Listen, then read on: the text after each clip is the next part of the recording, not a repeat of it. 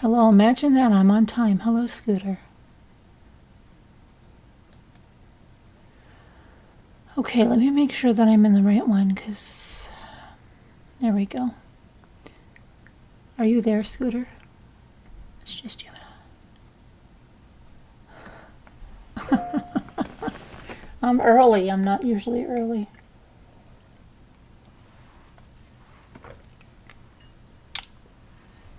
See you later.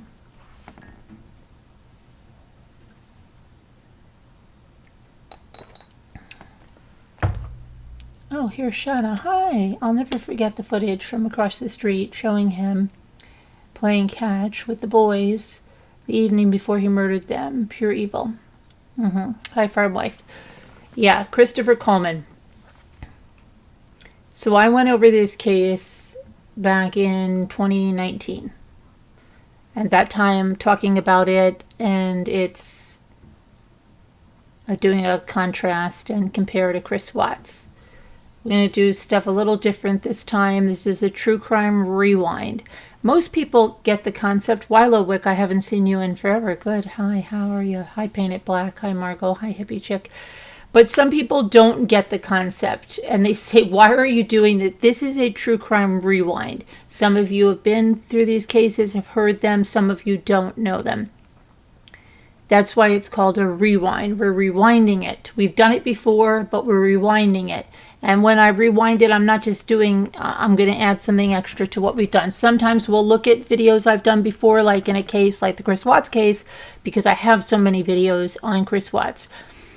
With Chris Coleman tonight, we're going to look at an excerpt from his interview when he said that he didn't kill his kids, okay? His kids were alive when he left the house. We're going to see that. Hi, Nanette. We're going, hi, Barb.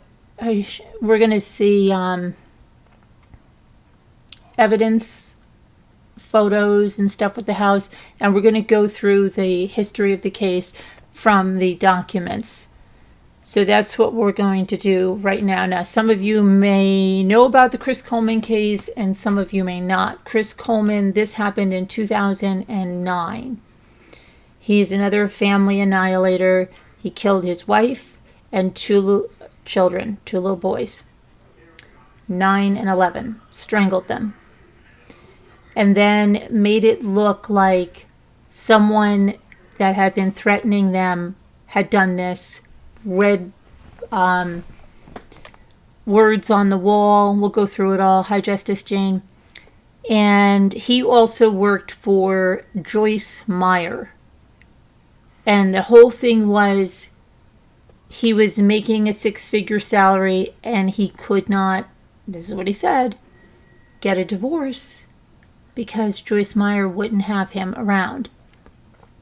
You know, and when I was talking about this case today, this is so weird.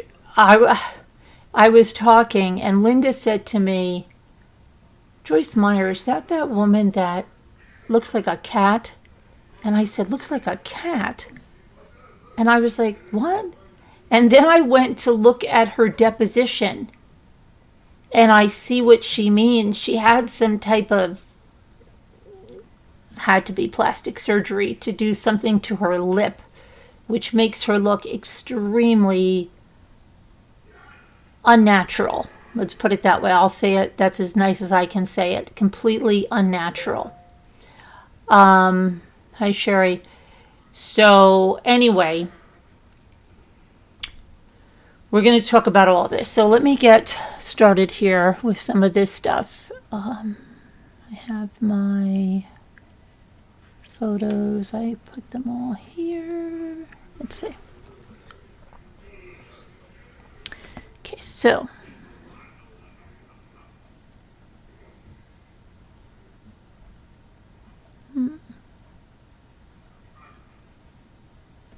where are all my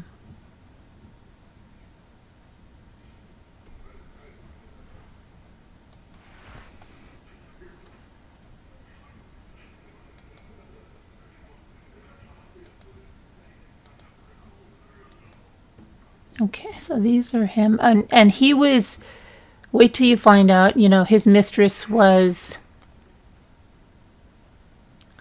somebody that his wife knew, okay? A friend of his wife's. And she was going to see him while he was on the road with Joyce Meyer Ministries. Okay. They're just going to put up their home. Let me see.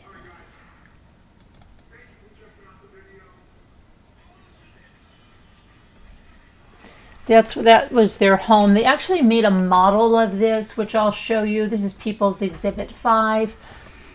Okay, that was their home. Now let me get... Here we go. Okay.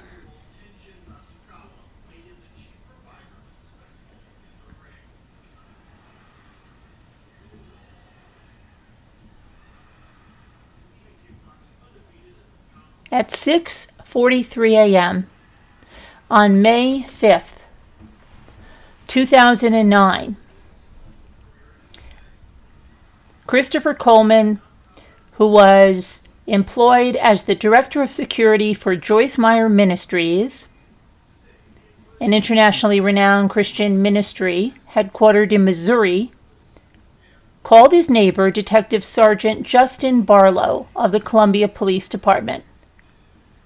Christopher Coleman told Detective Barlow he had been at the gym, and after his workout he called his house to try to wake up his wife Sherry. But Sherry didn't answer the phone. Christopher said that he was concerned something might have happened to Sherry. And he asked this Detective Barlow, who was aware that Chris Coleman had made previous reports to the Columbia Police Department that he and his family had been threatened due to his employment with Joyce Meyer. So Detective Barlow went to Chris Coleman's house to check on the welfare of the family. And so there was no answer when he went to the door. So another officer arrived, and after ringing the doorbell and receiving no answer, they went to the back of the house, and they saw a basement rear window standing open. The police entered the home through the basement window, and they saw disturbing messages written on the walls in red spray paint. I'm going to show you those.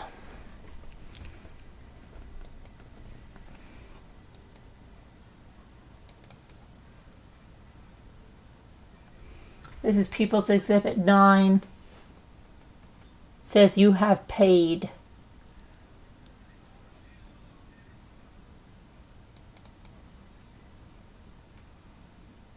It's another exhibit. And they blocked out for court the F, I am watching, leave. Okay. Let's see here. Here's another.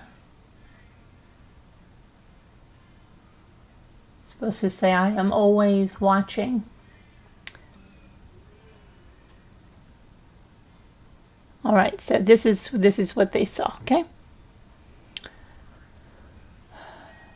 They saw the disturbing messages written on the walls in red spray paint. Chris Coleman arrives home and was told to stay outside. The police went up the stairs to the second floor, and they found Garrett and Gavin, the two boys, along with Sherry, deceased. When interviewed by the police, Chris Coleman told investigators that Sherry was alive when he left the house at 5:45 a.m. to go to the gym. And during the interview, police noticed scratches on Chris Coleman's arm.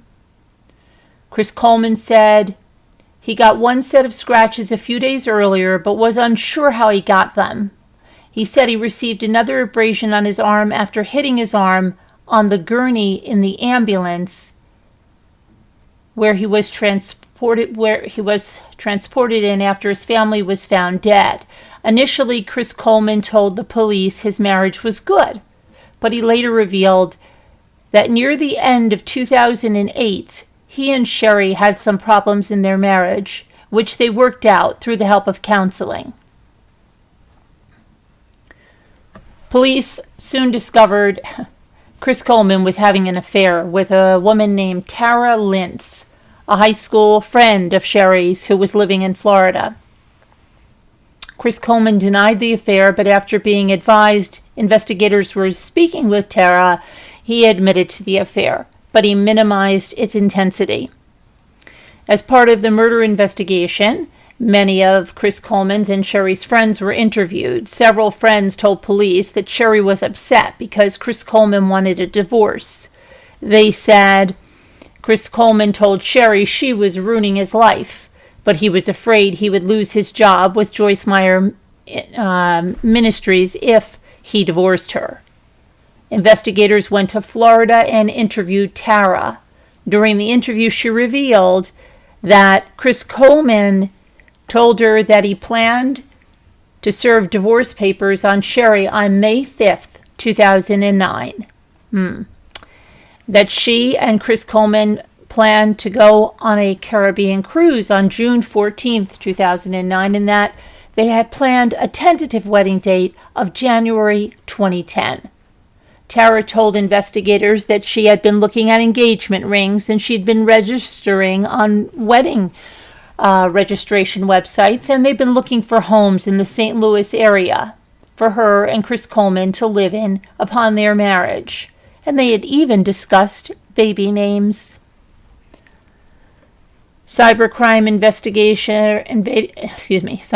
investigators tracked threatening emails received by the defendant pertaining to his job at Joyce Meyer Ministries to the defendant's laptop. In threatening letters addressed to the defendant, the word opportunities was consistently misspelled with, instead of the O and abhor, it was with abhor with a U, opportunities. Cybercrime investigators found several documents on the defendant's computer in which that same word, opportunities, was misspelled in the exact same manner it was in the threatening letters. Let's look at some of these threatening letters.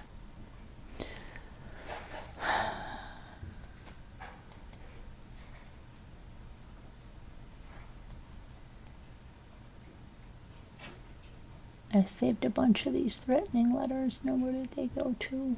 Where did you go to?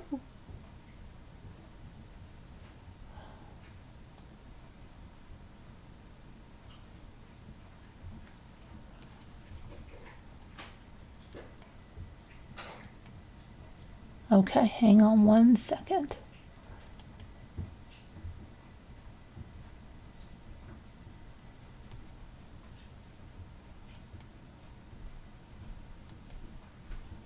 I just kind of lost my little thingy-majiggy.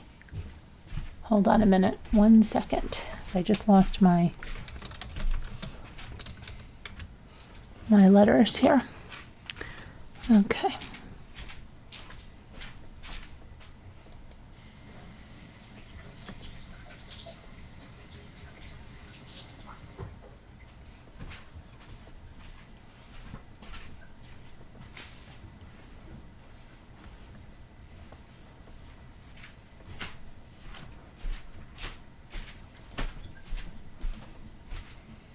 I had them all ready to go here, and I saved them.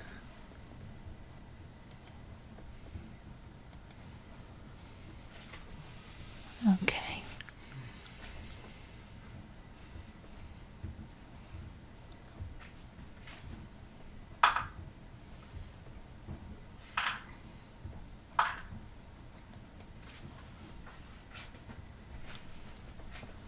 Here they are. I'm pretty sure they're over here.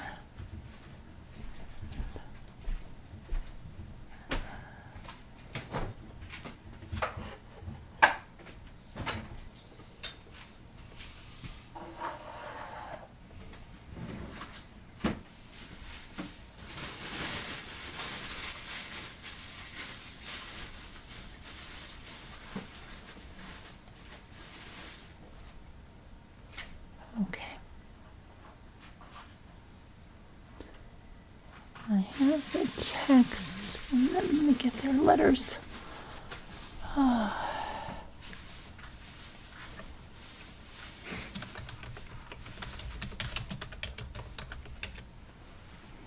Okay. This, I believe, is one. Yes. Okay, hang on. Got them now. All right, this is, and the court, these are from court. These are from the trial. This is People's Exhibit 64. This was dated November 15th, 2008. From destroychris@gmail.com. And then Chris Coleman at Joyce Meyer. I know you got all my effing email. You think I am full of shite. Just wait. I will shoot their, it's misspelled, arses with my 40. Kill them all. I am so sick of biatches like her taking everyone's cash so she can fly her jet and pamper her white arse. F you all. Tell Chris I will kill them. He has no idea when, but it will happen. I'm sure your mother effers are going to try putting your PS security team at the house or police. Whatever, I'll kill them. Then I am coming after Chris, then you, Danny, then David. I may not be able to get to Joyce, but I'll get to the rest of you, mother effers. F you all. I know when you read these, just wait, you'll see. F you all. Tell that biatch Joyce to give my money back and talk to me, and this will all stop. Until then, everything will die with Chris's wife and kids. I know his effing schedule. Every time Joyce is gone, he is gone. You mother effers are probably wondering how I got your emails. You stupid Fs, just like every company. So effing predictable. Dumb arses.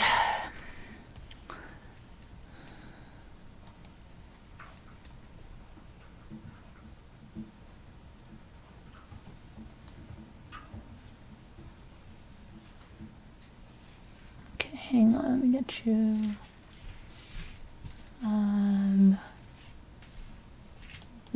This one. This. Okay.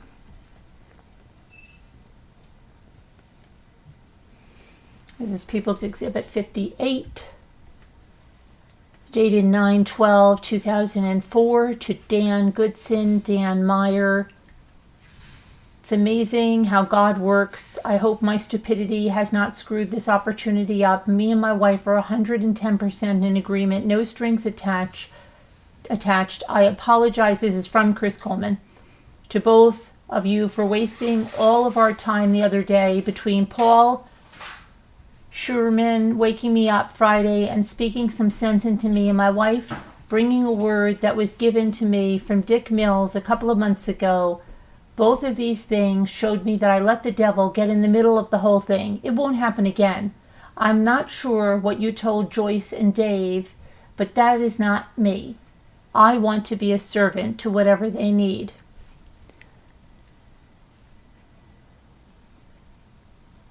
And we'll get to that. As these were all released on the same day in court, so that's why they're just coming out like that, okay? We'll get to that email. Here's another email sent November 14th, 2008. Destroy Chris again, that same email. Chris's family will die. Tell Chris's family is dead. They don't deserve to live with someone that protects the SOB, Joyce.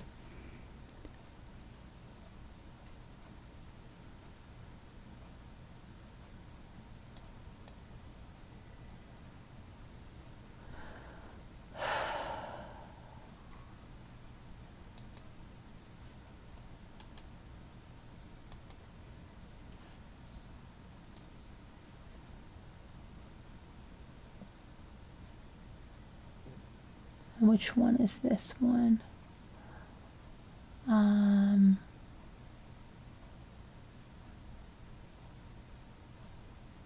We'll get to that later.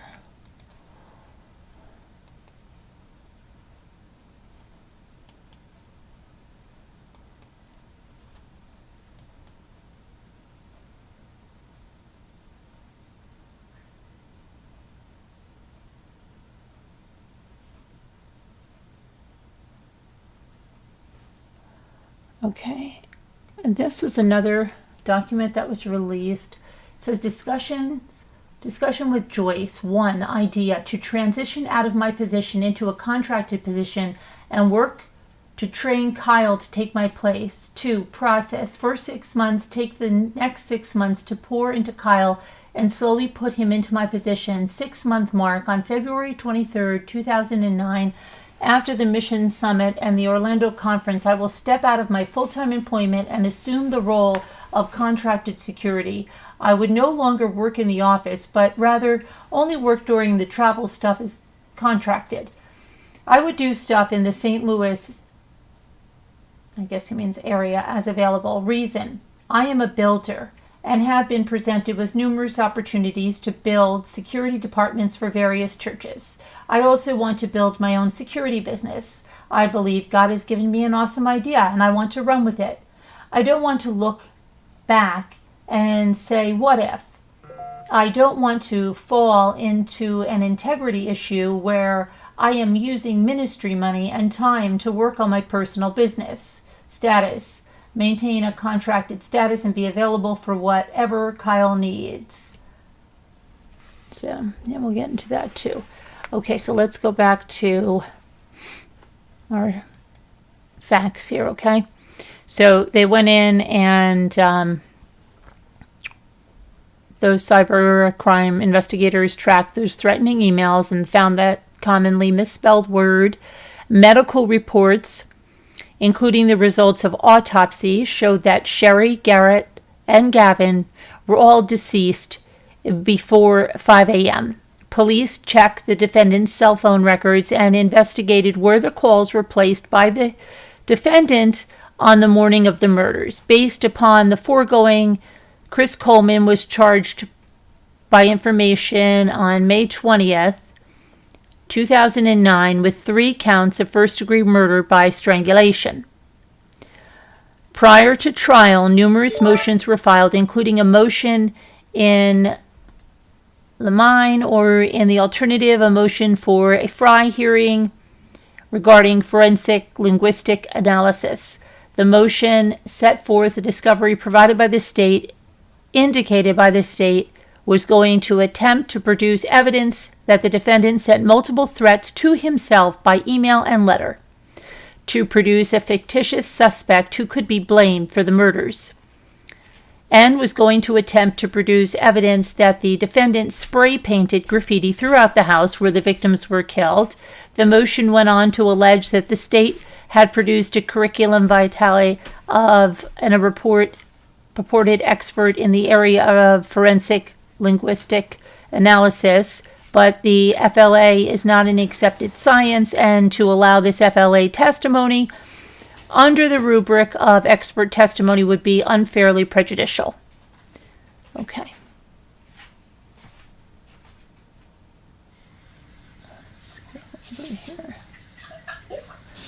So Jason Donjon, a Columbia police officer, testified on the morning of May 5th, 2009. He was dispatched to the Coleman residence after Detective Sergeant Justin Barlow called the station and advised him that he had received a call from Chris Coleman asking the police to check on his residence.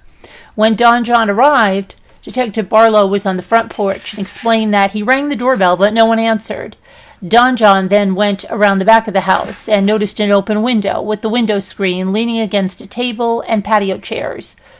A photograph of the scene was introduced into evidence. That's the picture I showed you in the beginning, okay? Donjon radioed Barlow, who was still in the front of the house, and told him that he found an open window. After identifying themselves as the police and not getting a response, they entered the house through the window.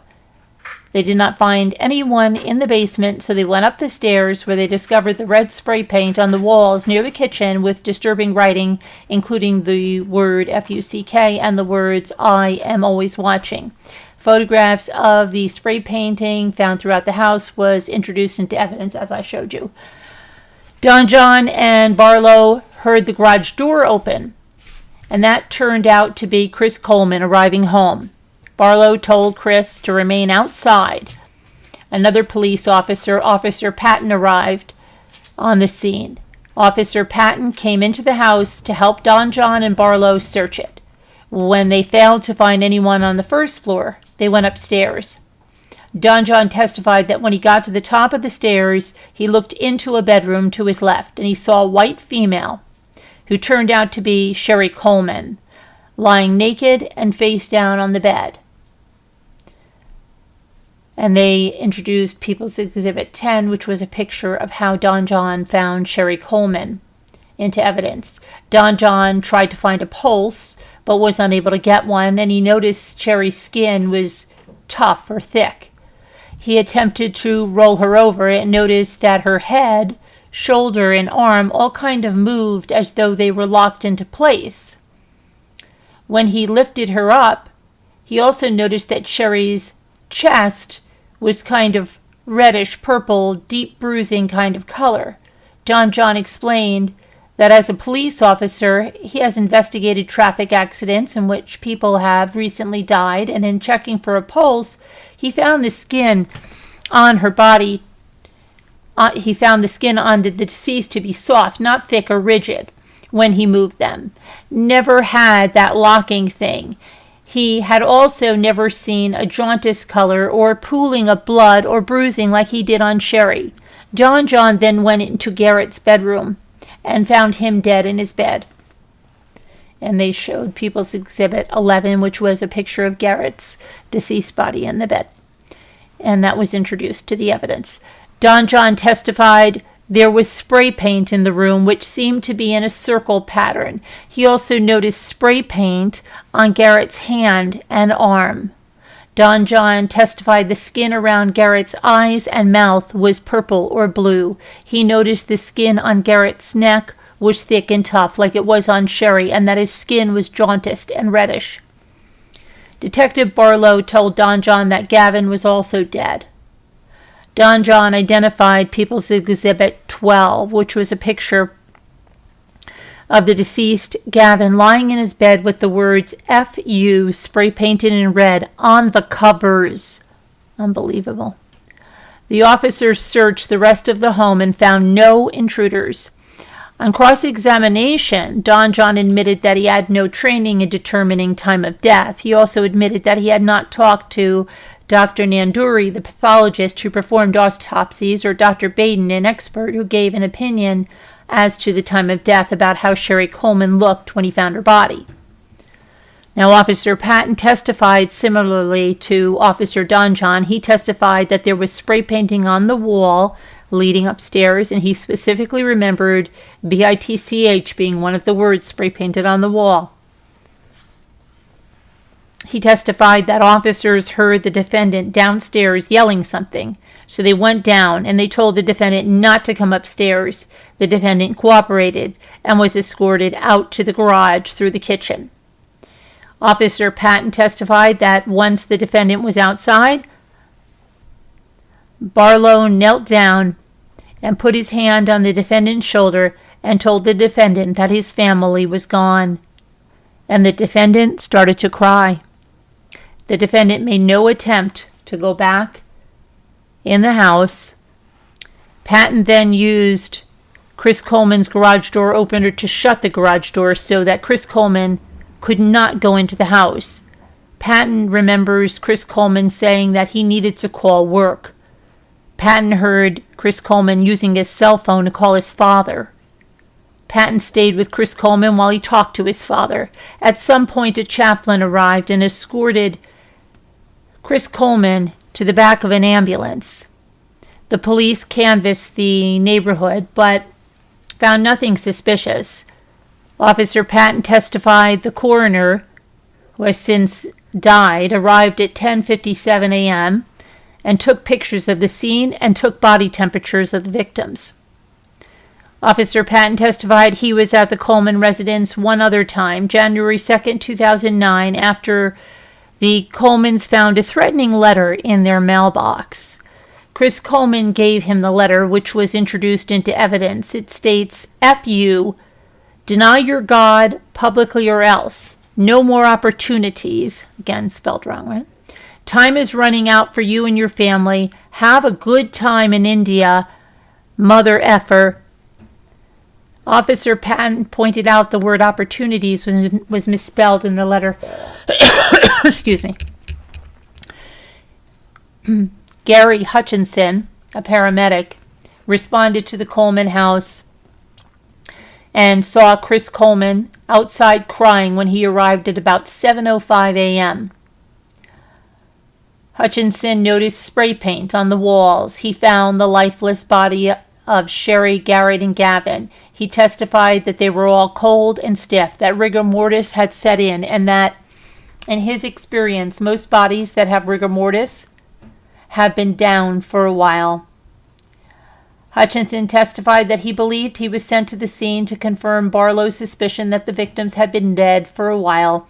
He was only at the house a short time and then transported Chris Coleman to the police station via the ambulance. Okay.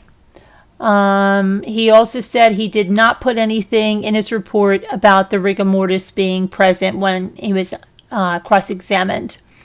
Hutchinson's partner, Jared Hutch, said that he and Hutchinson checked on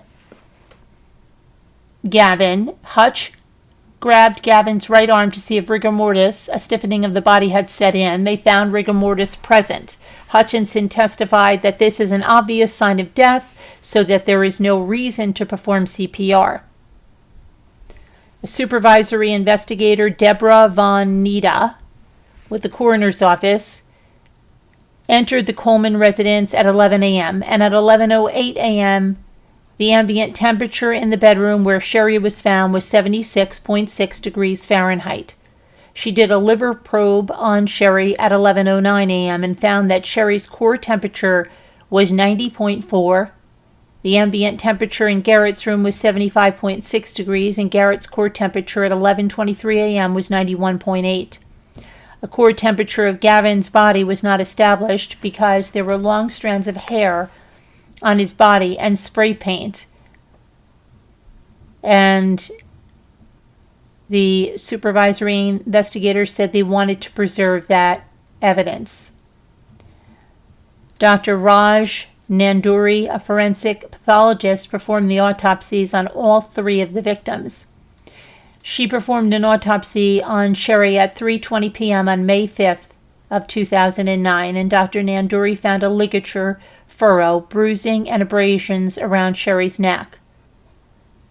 She found the same type of ligature markings and abrasions on both Garrett and Gavin. Dr. Nanduri concluded that all three died as a result of ligature strangulation.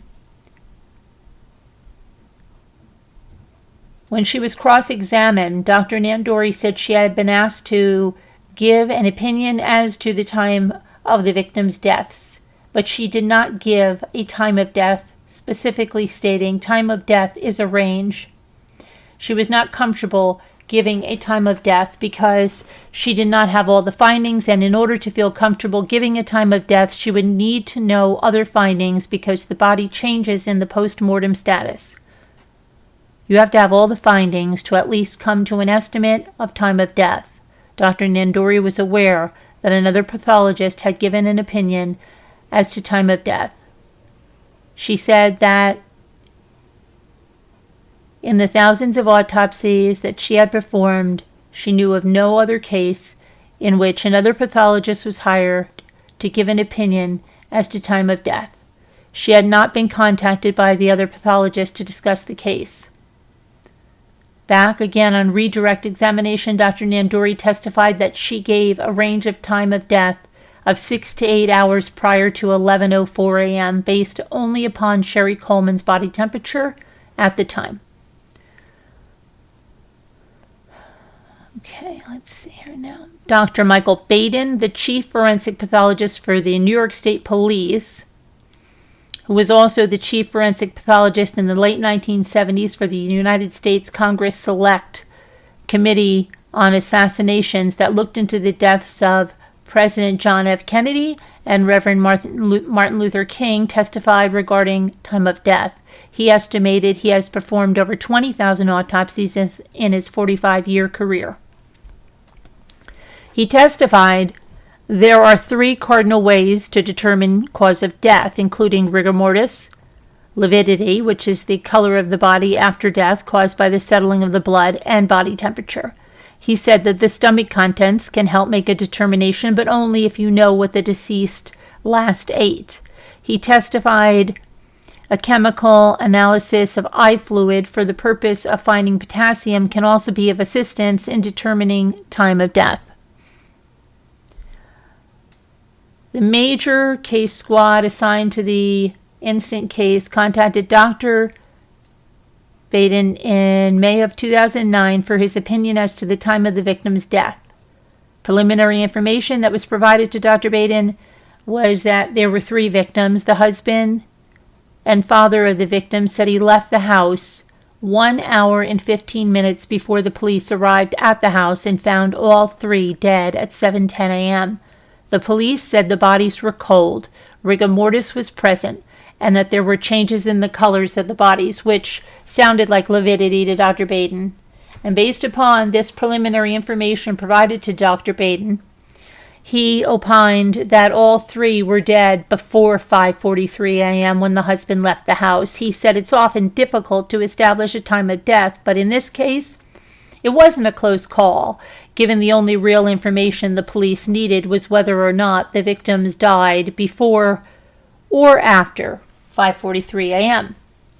The police then provided Dr. Baden with hundreds of crime scene and autopsy photos, police reports, and Dr. Nanduri's autopsy report. Dr. Baden testified that the crime scene photos showed the rigor mortis and lividity were present in Sherry, Garrett's, and Gavin's bodies at 11 a.m. He testified with regard to People's Exhibit 16, which was a picture of Gavin and showed hair that is longer and a different color than his on his body. Examinations performed on the hair showed that the longer hair was consistent with Sherry's hair, which indicated to Dr. Baden that the mom was strangled first and that the hair was transfer evidence, probably on the ligature, to Gavin's when Gavin was strangled by the ligature. Dr. Baden estimated the ligature needed to be applied for 4 or 5 minutes until the brain is dead. Once the brain is dead, the heart might continue to pump, but there would be gradual diminution of the ability for the heart to beat because the brain is dead. Dr. Baden opined that the same cord was used to strangle all 3 and that all 3 deaths occurred around the same time. He believed the murders occurred in sequence, not simultaneously, based upon the hair transfer and the fact that the boys didn't move from the beds. Dr. Baden opined that the deaths occurred before 3 a.m., definitely before 5 a.m., but probably near to 3 a.m. He believed that they were dead many hours before the first responders got to the scene at 7 a.m. On the cross-examination, Dr. Baden admitted that different factors can push the body temperature down, including ambient temperature, skin exposure, nudity, and weight. However, he also stated that the entire total would not cause more than a degree or 2 difference. Dr. Baden explained that the temperature in a body does not drop for the first 3 or 4 hours after death.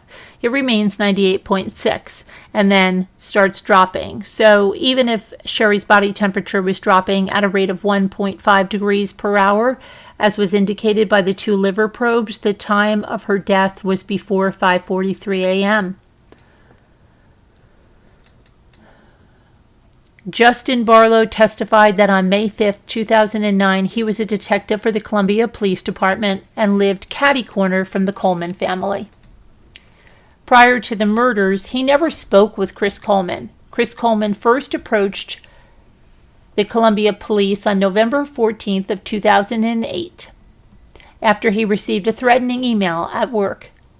Barlow did not have any involvement with that. Officer Zach Hopkins took the call. But it was not a crime necessarily occurring in Columbia. However, the Columbia Police agreed to provide extra patrols for the Coleman residents. On January 2nd, 2009, hold on, I'm just going to make sure that you guys are still here. Is everybody still here? Okay, good. And Billy Boy, thank you. I'm a Barbie girl in a Barbie world. Thank you very much. Hey there, K-Rocks. Hi, everybody that's joined us.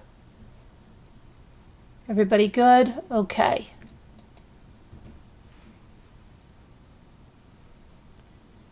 Let me go back to where we were. Okay, so on January 2nd, 2009, Officer Patton responded to the Coleman house after a threatening letter was found in the mailbox. On April 27, 2009, Chris Coleman reported that he found another threatening letter in his mailbox. That letter was introduced into evidence as People's Exhibit 25 and warns the defendant to stop traveling and to stop carrying on with his fake religious life of stealing people's money. It declares that this is the last warning and that your worst nightmare is about to happen. The police canvassed the neighborhood and stopped at Barlow's house. Barlow read the letter and thought it sounded more amplified than the first threatening letter, so he called a friend at the Illinois State Police and had a surveillance camera pointed out of his 5-year-old's window towards the Coleman's mailbox. The camera was set up on April 28, 2009, and Barlow testified that Chris Coleman was aware of it. On May 5, 2009, Chris Coleman called Barlow at 6:43 a.m. and said he was on his way home from Gold's Gym in South County, Missouri. He said he would be home in about 5 minutes and that he was just crossing the Jefferson Barracks Bridge from Missouri into Illinois. And he tried calling his wife several times to get the kids up, but she was not answering the phone, and he was concerned. Barlow, who had been asleep, got up and got dressed. He called the police department, and he asked for a uniformed officer to meet him at the Coleman residence. Videotape from the camera that Barlow had installed at his residence showed the defendant leaving the house at 5:43 a.m. It also shows Barlow arriving at the defendant's house at 6:51 a.m. The videotape also shows Chris Coleman returning home at 6:56 a.m. It took Chris Coleman 13 minutes to get from the bridge where he said he was to his house. Barlow testified that trip normally takes 7 minutes. Barlow entered the Coleman's house with Officer Donjon and testified consistently with Donjon about what they saw inside the house, including the spray-painted messages and the deceased bodies of Sherry, Garrett, and Gavin. Barlow testified there were no signs of a forced entry into the home, such as broken glass or debris on the floor where the window was open to the basement. Barlow was aware that he brought moisture into the house with him on his tennis shoes when he entered the basement.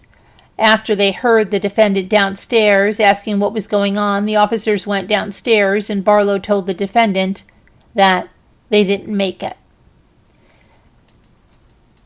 Defendant Chris Coleman began to cry. Barlow recalls Chris Coleman asking him what happened, but nothing else.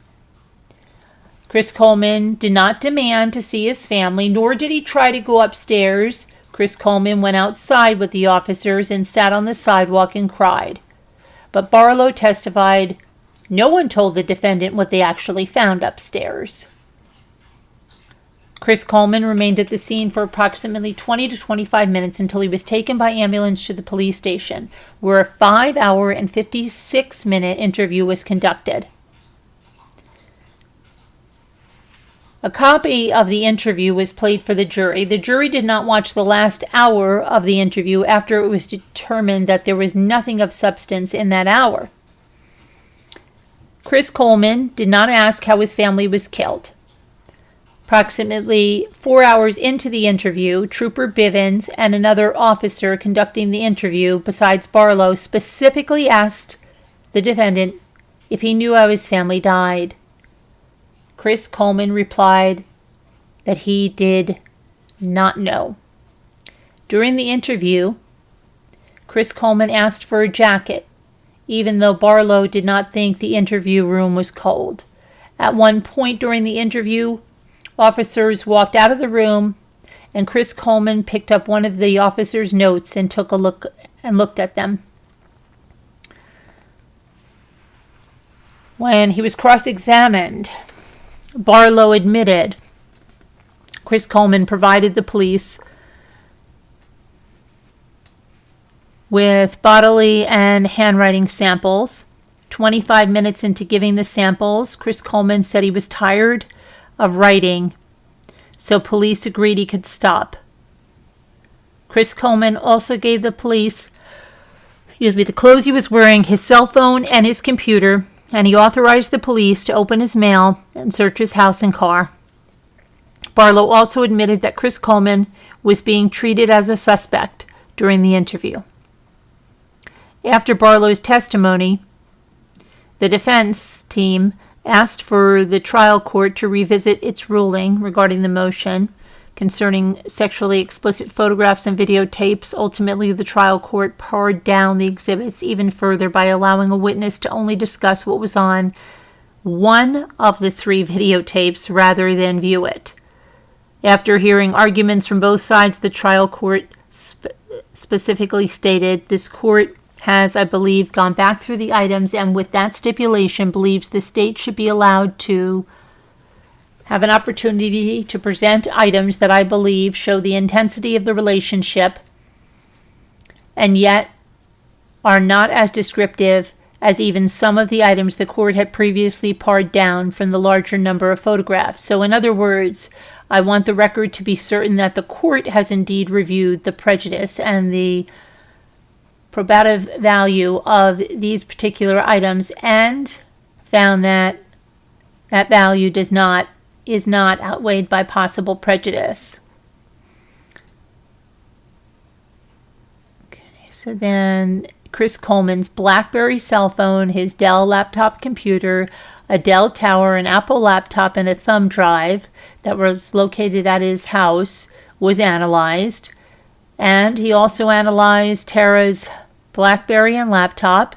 He found photographs on both the BlackBerries and on Tara's laptop. Tara is the mistress, who's the friend of Sherry Coleman, as well as on the thumb drive. Some of the pictures that were found on multiple devices, and I'm going to show you some of those pictures now.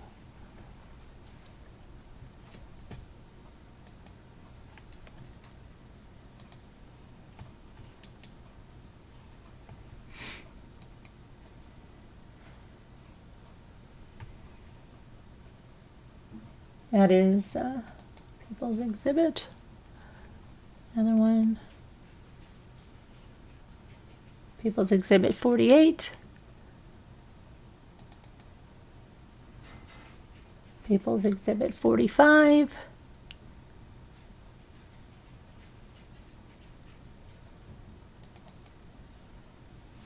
People's Exhibit 44. People's Exhibit 43. That one. Let's go over here. People's Exhibit 42. 36. 37. 38.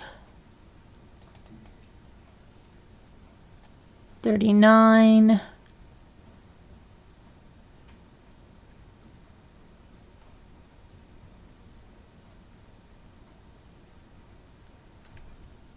'Okay, and let's see. These are additional non-explicit pictures of the defendant, Christopher Coleman, and Tara, the mistress, found during his analysis of the different devices. He said there were several hundred more images on their cell phones. In addition, he found several hundred explicit photographs depicting either Chris Coleman or Tara in various stages of nudity. During trial, only 4 explicit photographs were allowed.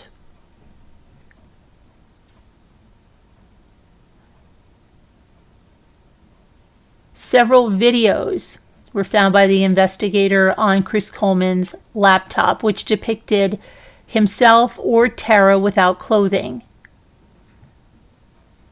The People's Exhibit 51 was a video of Chris Coleman naked in front of the computer.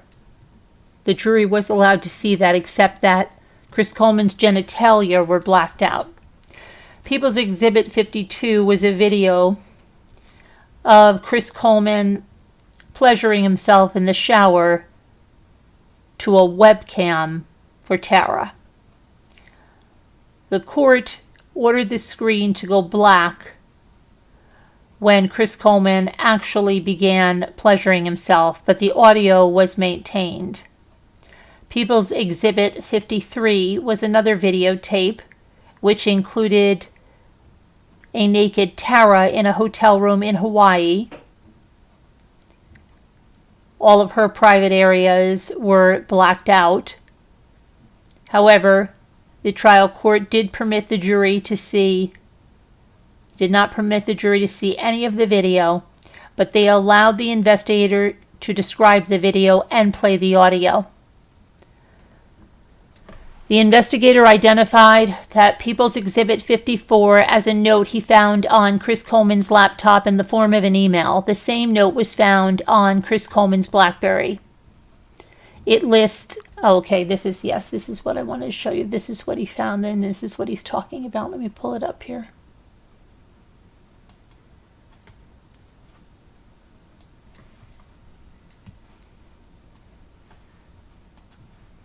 This right here, okay, it lists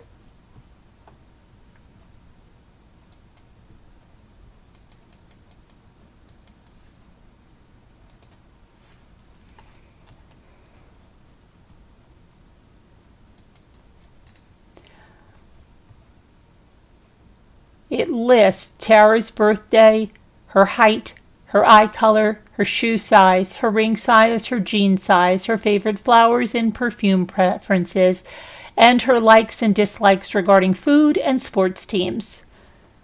Let's see what's got. Password. He has a password here. Birth date, October 19th. Height, 5'5". Weight is blanked out. Eye color brown, hair color brown, shoe size is 7.5.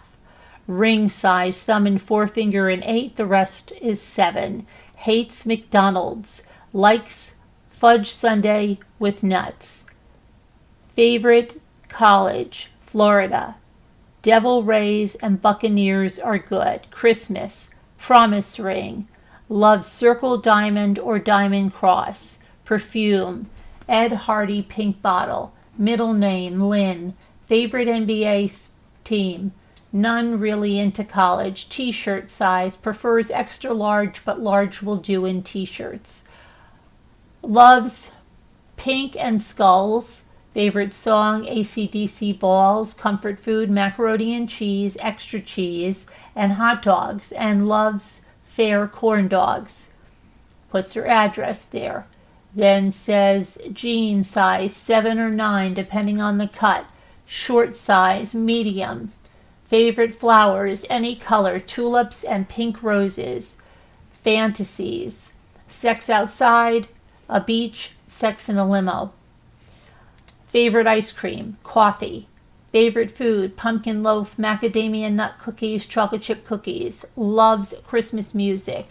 Favorite holiday, Christmas. Favorite color, pink. Day Tara changed my life, November 5th, 2008. Panty size, medium. Bra size, 34 double D, bio fit. Coffee, caramel latte with skim milk, extra caramel. Take normal amount, put half as much more. Favorite album, Vintage Pearl Jam. Favorite bird, raven. Favorite poet, Edgar Allan Poe. Favorite drink, Patron and Chambord margarita with sugar on the rim. Netflix.com, he puts their username and her password. Then puts their daughter's name, Zoe Lynn Coleman. Another favorite song, This Used to Be My Playground by Madonna. And gift, looking for website, noblecollection.com, fluffy stuff, Tri-Wizard cup. Memo 54 of 60. What the freak? That's People's Exhibit 54. Nuts. Okay. So, then,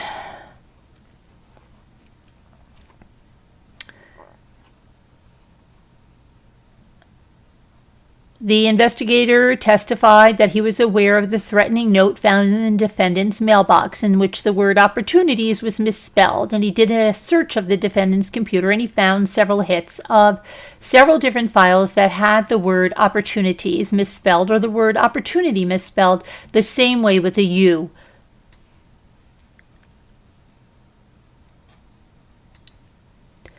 Tara testified that she and Sherry were best friends in high school and they stayed in touch thereafter. Tara knew the defendant, but their relationship became more than friends in November of 2008 when she saw the defendant at a Joyce Meyer's ministry conference. Sherry called Tara and told her to go to the conference. Yeah, this was great, right? Sherry calls Tara, tells her to go to the conference.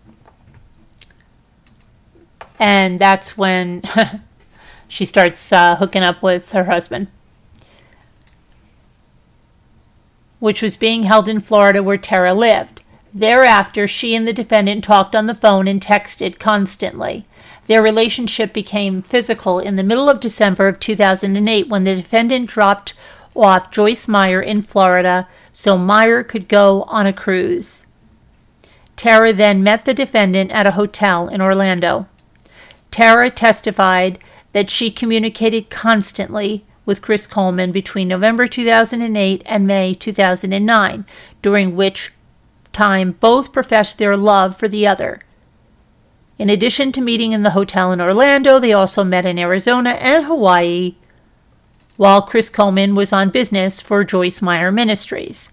Tara testified that she stayed in Chris Coleman's hotel rooms and had sex with him during those trips. Tara testified that she and Chris Coleman planned on getting married after he divorced Sherry. The plan was for Tara to move to Illinois. Tara testified that she and Chris Coleman got matching promise rings, and she was wearing hers at trial. Chris Coleman told Tara he talked to an attorney about getting a divorce. The divorce papers were being prepared. He was scheduled to pick up the papers from the lawyer on Monday, May 4th, 2009. And he was going to give them to Sherry and ask her for a divorce. Chris did not give Sherry divorce papers on May 4th as planned, explaining to Tara that he was unable to do so because Sherry's name was spelled incorrectly. He said he asked that the attorney correct the typo and the papers would be ready to be picked up on May 5th of 2009. Tara testified that she and Chris planned to go on a cruise to St. Thomas in June, and the tickets had already been purchased with his personal credit card. She testified that she talked to Chris Coleman on her cell phone on the evening of May 4th and texted constantly with him throughout the day and evening, but stopped texting about 10:30 p.m. when Chris Coleman told her he was going to bed. She did not have any communication with Chris on the morning of May 5th. Tara learned about the murders when the defendant's father called her at 10 a.m. and told her that Sherry and the boys had been murdered. Tara testified that Chris Coleman texted her while he was being interrogated at the police station and called her later that evening after he left the police station. 2 days after the murders, Chris Coleman called her again while she was talking with Illinois detectives who came to Florida to question her. When she told Chris she was being interviewed, he said, "Oh, really? Interesting." Either she told Chris or Chris told her that the police were looking for a motive. She did not talk to Chris Coleman again. On cross-examination at the trial, Tara said she was aware of 4 threatening letters that the that Chris Coleman received. One was received approximately 18 months before the murders. Tara acknowledged that she received sexually explicit photographs.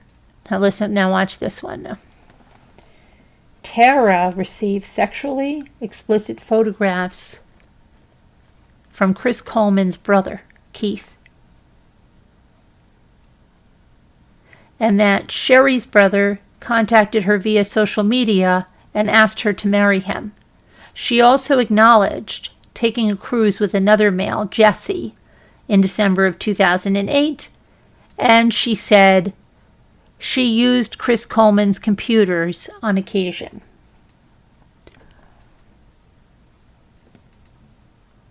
A friend of Tara's, Elizabeth McNeil, testified that she lives in Tampa and is friends with Tara in the fall of 2008 and the spring of 2009, and that she was aware that Chris Coleman and Tara were a couple. She testified that approximately a week prior to Christmas of 2009, Chris Coleman was in Florida and went to the Cheesecake Factory with a group of about 10 people, including Tara and Elizabeth McNeil, her friend. A crime scene investigator, Michael Grist, testified he took photographs and collected evidence at the crime scene on the day of the murders after a warrant was obtained to search the home. He collected footwear impressions, latent fingerprints, and samples of red spray paint from writings on the walls. He testified there were no signs of forced entry into the home.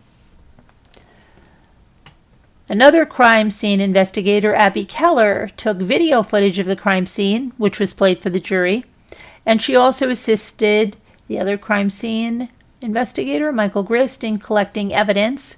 She identified People's Exhibits 70 and 71 as pictures she took of the defendant's right arm when he was being interviewed at the police department. On cross-examination, Keller admitted the defendant was cooperative and provided police with all the samples that they requested, including hair and handwriting samples.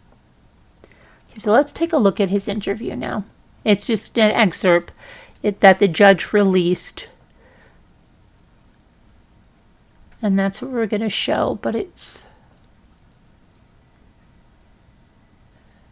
Get this in my files. Okay.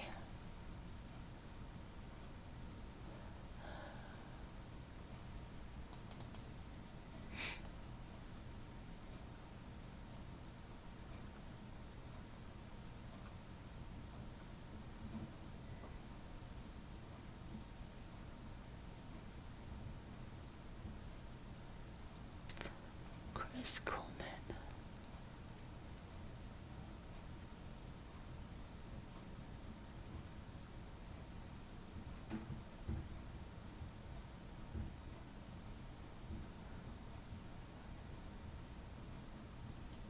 All right, let me just make sure I have this.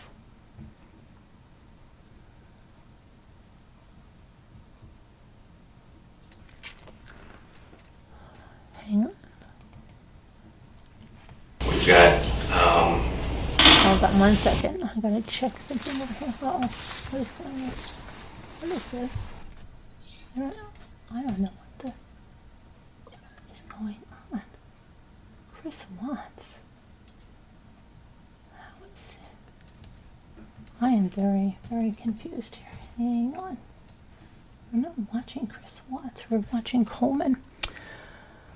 Okay, hang on. Let me get my video over here. What is going on? Oh, I have it right here. Let's just do it from here, I think.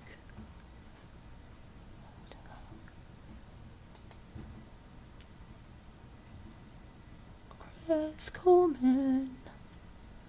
Here you are, True Crime Chat with Mommy Ramblings. Okay. See if I can just play it. Want to play it from here? All right.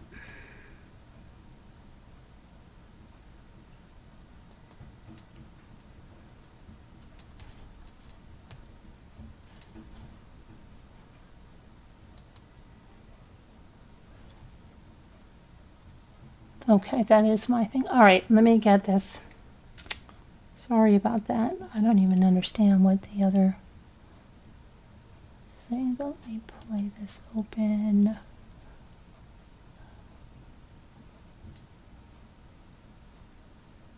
Let's open it with... We've got, when you left the house this morning, was your wife alive? Oh, yeah. What would you say if I told you that I don't think she was? I don't know what to tell you. I mean, I think she was. She was. Okay. She was laying right beside me. Right. And I'm not doubting that. I'm not doubting that you were there, and I'm not doubting that you care. But I am doubting that she was alive when you left this morning. Physically, what we have are different ways to tell how long a person's been deceased. That was done. And what do you think that showed? I don't know. I guess the time frame when I was gone. I mean, No, you guys wrong. Chris, we need to get this resolved, okay? That you can't argue with physical evidence. I'm not trying to argue with it. All right. What I'm telling you is there is no other explanation. There's no other reason that the information we have would support what you're telling us. That it can't. It can't. You've told us a story and we've gone over it numerous times. Right. You know what? We walk out to Justin, maybe we missed this. Let's go in and talk to him about this and just make sure that we're not missing something. Let's give him every opportunity to tell us exactly what happened and maybe we're missing something. So that's why we go out and we come back in, and we go out and we come back in. I did have to use the restroom, that was legitimate, but we go out and we come back in. And we felt very comfortable that we were giving you every opportunity to tell us something that was going to contradict the information that we had. All right, we've got this information, you're saying it, and we're giving you opportunity to give us something contrary to what you told us before, so that, okay, yeah, all right, that would make sense. That hasn't happened. That hasn't happened. Listen, man, she wasn't alive when you left. She was alive. She was laying right beside Listen me. to me. We can go back and forth with this all day long, but the physical evidence doesn't lie, man. She was not alive when you left this morning. The children weren't alive when you left this morning. Yes, they were. No, come on, Chris. We got to get over this. Now, there's reasons, and that's the point we're at. I want to hear the reasons. Now is when we need to find out what happened, man. It's so important. You're at a great point to be able to help us to try to figure this out. We already know what happened. We need to know why it happened. I don't know what to tell you. Listen, no, you do know what to tell us. No, I don't. Come on, Chris. She was not alive when you left. The children were not alive when you left. You know that's true, and I know that's true. No, it is. We need to clear this up now. We need to clear it up now. Did something happen? What happened? Nothing happened. What was going on in your life, Chris? Because I can't buy what you're saying. The physical evidence does not lie, Chris. It does not. She was not alive when you left, period. The physical evidence does not lie, man. What do you want me to tell you? The truth. I'm telling you the truth. How did we get to this point? That's what I need to know. I need to know how and why we got to the point we're at right now. We both know you're not telling me the truth. We both know that. I've done this a long time. I'm looking into your eyes and I can tell you you're not being truthful, Chris. We need an answer. We need our answers.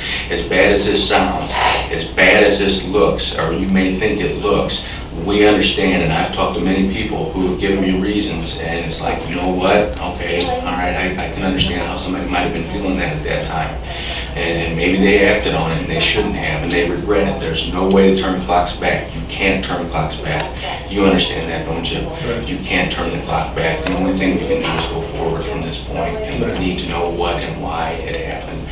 Come on, Chris, help me out with this. I'm telling you, I've already told you. I've told everybody. I told the guy in the ambulance. I told you. I told him. The more we go back like this, the more it makes me think that there maybe even isn't a good explanation for it. I mean, we need to know what happened. We can't keep going on this. It didn't, she was alive when I left. We know that's not true, and there's nothing we can do about changing that. If we know she wasn't alive when you left this morning, there's got to be an explanation. Now is the time to tell us. Now is the time to get this out in the open. I don't know what else to tell you. Yes, you do. Yes, No. you do. You have to tell me the truth, Chris. I am telling you the truth. Were you involved in her death? No. Okay. Was someone you know involved in her death? I don't know. Did you know, did you talk to anybody about arranging her death? No, absolutely not. Okay. You're Okay, so that was what they put out there. Okay. He is saying that his wife was with him. she was not alive when you left this morning. The children weren't alive when you left this morning. Yes, they were. No, come on, Chris. They We gotta get over. Yes, they were. They were. See, he's like, he can't believe this. Look at him. He's like, he's working out like a lunatic, right? He's got this like crazy looking muscle shirt on. He looks, I don't know, was he taking steroids or something? I don't know. He could not be, or maybe, but I don't know. He's just lying. They knew he was the suspect here. And then comes all those, but you haven't even heard the best of it yet. Okay, so let's go back.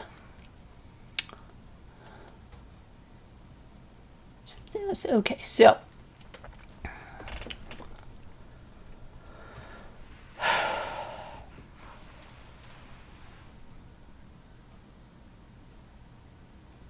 he was tired of writing, so the police agreed he could stop with the handwriting. He gave the police the clothes he was wearing, right, his cell phone, his computer, and all of that stuff.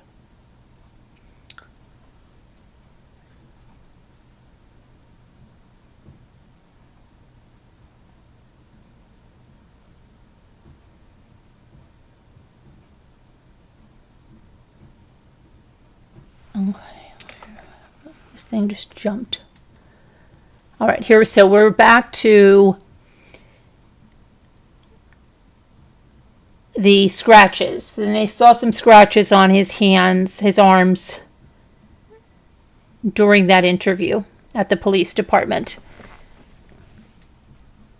Then another person, Christine Sincata, she testified that she was good friends with Sherry and was employed at Joyce Meyer Ministries with Chris Coleman.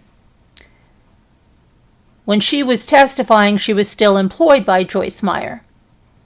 And Christine testified Sherry sent her text messages in late December, and Sherry informed Christine that Chris Coleman wanted a divorce because Chris Coleman believed Sherry was messing up his work life. That's what that other thing is about. Christine testified that she went out with Sherry in January of 2009, at which time they discussed Chris Coleman's desire for a divorce.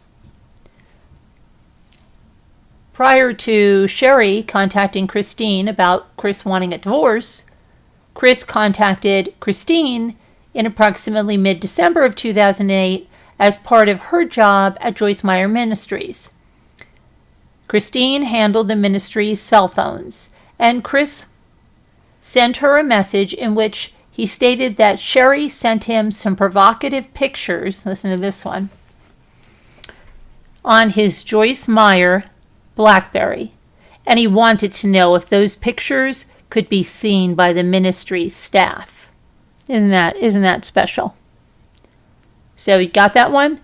Chris goes to Christine and says his wife Sherry sent him some provocative pictures on his Joyce Meyer Ministry issued BlackBerry and wanted to know if the ministry staff could see them. Do you think it was Sherry that sent the provocative pictures? Neither do I. But Christine doesn't know, but she checks with the Joyce Meyer Ministry technical staff and was told no one at Joyce Meyer Ministries could see the pictures.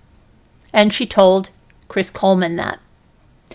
After Sherry sent her text messages about Chris Coleman's desire for a divorce, Christine got suspicious, and she told her brother, who also works for Joyce Meyer Ministries, about her conversation with Chris Coleman. Her brother informed Daniel Meyer, Joyce Meyer's son, who also works for the ministry. Daniel told her to check Chris's phone, which she did. And the records revealed that Chris had made many phone calls and sent many texts to a Florida phone number, and that he had received many calls and texts from that same Florida number. Any guesses who that is? Tara. It was Christine's understanding that Daniel Meyer was going to follow up with Chris Coleman.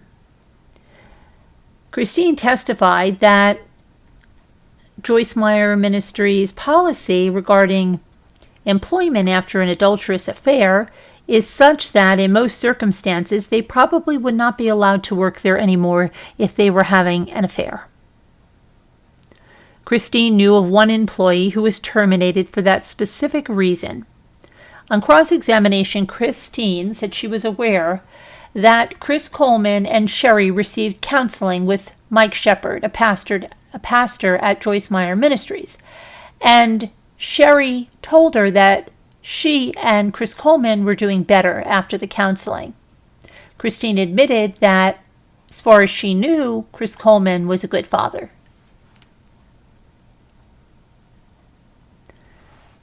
Megan Turnbull testified that she previously worked with Sherry at Joyce Meyer Ministries, and the two remained friends after Sherry stopped working there. In late 2008 and 2009, Megan communicated with Sherry 2 or 3 times a week via email or instant message or direct phone contact. The prosecutor asked Megan if she could tell him about one specific occasion,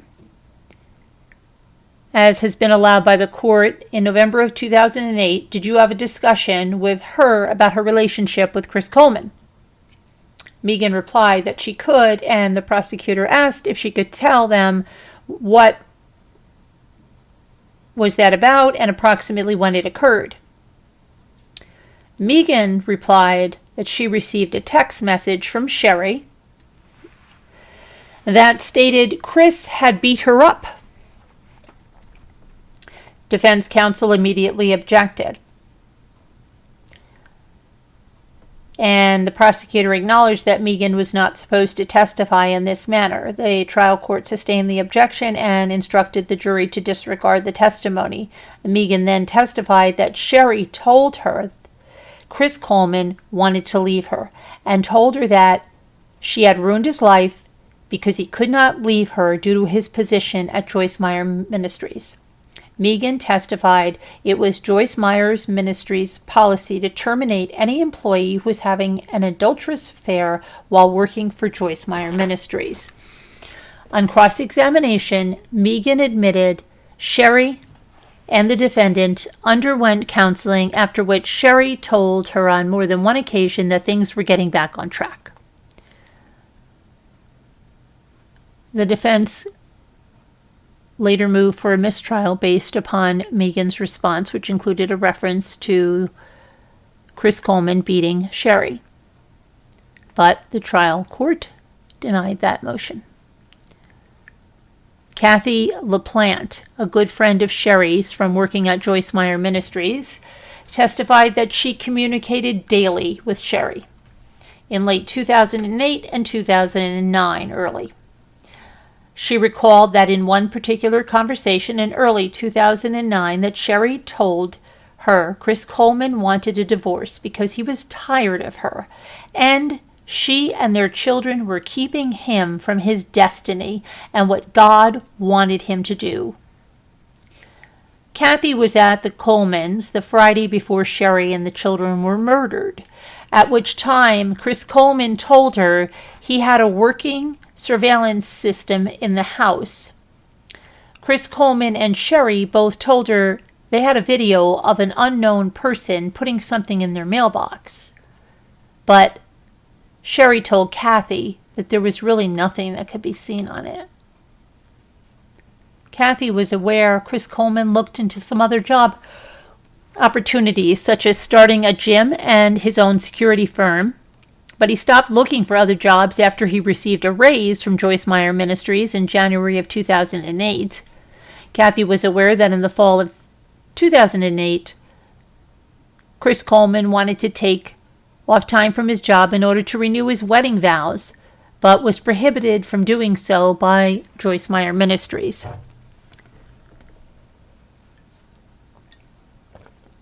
Excuse me, I'm just getting a drink. Jessica Wade, a friend of Sherry's, through a St. Louis church that they both attended, testified that she and Sherry communicated almost daily. On Christmas Eve of 2008, Sherry told her that Chris Coleman wanted a divorce because she and the boys were in his way and were hindering his career. Another friend of Sherry, Stephanie Jones, testified. In late 2008 and early 2009, she was regularly communicating with Sherry via phone and text message and also in person, and talked to Sherry multiple times about her marriage. She referred to a series of text messages between her and Sherry on December 27th of 2008, during which Sherry specifically asked Jones to pray for her because Chris wants a divorce. Stephanie said she would indeed pray for Sherry and asked when all of this happened, to which Sherry replied, "A couple of days ago. He said me and my kids are in the way of his job." Vanessa Rigoritz, the Coleman's neighbor, testified that in late 2008, Chris Coleman was at her house and talked about wanting to divorce Sherry because she was spending too much money. He said he was going to wait until after the holidays to seek a divorce. Susan Boyd testified she worked at Joyce Meyer Ministries from June 2004 to January 2008 as a recruiter in the Human Resources Department. She identified People's Exhibit 74 as a script used to interview Joyce Meyer Ministry applicants. Part of the script included asking applicants if they were divorced since being born again, and if they were, attempting to discern the circumstances of the divorce and whether or not there were any biblical reasons for the divorce. Page 7 of the exhibit specifically set forth people are reading us, not their Bibles. Anything against biblical principles, such as married people in adultery or single people living with the opposite sex, would be grounds for termination. Susan testified she specifically knew of a person who was terminated from Joyce Meyer Ministries because of an adulterous relationship. On cross-examination, Susan admitted she was not working at the ministry in 2000 when the defendant, Chris Coleman, was hired, and that there were employees who worked at the ministry who were divorced. Joyce Meyer and her son Daniel testified via video depositions. The depositions were played for the jury. Joyce testified that Chris Coleman worked for her for approximately 11 years, starting in security and eventually becoming the supervisor of security and her own personal security guard, earning a salary of $100,000 a year. She said Chris Coleman was issued a computer by Joyce Meyer Ministries and she never saw anyone else using that computer other than the defendant. Joyce testified that when she was initially interviewed by the police on the day of the murders, that she was unaware Chris Coleman was having an affair. But by the end of the interview, the police informed her that Chris Coleman admitted he was having an affair. In the fall of 2008, Joyce became aware that Chris Coleman and Sherry were having marital problems. She discussed the situation with Chris Coleman, who told her Sherry was controlling and never happy. Joyce recommended marriage counseling with Mike Shepard, a chaplain with Joyce Meyer Ministries. Chris and Shepard both reported to Joyce that the counseling was going well. Chris advised Joyce that he received an email and letters threatening his family if he did not stop working for Joyce Meyer Ministries. Joyce was unaware of any of her 900 other employees ever receiving such threats. Joyce recalled calling the police on May 12, 2009 after her initial interview. She called to report that she remembered that around the middle of April 2009, Chris Coleman did not seem as engaged in his employment as he previously had been. She informed the police that around the same time, she noticed the defendant started using a personal cell phone in addition to the Joyce Meyer Ministries issued cell phone. Joyce also recalled taking a Joyce Meyer's Ministry sponsored trip to Florida and Chris asking to stay an extra couple of days to visit with Sherry's friend. At the time, she did not think anything was odd, but in retrospect, she became suspicious. Joyce admitted that if she knew Chris Coleman was having an affair, it could definitely have affected his job, and further admitted that other employees who had been having adulterous affairs had been fired. She explained that a divorce situation is not necessarily a cause for termination, but is looked on a case-by-case basis, and it is not the divorce that necessarily causes the termination, but the morality of the situation. Joyce testified that Chris Coleman called her directly on May 4th, 2009 and told her that he was not feeling well and asked for the day off. She could not recall Chris Coleman ever calling in sick prior to that occasion. She said Chris was a hard worker and she encouraged him to take time off and to spend it with Sherry and his family when he was not traveling with his job. She testified that after the murders, Chris resigned. On cross-examination, Joyce admitted that Chris was an excellent employee who started the security division from the ground up. She said Sherry never contacted her personally about marital problems, but contacted her son, who then made her aware of the situation. She recalled that in August of 2008, Chris asked for time off for his 10-year anniversary, which he was denied due to a previously planned Joyce Meyer Ministry out-of-town convention on which he was to accompany her. She said she offered Chris other dates which he could take off, but Chris declined.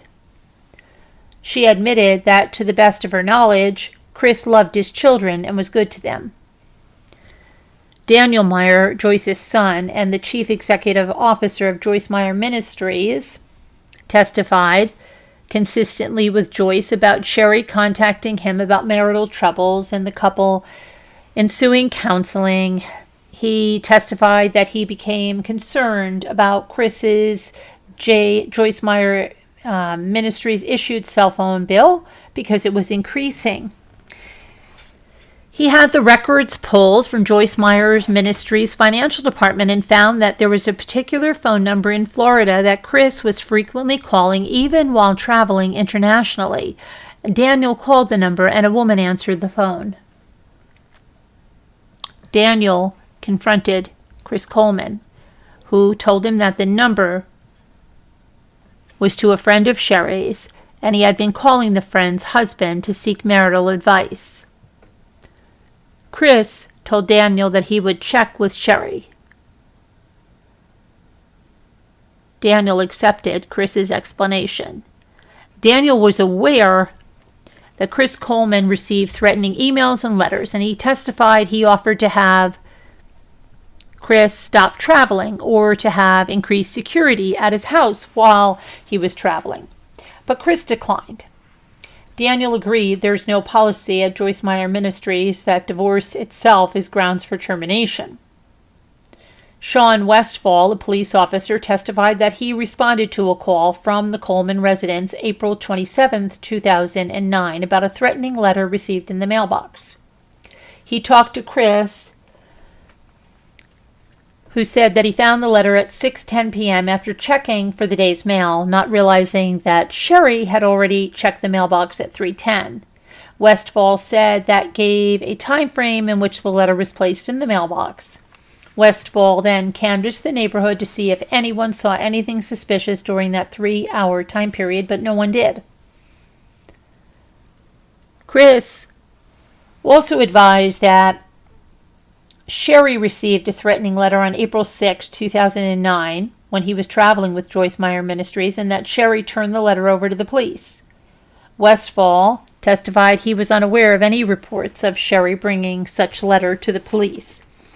Chris told Westfall that the camera systems he installed were not working because it did not come with a power source, and he was waiting for the power source to arrive. In canvassing the neighborhood, Westfall talked to Chris's neighbor, Sergeant Barlow, who arranged to have a camera set up in his house pointed towards the defendant's mailbox. Jonathan Peters, a chaplain for the police department, was called to the scene to inform Chris Coleman that his family had been killed. When he arrived on the scene, Chris was sitting in the driveway. He described Chris as stoic after he broke the news to Chris that his family had been killed, and said Chris was absolutely not hysterical. Jonathan Peters accompanied Chris in the ambulance, and during the drive said that Chris looked down at his right arm and said, "How did that get there?" referring to some marks on his arm that were identified in Exhibits 70 and 71 that showed the marks on Chris's right arm. The chaplain testified that he later saw the defendant strike his right arm on the gurney in the ambulance, but there was no way the marks were caused by the gurney, as the marks were there prior to Chris striking his arm on the gurney. The chaplain recalled the defendant having a similar conversation with Jerry Paul, Columbia's police captain, about the marks on his arm, and told the police captain that he did not know how the marks got there. Captain Jerry Paul testified consistently with Peters that the blow to the gurney could not have caused the marks because the marks were some scratches and some redness with some preliminary bruising. When Paul asked Chris what happened to his arm, Chris said he didn't know, and then abruptly changed the subject and started asking the police captain other questions. 4 Illinois State Police lab employees testified about evidence collected at the crime scene. Melody LaVault, a forensic scientist specializing in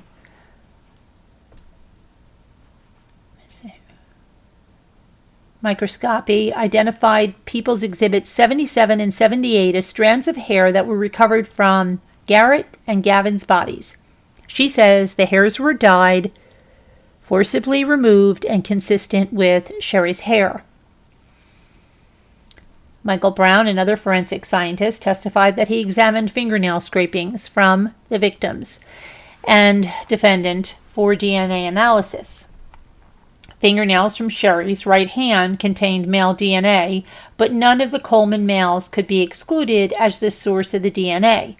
There was no significant DNA findings from the fingernail scrapings of Garrett and Gavin or the defendant. Suzanne Kidd, a forensic scientist specializing in forensic biology DNA, testified that she performed YSTR testing, a specialized type of DNA testing that looks only at male DNA, on the left-hand fingernail scrapings of Sherry Coleman. She found a partial profile that could not exclude any of the Coleman males as the contributor. Thomas Gambu, a forensic scientist specializing in the areas of firearm, tool mark, footwear, and tire track identification, testified that all the footwear impressions located inside the Coleman residence he examined were consistent with at least one of the police officers who were at the scene, except for one possible footwear impression found near the basement window of the Coleman residence. Gambu could not say for sure that it was even a footwear impression, noting that it could have been an impression from a tire on a child's toy or from a hand truck or dolly. Rich Saudi, a testing lab manager for My Windows and Doors in Pennsylvania, testified that he does certification testing for all of My Windows and Doors. The Coleman's basement window was manufactured by My and contains a forced entry resistance plate on the bottom, which means that if someone tries to open the window while that forced entry plate is locked, there would be damage to it. The Coleman's window showed no damage, showed no signs of being forcibly opened.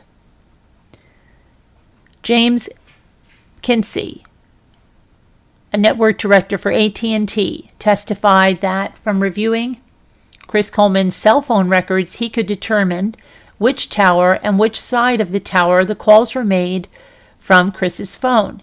Kinsey identified in People's Exhibit 81 as a map he created to show which towers had been utilized in making 6 calls from Chris Coleman's cell phone on the morning of the murders.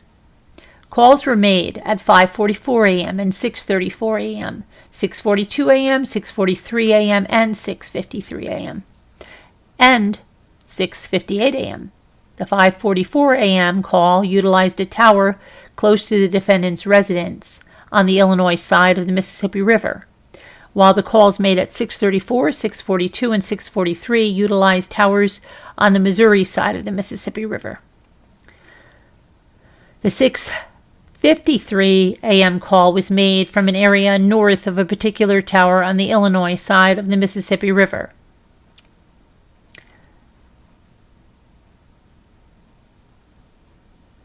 An expert in the area of IP addresses testified about the threatening emails sent from Google Gmail account titled destroychris@gmail.com.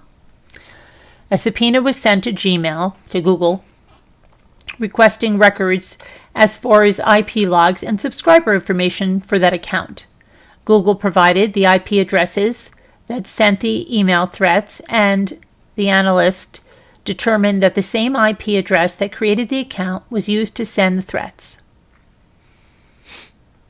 and explained that an IP address is basically like the address, a home address for internology, where that computer is located or the modem that's connecting with the internet is located at. The police obtained a search warrant to search Google's records regarding the account destroychris@gmail.com.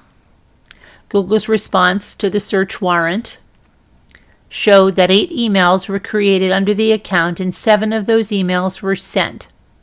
The 8th was never sent.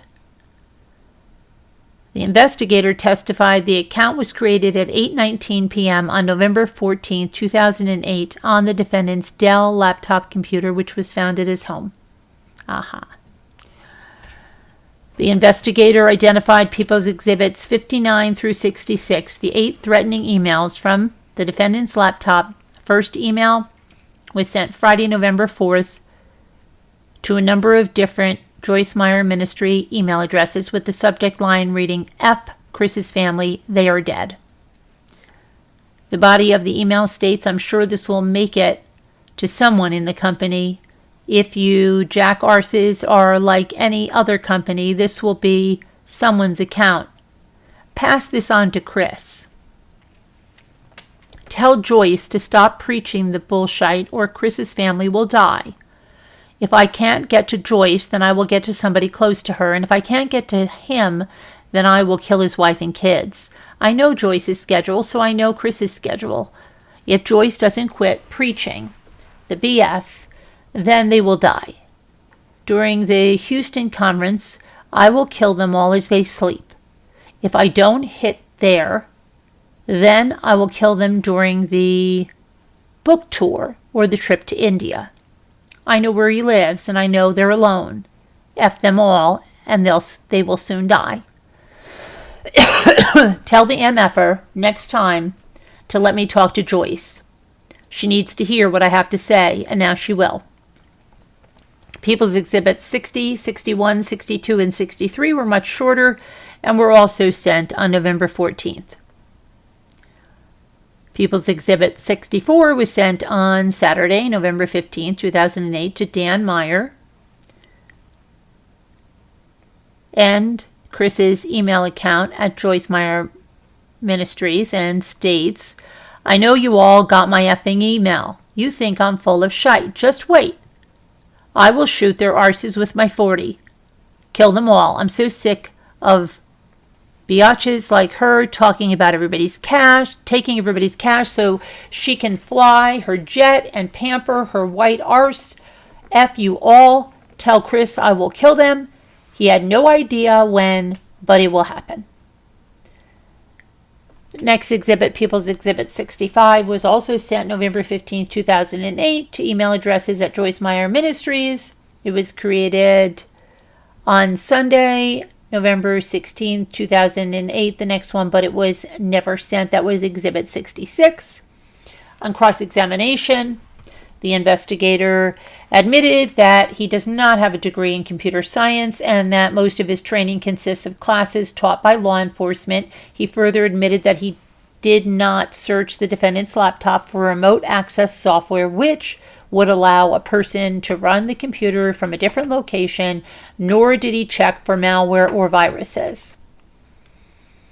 Denise Smith, custodian of records at Google, testified that Google gets requests from law enforcement for records, and there is specific software which is automated that pulls that information. She said that the records are kept in the ordinary course of business for Google. In the instant case, Google received 2 subpoenas and a search warrant to search the Google account and IP addresses for messages and subscriber information on the person who created the Gmail account destroychris@gmail.com. Google provided the information to the police. Marcus Rogers, a professor of computer forensics at Purdue University, testified that he reviewed several images of hard drives given to him by police, including computers from Chris Coleman's house, a Joyce Meyer Ministries computer issued to the defendant, Tara's computer, and computers owned by Chris Coleman's father and brother, as well as some BlackBerry devices and an AT&T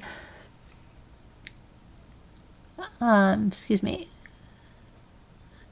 an AT&T USP air card. Rogers described how IP addresses work and the fact that only one computer can be issued an address at a time. Chris Coleman's laptop was able to access the internet via AT&T, and AT&T issued Chris Coleman the IP address,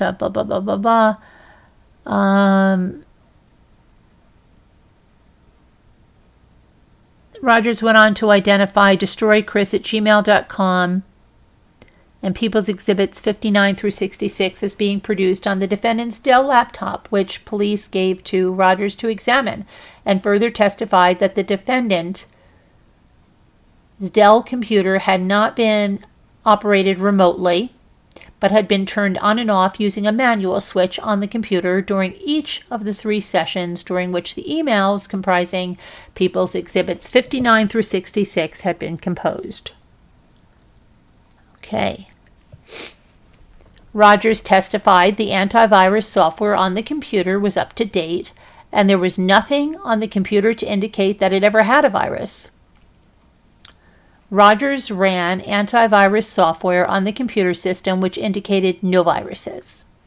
He specifically stated that the virus companies are pretty good at keeping up to date with viruses, would have been around in 2008, and that the fact that no viruses were found by software in 2011 when he ran the scans is really good evidence to indicate that there was nothing on there related to that.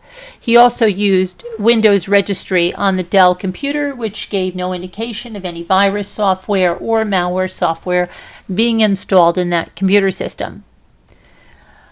On cross-examination, Rogers admitted the Dell laptop had been used several times and that there was much more information on the computer than when he analyzed it. He also noted that there were 6 different user accounts on that Dell laptop.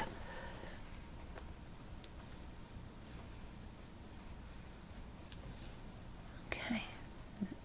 Hang on, let me just go over here to something.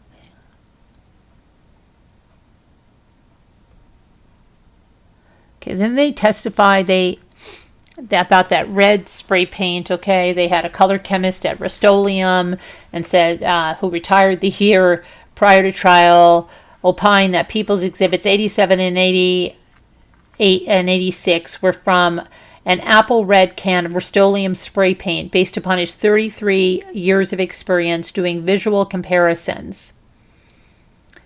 And they found that a MasterCard credit card was found lying inside the Coleman residence, and police obtained a subpoena to get the credit card information. And there are records for the account, and they found a can of apple red Rust-Oleum Painter's Touch spray paint was purchased with that credit card on February 9th of 2009 at 1:46 p.m. at Handyman True Hardware store located in St. Louis, Missouri, approximately 7.5 miles from the Coleman's home.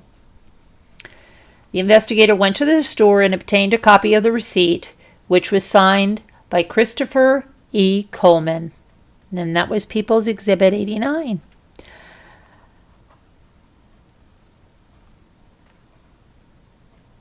And then there was also the Columbia police detective, Carla Hine, who testified about the alibi of Keith Coleman, who claimed to be in Arkansas the night before and the morning of the murders. And she found video footage of him in a Walmart store in Arkansas at 8:10 p.m. on May 4th of 2009. And she testified that Walmart is located 313 miles and approximately 6 hours away from Columbia, Illinois. She also talked to Keith Coleman and his wife, after which it was determined that Keith woke up at approximately 5 a.m. at his home in Arkansas on May 5th, 2009, and helped get his stepdaughter ready for school. On cross-examination, Heine admitted that no cans of apple red spray paint were seized from the Coleman residence, his car, or any place associated with the defendant.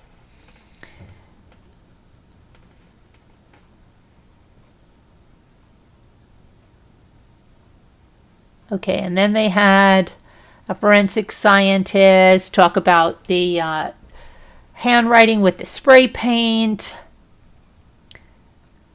Let's see, I'm going to go over that now. And many people testified about that. And then Ronald Butters, a professor of English and anthropology at Duke University, was called.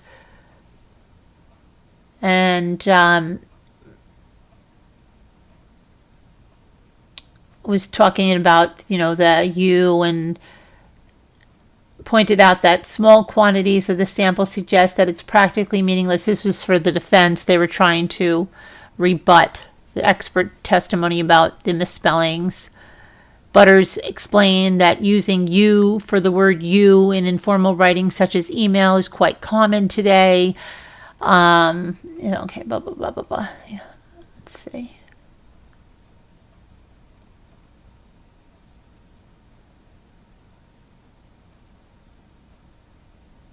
Okay, here we go now.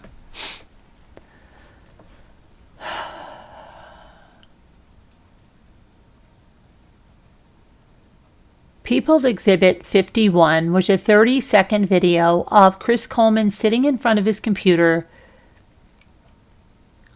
during which he pops out of his chair to show Tara his male appendage. A video in which he professes his love while pleasuring himself in the shower.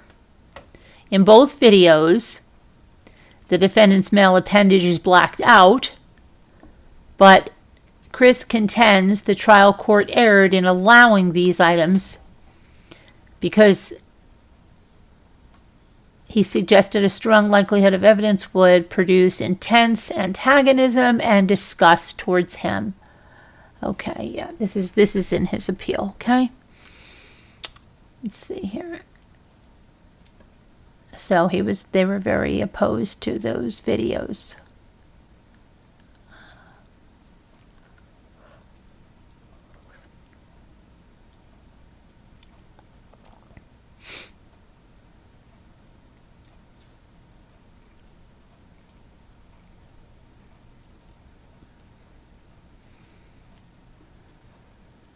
Okay, the police investigated the graffiti writing on the walls found in the Coleman's home and discovered the paint used to make the writings was manufactured by Rust-Oleum and was apple red in color.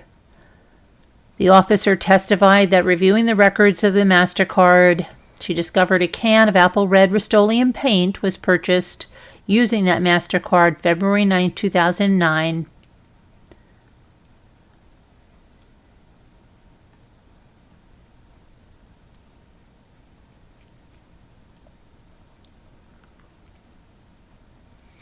And after all of that, his appeal was denied. And I remember going over this appeal with you guys too. So now there's some other stuff with which we went through the first time we talked about this case.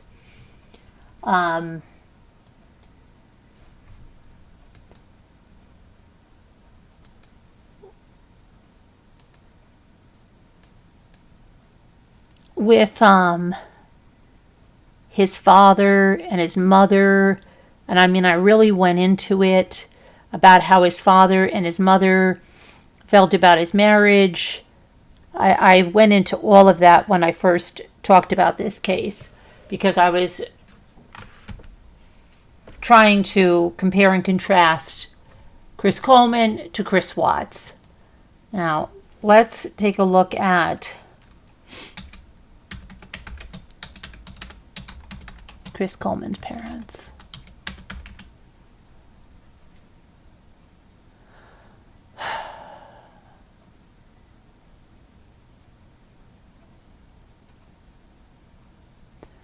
Chris Coleman's father insists his son is innocent. Does that sound familiar at all to you? Does that sound familiar at all to you? Saying his son's affair was not a motive for murder. And this was in 2018.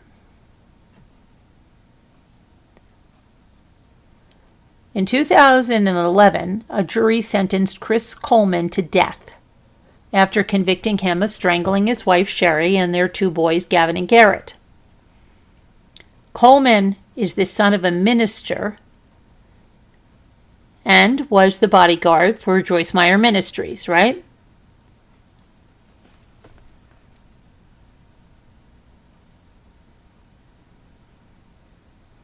Coleman spoke from prison and said, and I quote, "Actually, what never came out in court is I had two laptops and I traveled with one and I left the other one either at home or at the office. They were never both on me at the same time. And the one that was connected to the threats was the one that I would leave either at home or at work." Coleman said his defense lawyers didn't point out that 6 other people used the laptop. They never presented that. They never presented at the point of entry that there are fingerprints that are unknown.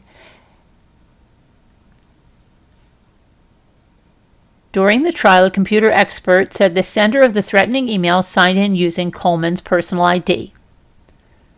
The jury in 2011 was deadlocked for a while, but ultimately swayed by Coleman's affair with Tara Lentz. She wore his promise ring when she testified that Coleman told her he would present his wife Sherry with divorce papers on May 4th or May 5th. On May 5th, they all were killed. Coleman's father, Ron, insists that his son is innocent,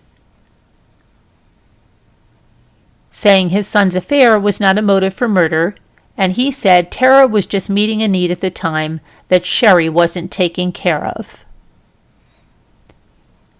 When he was asked to clarify what that meant, Ron Coleman said, "Well, I mean, every man has his desires and every man has to be respected. It's built into every man. If your wife doesn't respect you, then you're going to find respect somewhere else." And the person doing the interview said, "So are you saying Sherry was a bad wife?"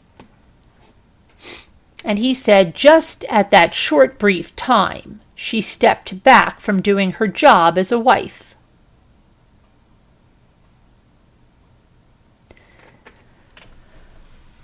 Then a newly at the time, a newly released police interview with Coleman's former mistress revealed a twist. Police said Ron Coleman had a rather compromising picture of Tara, this is the thing that's weird, on his computer. And she didn't seem to know anything about it. So more craziness, and that's the craziness with the father having Tara's picture on his computer, which is just beyond weird. Okay, hang on. I'm trying to get to you guys. I can't find where you are. There you are. Hey, Pai Mei, bastard. Yeah, so this was a very crazy case, but there's more about the parents and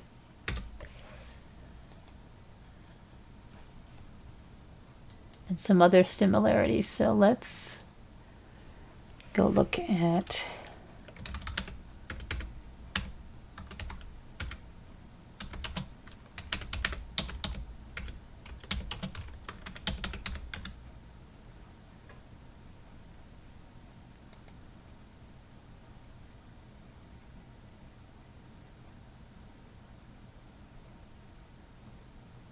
Chris Coleman was born in 1977,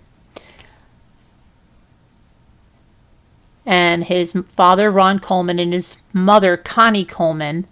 He was raised in a Christian family, and he signed up for the Marines in May of 1997 while attending a K-9 training seminar at Lackland Air Force Base in San Antonio, and that's where he met his future wife, Sherry.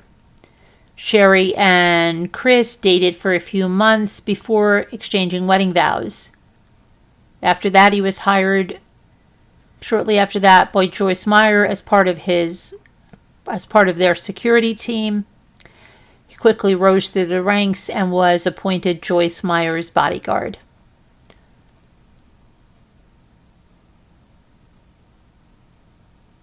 They had 2 sons. Garrett Coleman, who was born in April of 98. And it was actually revealed that Sherry was already pregnant with Garrett when they got married. In less than 2 years, the family was blessed with a second baby, Gavin, born in 2000. And the family of 4 lived in a 2-story house in Columbia, Illinois. And you saw the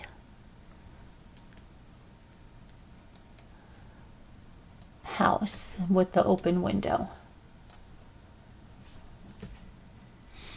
On May 5th, 2009, Sherry, then 31, Garrett, 11. Wow, she was only 20 when she had been murdered. Chris woke up very early, said he went to the gym. Remember, he calls the investigator across the street, says, "I can't reach Sherry. Can you go check?" Right? He knows. He had those threats that he was going to blame this on, but the police noticed that he was trying to cover scratches on his arms.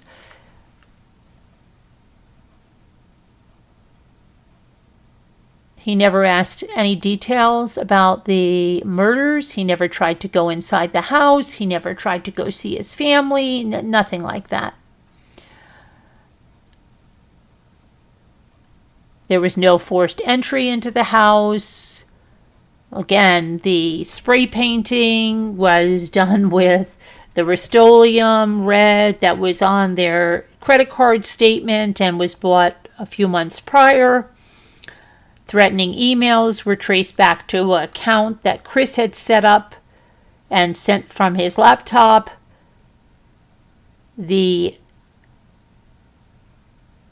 His wife, Sherry, and the 2 boys' time of death was not after he left, but sometime between 3 a.m. and 5 a.m. when he was still home. The swear words sprayed on their covers matched Chris's handwriting.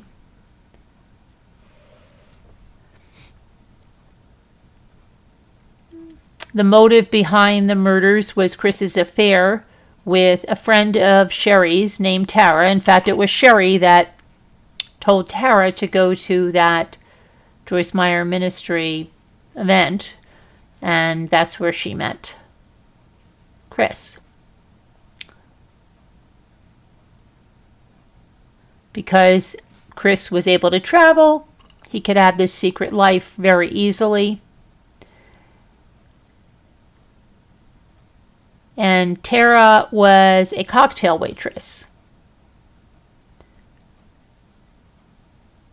He couldn't divorce Sherry because of the affair, because he said he would lose his job at Joyce Meyer, and he had a 6-figure salary that he didn't want to lose. So I guess this is what he decided. He's going to have these death threats, and then, just have this person come in and write all this stuff and kill his kids. I just hate how you kill your kids and then write those disgusting things on their bedding. That is just so much more there. Chris had promised Tara that divorce papers were ready, and when he didn't give them to her on the 4th because he told her there was a misspelling of Sherry's name, he said that the lawyer was getting them ready to give on May 5th. But of course, on May 5th, they were murdered. Now, he is currently serving his sentence at Dodge Correctional Institution in Wisconsin. Dodge Correctional. Who else is there? He admitted to having an affair with Tara. He pled not guilty to murdering his wife and sons, but he was found guilty on all 3 counts of first-degree murder, and he was sentenced to life in prison with no possibility of parole. He appealed, but his conviction was upheld. Now, I believe he was first. Let me see something.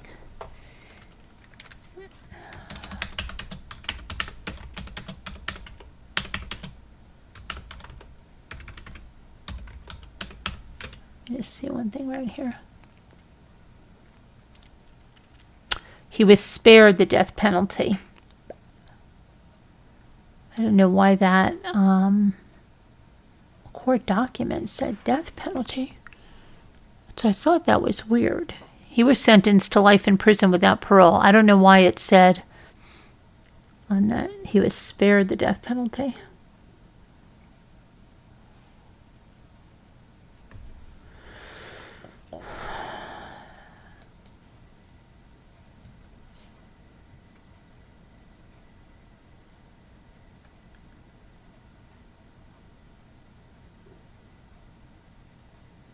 When his verdict, okay.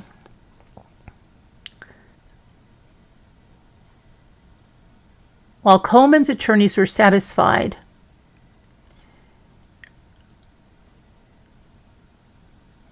that, hold on one second, I want to see something here. Who's this? Circuit Judge Milton Wharton.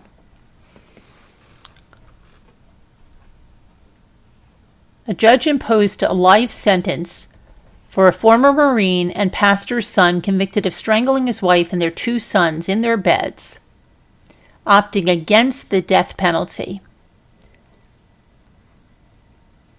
Circuit Judge Milton Wharton said justice would be better served if Christopher Coleman, 34, I can't believe he was only 34, 31, wow,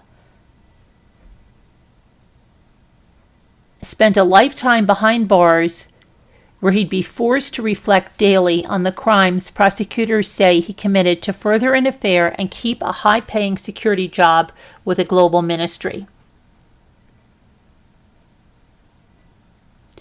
The judge suggested the crime scene and autopsy photos shown to the jurors were distressing, noting that Sherry 31, and her two sons, 11 and 9, were found dead in their beds which should have been a place of safety. An obscene phrase was seen. Hold on one second. Spray painted in red on one of the boys' articles of bedding. Jurors concluded Christopher Coleman staged it to make it look like the murders were a work of an intruder. The horrible nature of the crime cannot be diminished, said the judge. Jurors convicted Coleman last week on 3 first-degree murder charges, and they ruled him eligible for the death penalty. They were to hear testimony from both sides over whether Coleman should face that fate or the only other option, life in prison without parole. But Coleman chose not to offer any witnesses on his behalf and cut short the hearing, putting his fate in the judge's hands after deciding he didn't want to put his family through the emotional toll of testifying that his life was worth saving. Okay, so that's where it's from.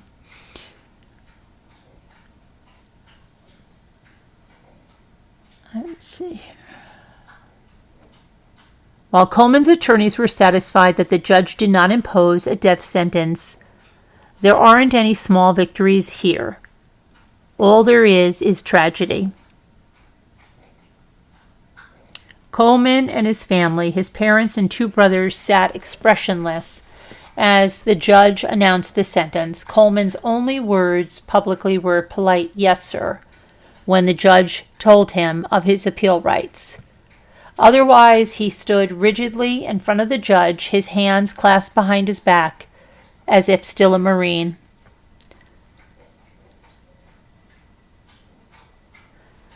When he was escorted from the courtroom, he glanced briefly at his family and saw one brother gesture for him to keep his chin up.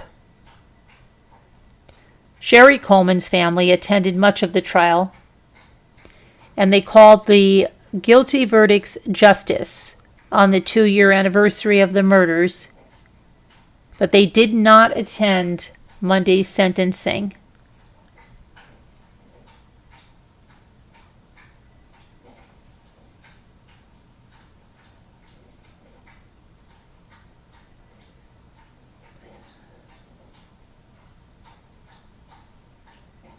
While acknowledging Coleman's affair, his attorneys argued there was no physical evidence directly linking him to the murders, and much of the testimony, including that involving comparisons of Coleman's writing samples and the graffiti, were unscientific and meaningless. Coleman told the police that he left his house while his family was asleep to work out at a gym about 5 miles away on the morning of their murders, and grew concerned when he couldn't reach them by telephone. Wharton alluded to a case during sentencing he faced many, many years ago as a young judge when he was asked to decide whether life support should be disconnected from a badly abused girl. And the judge said he opted then to keep the child attached to those machines and prayed for a miracle. But to this date, the miracle never came. The girl became an adult, still in a vegetative state. It's a decision every day of my life that I think about, wondering if the ruling was right, he said before turning to Coleman and said, "Somehow I don't think I'll worry about this decision for the rest of my life."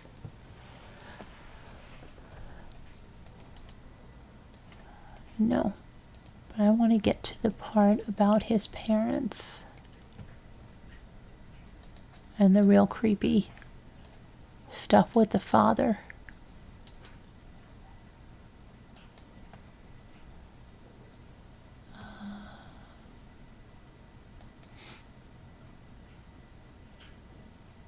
Hold on, I'm just trying to get back to the live chat for a minute. It doesn't want to listen. Come on, come on. Oh my gosh. It's time for me to have a drink anyway. So, I do want to take a poll too. Okay. So let's see I'm going to take a look at what you guys are saying over here. Hi May, good to see you back. Hope you had a good time. All right.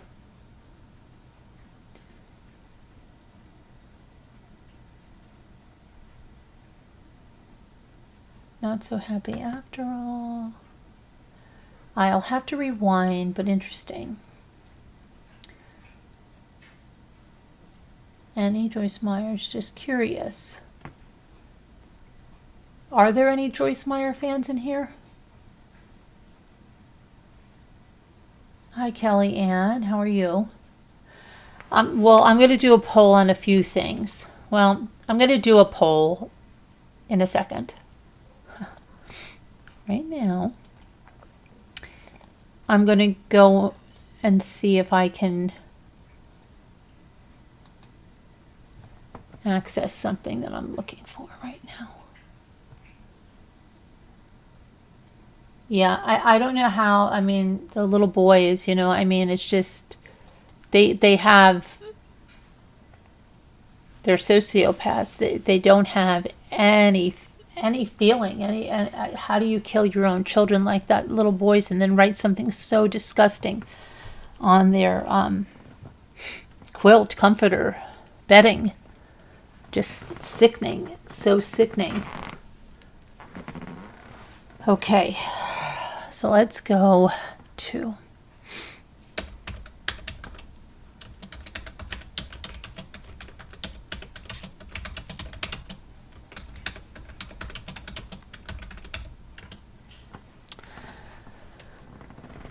okay, yes, this is what I remember. Oh boy. And there's also a fight of Sherry's family to move the graves.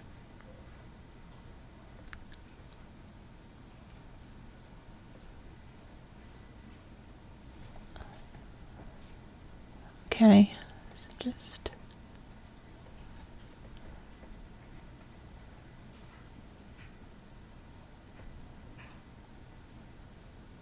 So both of Christopher's parents, Ronnie and Connie, but they called him Ron. Isn't that funny? His father's name is Ron, and his mother's name begins with C. It's not Cindy, but it's Connie. Oh, wow. I don't even know if I'm Ronnie, but they don't call him Ronnie. They call him Ron and Connie, but I feel like calling them Ronnie and Connie. They were both Christian pastors. He had two brothers. They were raised in the parents' non-denominational Christian church, where they learned conservative values and teachings of the Bible. The children were noted to often speak in tongues. Those who knew Christopher described him as mild-tempered and even sensitive. His father recalls that the first time Chris was present when they butchered a rabbit, the boy was distraught. Ugh. When he was in high school, a recruiter from the United States Marine Corps came to his school. Chris was impressed and inspired, so he signed up. He entered the military right out of high school. He did very well in the Marines. According to his father, he would have stayed in the Marine Corps for his entire career, except he did not like the leadership in the country at that time. And while he was in the Marines, he met another member of the U.S. military, his wife, Sherry Weiss. Sherry was born in 1977 and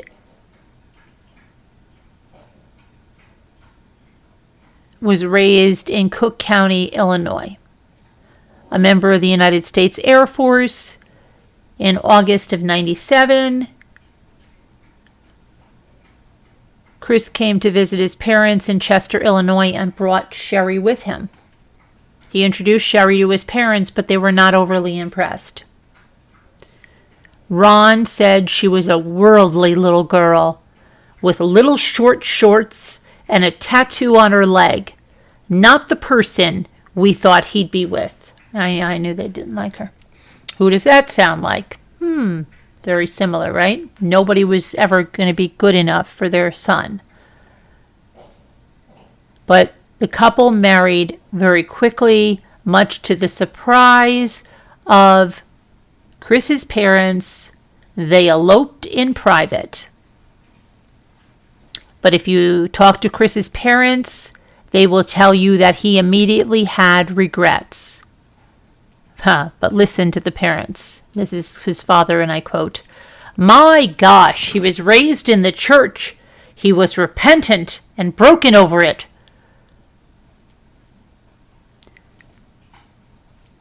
Ron and Connie soon learned that Chris and Sherry were expecting a baby. And they welcomed 2 sons by the year 2000 and settled into Columbia, Illinois, a small town just over the Mississippi River from Missouri. Both boys loved sports and they played for the Columbia Blue Jays football team. Sherry became a homemaker and Chris worked for Joyce Meyer Ministries.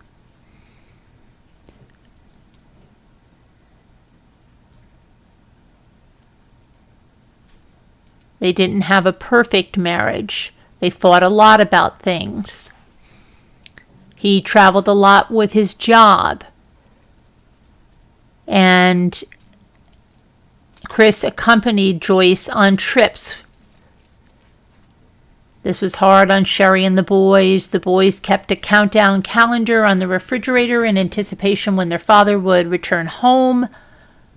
Chris made a good salary, over $100,000 per year. But it was said that Sherry spent money quickly. But yeah, who's saying that? I bet the parents. She enjoyed going shopping, going on mission trips, and donating to charities. Chris would sometimes get upset with her spending, and they occasionally fought about this. A third issue in the marriage was a lack of display of affection. Chris was not a very affectionate person. Those who knew the couple said they rarely saw him hug or kiss Sherry or her sons.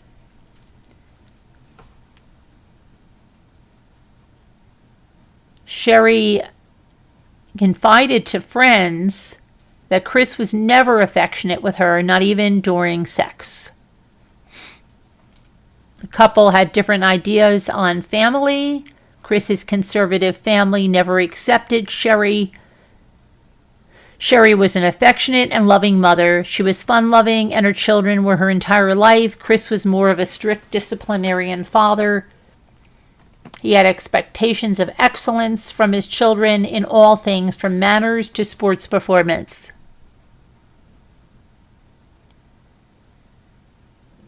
Sherry was committed to working things out with Chris.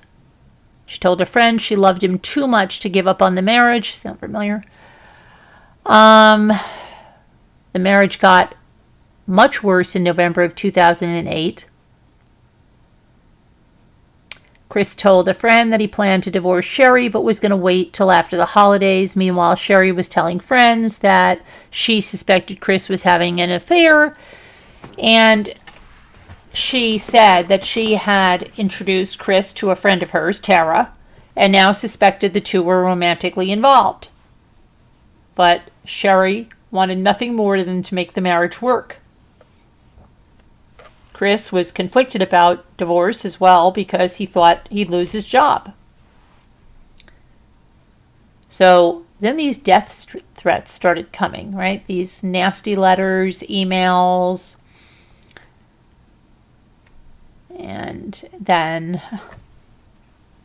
that was brought to the attention of the police. And then what happens? They're murdered, and it's blamed on these horrible people. But as they're an investigation, it's coming from Chris's computer, right? And the spray paint is something that Chris himself bought at a hardware store, signed for it.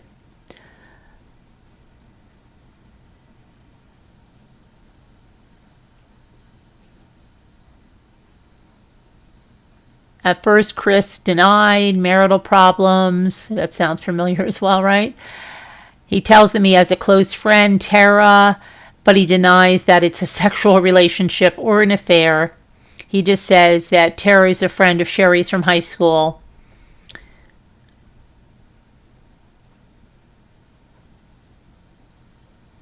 Tara was already being interrogated, and Tara explained that she and Chris were indeed having an affair and that they had exchanged promise rings and planned to marry in 2010, January of 2010. Chris already canceled a family trip to Disney World and instead booked a cruise to the Virgin Islands for Tara and himself. Sounds like Chris Watts telling the school that the girls were not going to be there and putting the house for sale, right? Yeah. Tara said Chris was going to serve Sherry with divorce papers on the day of the murders.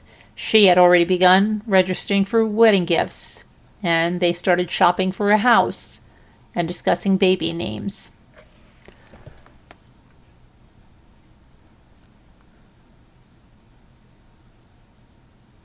Neighbors and friends were appalled to learn that Chris had dismantled a memorial for his wife and children that was in their front yard.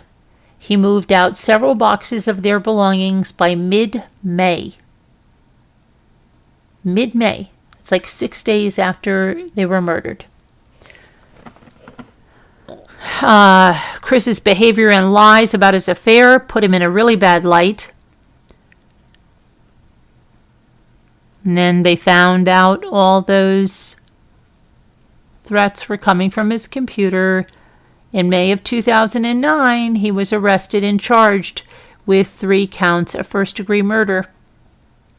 Sherry's family filed a wrongful death lawsuit against Chris. This prevented him from liquidating any assets, including selling the family home.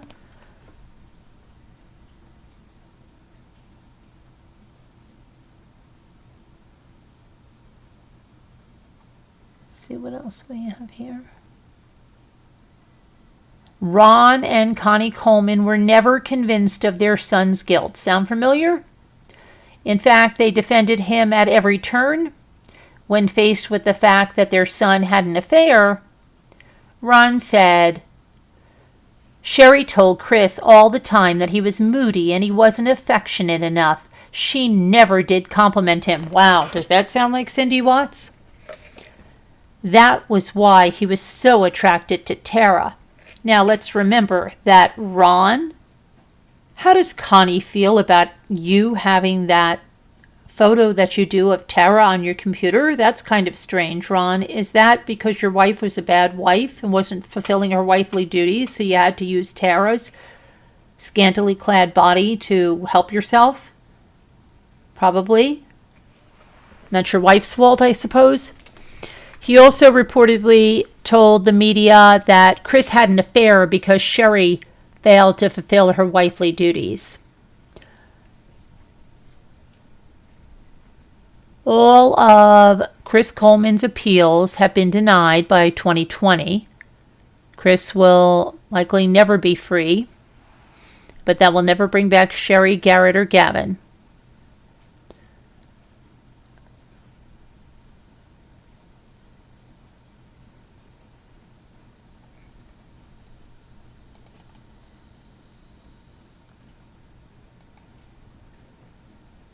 And I want to go more into that photo that's on Daddy's computer.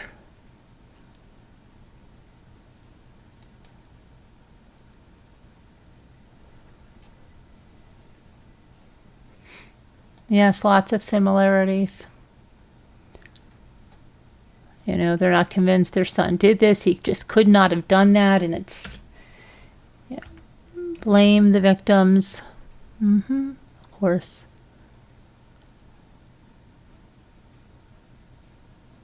Okay, let me go to that.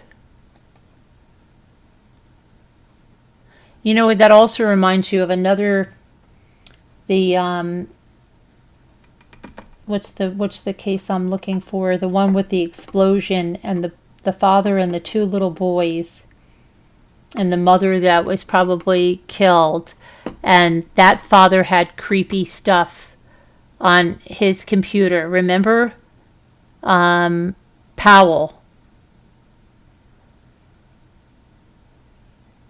Susan Powell.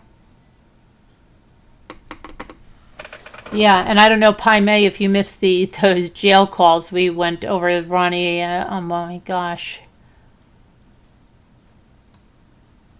Hi, Casey. How are you? Okay, let me look at... I want to just get to this...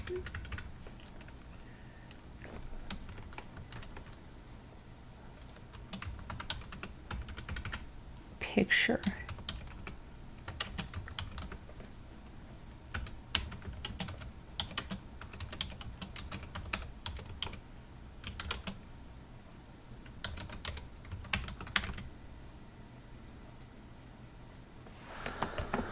Okay, let's see here.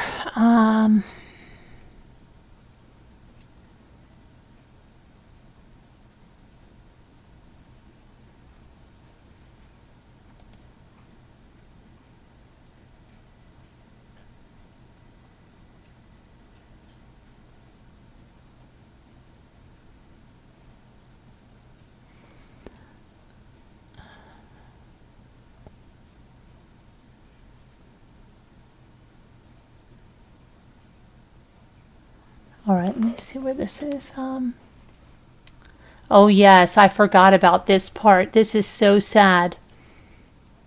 Garrett, the one of the Coleman sons, asked the neighbor, Vanessa Rigoritz, "Can we sleep over, please?" And this is May 4th. He turned 11 4 days ago. Tomorrow morning, the next morning, the 5th, Vanessa's son Brandon was turning 9, the same age as Garrett's little brother, and the boys want a sleepover as a birthday ritual. Absolutely. You don't even have to ask. You run home and tell your mom and dad to pack your clothes and book bags for school tomorrow. And Garrett runs home. 5 minutes later, he comes back with his shoulders all slumped. It says, "My dad says tonight's not a good night. We have to be home by 8:30. And then Vanessa was very surprised and said, "What? I should go tell your mom and dad. Come on, let them stay." And Garrett was like, "You go tell them." But she promised we'll do it next Saturday instead. And she sent both boys home, never to see him again. The next morning, she was hurrying Brandon and a neighbor kid so she could bring Brandon's birthday treats to school, and there were police everywhere. The neighbor kid, and she thought he was kidding around with her, and then she saw yellow tape all over the Coleman's house.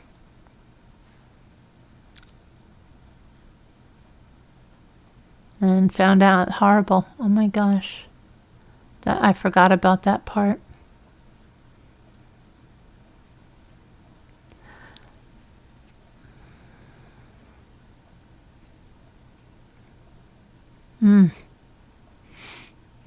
Okay, I want to go to the father now.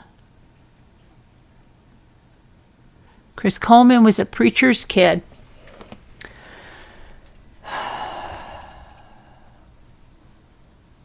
Chris was reserved, the quietest and gentlest of all 3 boys.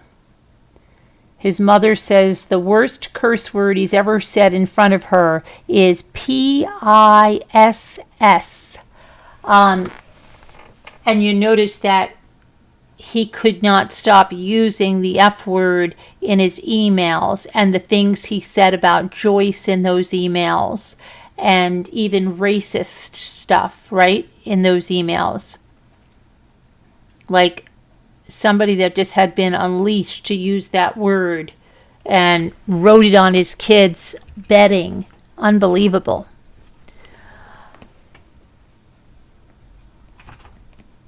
You couldn't ask for a better kid. Who does this sound like? Cindy Watts. He didn't even rebel. He was a perfect child. Well, that's exactly what the mother's saying here. He was very kind. He was a team player. I hardly ever saw him lose his temper. She said he felt so guilty for going out and drinking a little bit when his parents were out of town once, that he called his high school basketball coach to confess. Chris would not go hunting with his father. See, he wouldn't even go hunting with his father. And the first time they butchered a rabbit, he was just beside himself. How could he have killed his family, is what she's trying to say.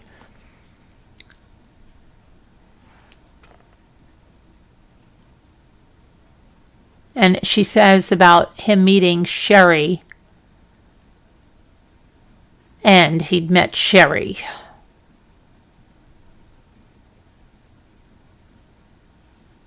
Chris introduced Sherry to his parents as a friend who lived in Chicago. He said he was going to run her home. We didn't pick up anything, Ron says, except she was a worldly little girl with little short shorts and a tattoo on her leg, not the person we thought he'd be with. Chris left to drive Sherry home, didn't come back. The next morning the phone rang, and his first words were, "Dad, you'll never believe what we did. We got married." And Ron was quiet, and Chris said, "Dad, you don't seem excited." And Ron said, "Give me a few minutes." But then they said that Chris realized right away that he had made a terrible mistake. Got caught up in the moment, his mother said. We said, well, it's a lifetime. But we later found out she was pregnant.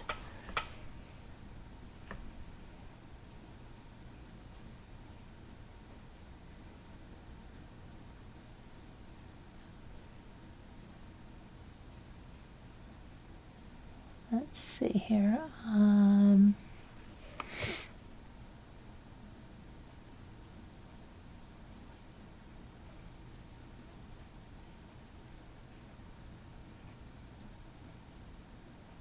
So, what did he do? He shaved his hair.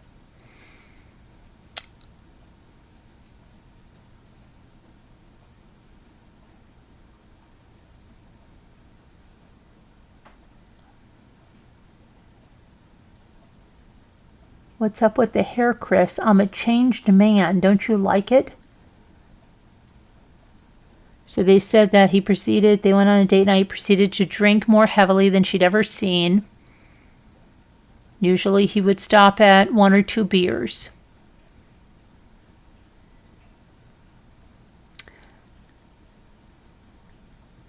And Sherry had been drinking more than usual that night too.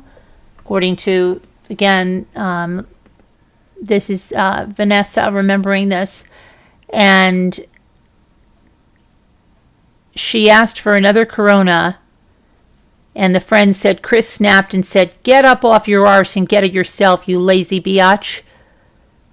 In 5 years, Vanessa had never once heard Chris speak to Sherry that way.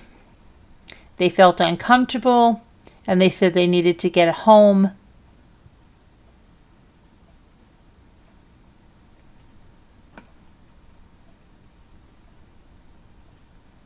Let's see here.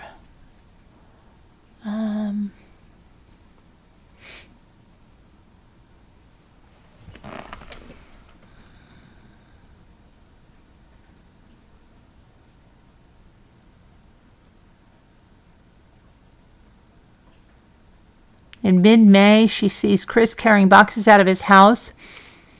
She has set up a memorial in the Coleman's front yard with Mother's Day balloons and signed footballs. The boys love Legos, so Brandon made a Lego lady and 2 little boys and wrote, "Now you're in heaven with your mommy, watching from the yard." and she saw Chris pick up the entire memorial and toss it into the trash. Unbelievable.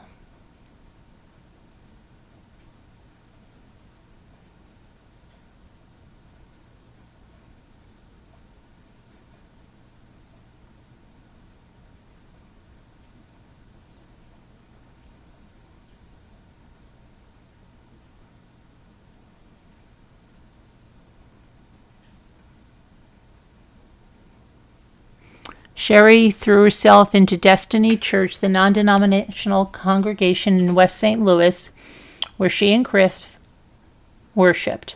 She organized trivia night fundraisers single-handedly. She hosted lots of show-up-and-buy-something parties. She went all out celebrating holidays with the kids. She paid to have a friend's entire kitchen redone. She loved SpongeBob SquarePants, MASH reruns, and New Kids on the Block. She always made me laugh. She was hope in a bottle, said Kathy LaPlante.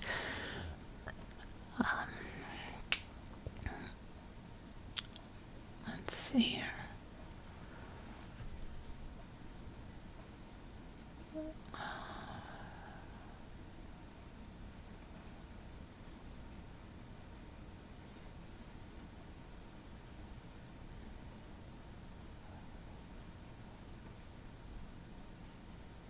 Chris used to promise to take Sherry to her favorite restaurant, the Melting Pot, if she'd go to Chester with him for a family visit. His parents never quite accepted her, she told friends. Sound familiar? Yeah.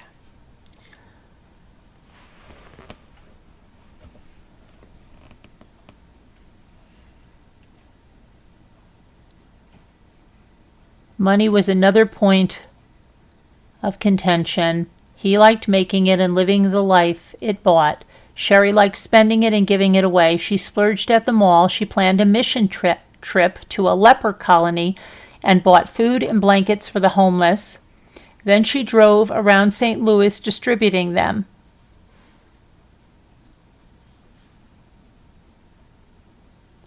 And Chris would say, "Oh, chill out, you holy roller."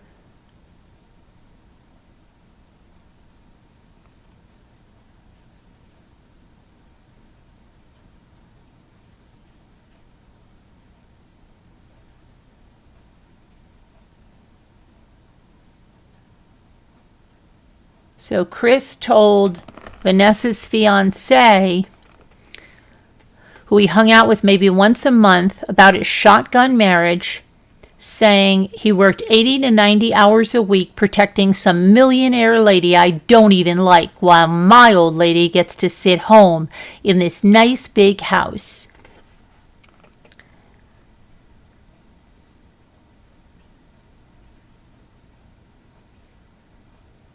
In May of 2008, a year before the murders, they took their boys to see Indiana Jones in the Kingdom of the Crystal Skull. And Chris asked Vanessa's fiancé how much money he made and what he'd do if Vanessa put $1,000 on his credit card at the mall. He said, "I'm making $100,000 a year. And I've got to drive around in a clunker. We're so far in credit card debt." I knew he wasn't happy. He was always talking about not wanting to be with her, but not knowing what to do. He said if he got divorced, he'd lose his job.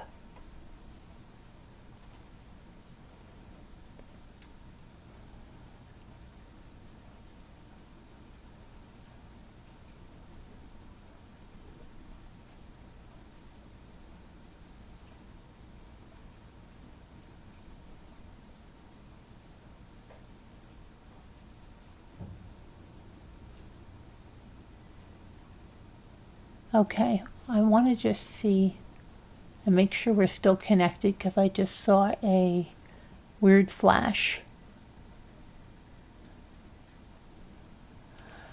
A weird flash. Okay, we're still connected. Victim blaming the wife. The parents said it was all her fault and that's why she was guilty. Yeah, same kind of thing, right? Why are they all described in the same way? Because there's a lot of similarities, you know. The parents are so similar. So similar. The Tote family. Oh, yeah, the Tote family, right? Yeah, the father tried to kill the mother. Exactly. She got shot in the eye and then lost the eye. She's lucky she survived. And he had one of his former students do that, right? Yeah. Mm-hmm. Right. Okay, let me go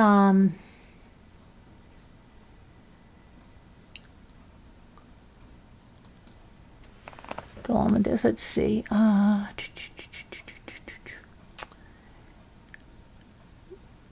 The other fault in the marriage was sex. Friend Christine testified that Sherry told her in January of 2009, a few months before the murders, that Chris had slept with her, which was a rare occurrence.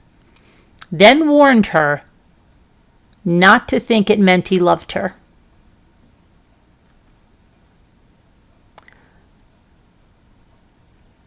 Another friend told police that Sherry had quoted Chris in bed, telling her to just shut up and turn over. He's not very affectionate to me, so I'll take whatever I can get. Wow. Okay.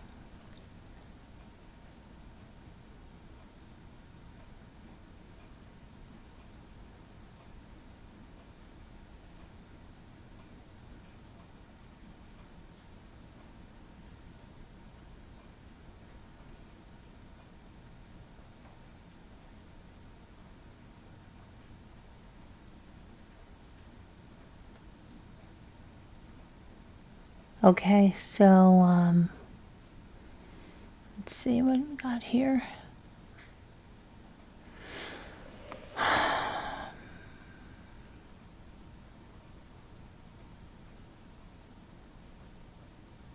She used to call the couple Ken and Barbie because they always looked happy. But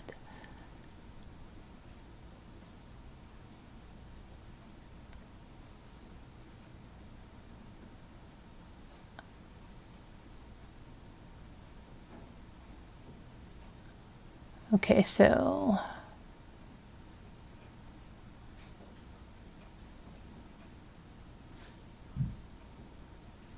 he was telling everybody he was going to divorce her. She was spending too much money. She was doing too much of this. What blah blah blah blah blah.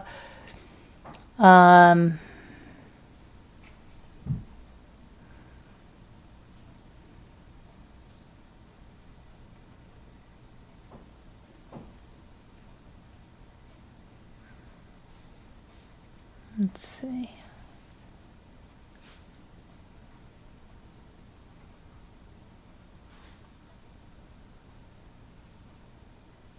Sherry's mother, Angela DeCiso, sat in the front row at trial. She's 4'4", with short hair, red gold. Her face sad and grim. Sherry's brother, Mario, keeps his arm around his mother and stares with raw hatred at the Coleman family. Chris had Mario's number in his cell phone. He'd sent a photo of Garrett in a White Sox uniform, a rare gesture of friendship, 2 days before the murders. But Chris didn't call Mario or Sherry's mother until 2 days after Sherry died. Donald Weiss, Sherry's father, sits behind the DeCisos, gray-haired and quiet, trying to be invisible. His ex-wife and son do not speak to him. And the crowd gets shuffled so they can be seated apart.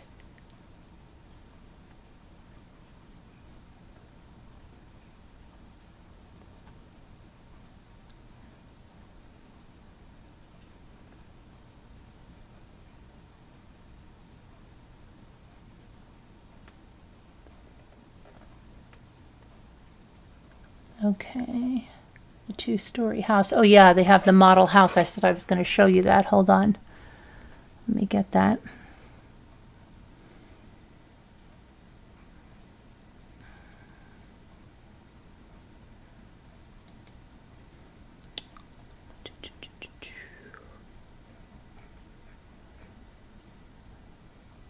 Here's my model house. Here you are.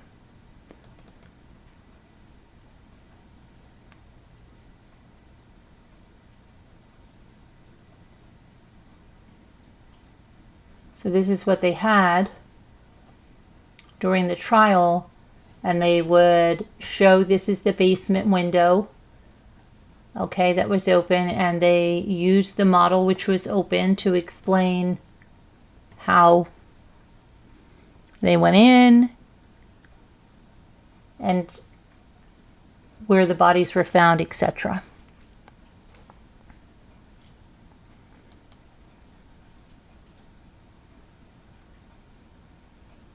The back wall comes off. You might think it might make a cool dollhouse if you didn't know any better.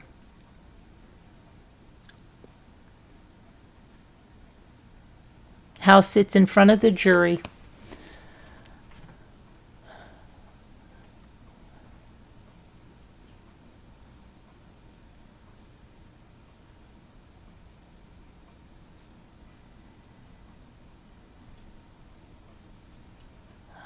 Let's sit here.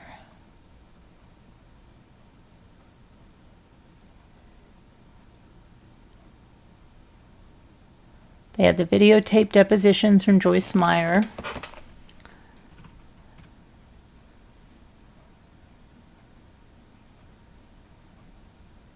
Tara Lintz, the mistress, testified. She wore a scarlet, magenta really, ruffled blouse. Had a small gold crucifix around her neck.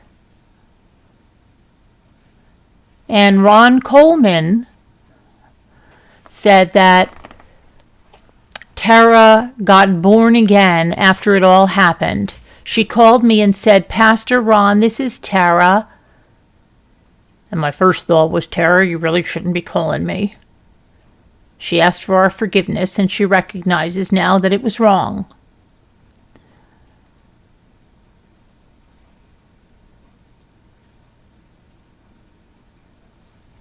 Let's see here.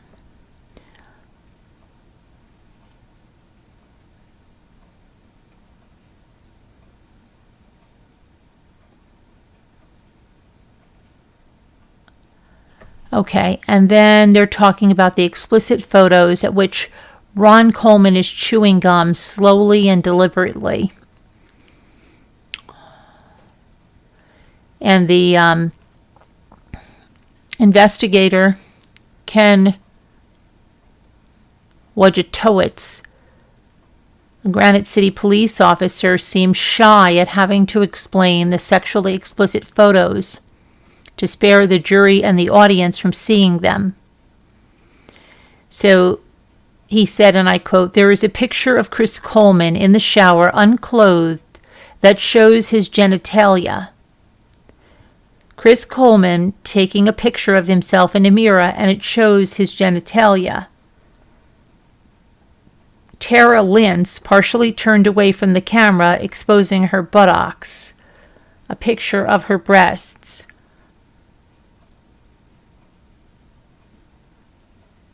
And that's enough." The attorney interrupts. "The mood in the courtroom is squirmy. It's painful." Let's see here. Next comes a video Chris took of himself naked for Tara. Parts of the screen are blacked out. "Just got finished texting you. And I've still got, you know what? Want to see it?" With a nervous giggle. "Anyway, I just wanted to say I love you." In the next video, blacked out, he pleasures himself in the shower. "You're the only person that I've ever done anything like this for before." "Whoops, drop the soap. You know that. You're the only person I've done a lot of things. This is crazy. I love it, though. I can't wait to see you in Hawaii. A lot of mms and ahs later it's over. Oh my God.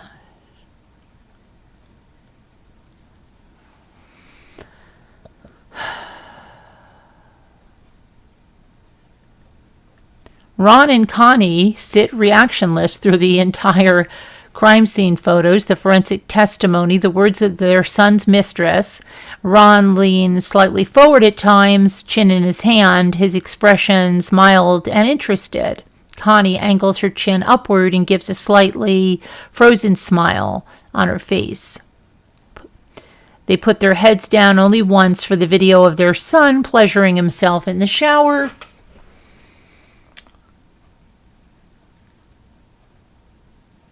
And they leave the courtroom the minute the video of his interview at the Columbia Police Department begins.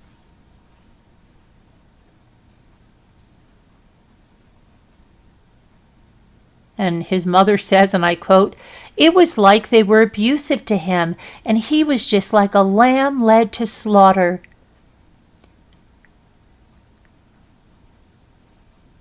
She knows people wondered about her stoic demeanor through the far grislier parts of the trial,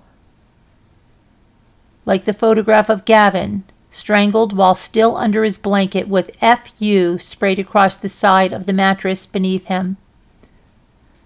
Most people don't understand Christianity, Ron says. Most people don't live as Christians. Connie nods. What would Christ have done? Would he have made a scene? No, he might have cried, which we did, but most of that was done in the back room. Actually, we were asking the Lord to help us for Chris's sake. The day they showed that sex film, we said, "Lord, please let us stay in our seats and Chris know we are not ashamed of him." Wow, this sounds so familiar.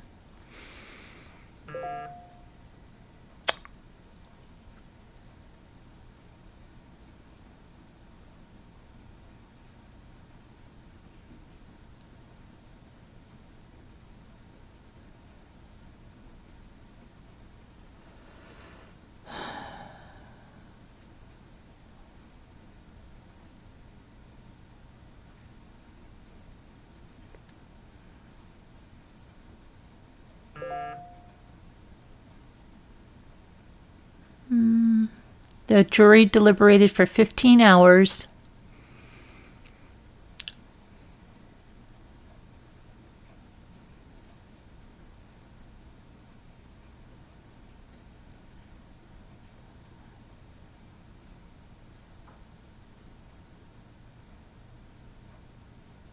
Okay, so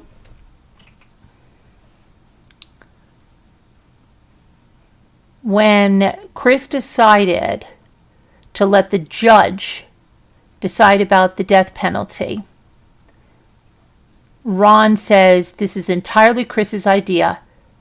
He had heard in the spirit realm to just dismiss the jury. It also seems like a strategic move. Let's see.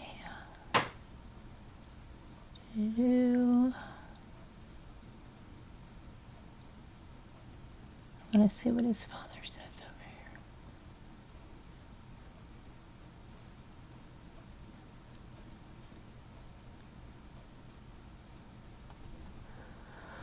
Okay. Chris Coleman's parents put their trust in faith, not slippery facts. They kept silent through the trial for their son's sake, but afterwards they're distressed by the verdict and frustrated by all that wasn't brought out in court. They say it wasn't at all unusual for Chris to take off, given all the overtime he put in. It was just that he couldn't reach Danny, so he called Joyce that time instead. They say the red paint was for a bullseye that Chris was making for the boys' Nerf guns, and it was sitting out on Gavin's dresser on a white paper pie plate. Connie thinks Tara bought those promise rings herself. He's not a romantic. After she testified, he said, Do you believe she had that stupid ring on? Ron points out that mercenaries could have done the murders cleanly inside an hour, and Joyce Meyer has a lot of enemies. Ron and Connie talk often of arrogant, prideful people. But several of Chris's co-workers saw those traits in him. In a personality test for Joyce Meyer Ministries, he listed his weakness as being withdrawn, moody, and unaffectionate.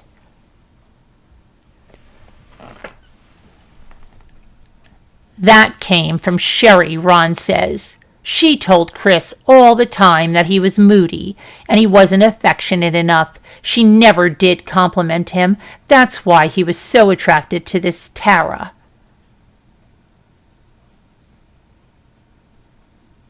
Ron said calling Tara from the police station was his idea.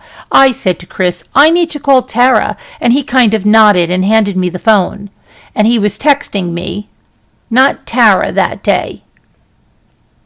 Yet Chris told the police on May 5th, I texted her today. I told Dad to call Tara. So then that kind of freaked her out.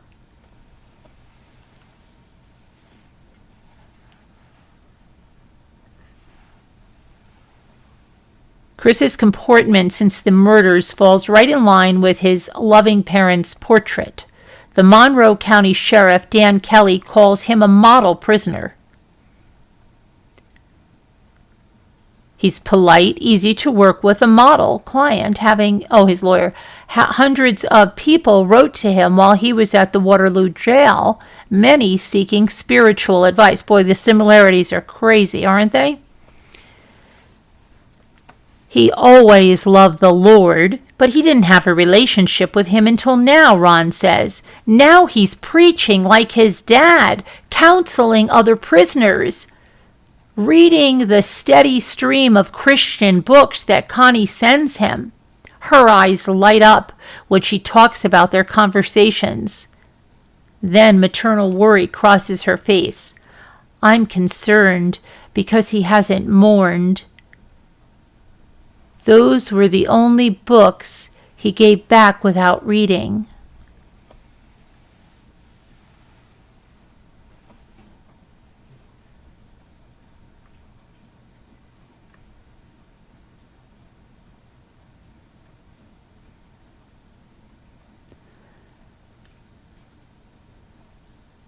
Okay, and the house sold for $256,419.96 at auction.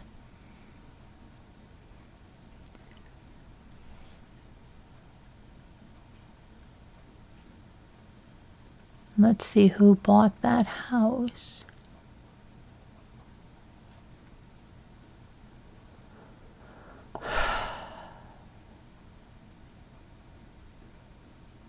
Ron Coleman asked if he's ever thought about the possibility that Chris did commit these murders. Oh, I've been there. What would I do? Just what I'm doing. He's the Lord's anyway, and that's just between him and the Lord. I've got a whole different look at anybody who's done that kind of stuff now.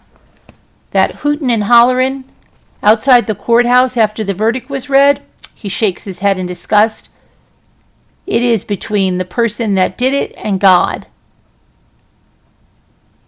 That don't mean you condone it, Connie says quickly. But after this, I wonder if O.J. did it, Ron says. So much happens between the scenes.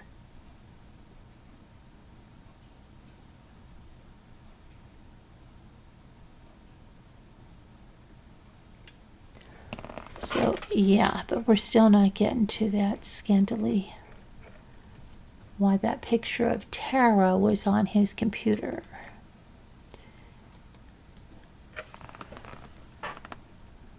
And I know that was there. Okay, Kevin, are you getting tea? Kevin.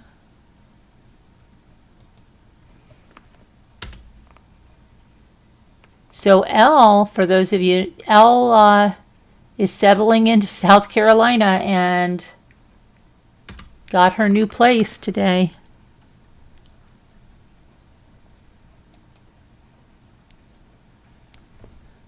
Okay, now.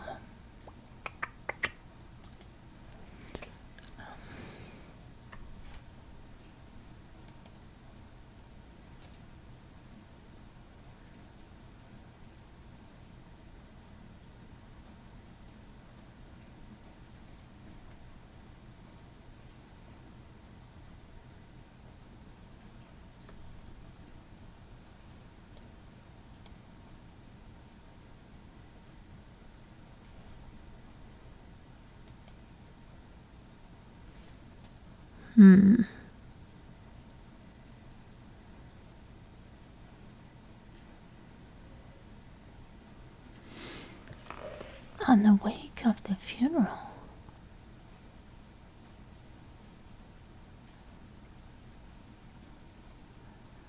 So what happened to Tara?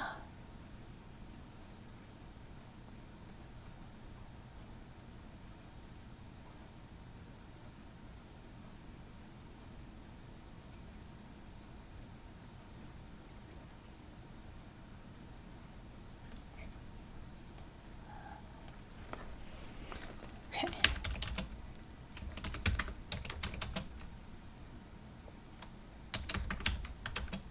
So let's see where the Colemans are right now.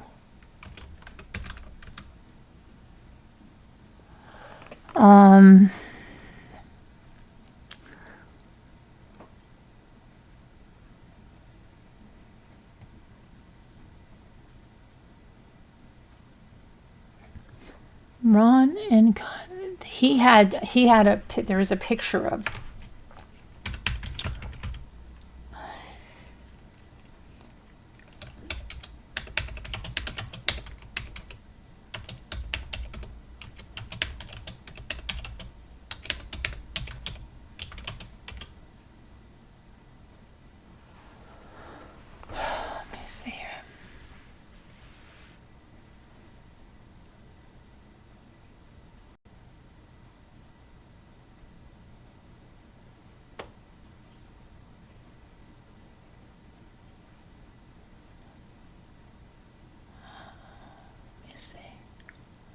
okay, I will have to look, but I want to see if Ron and Connie Coleman are still.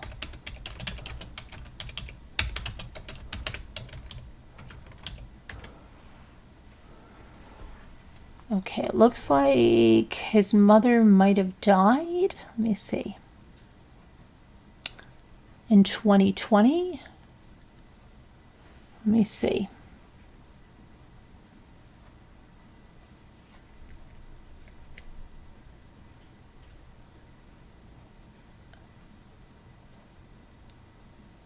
Yes, definitely. There's people.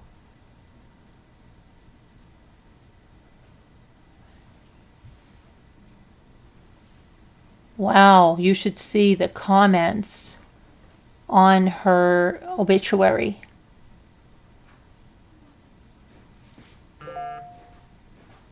Wow.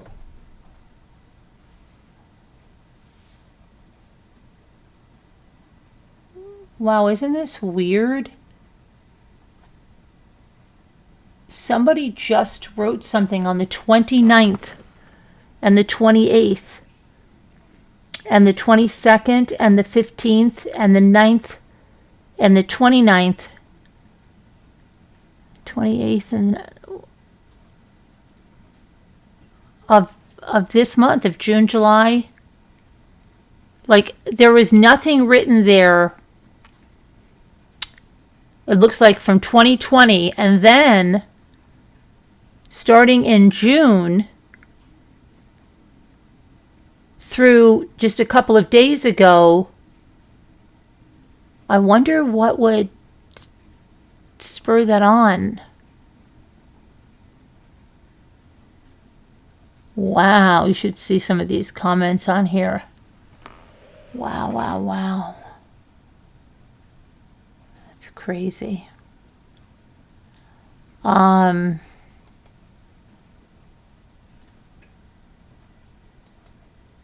wonder what.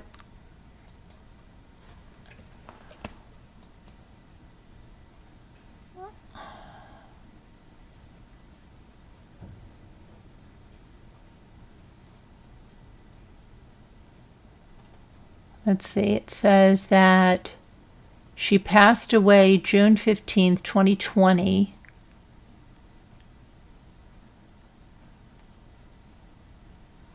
Connie married Ronald Coleman. He survives. Survivor's husband, mother. Her mother's still alive. Wow. She was... When were you born? 1954. So she was... When was she? Oh, she was going to be... She was 65. 3 sons, Chris Coleman, and they put Waupun, Wisconsin. Brad and Jennifer Coleman, Chester, Illinois. Keith and Emily Coleman, Bella Vista, Arkansas. 3 brothers, 3 sisters, 6 grandchildren. And preceded in death, 1 daughter-in-law. They mentioned the daughter-in-law. Sherry Coleman, and 2 grandsons, Garrett and Gavin. I'm surprised. It was Connie's wish to be cremated. Okay, so she died. Now, where is this Tara Lentz today?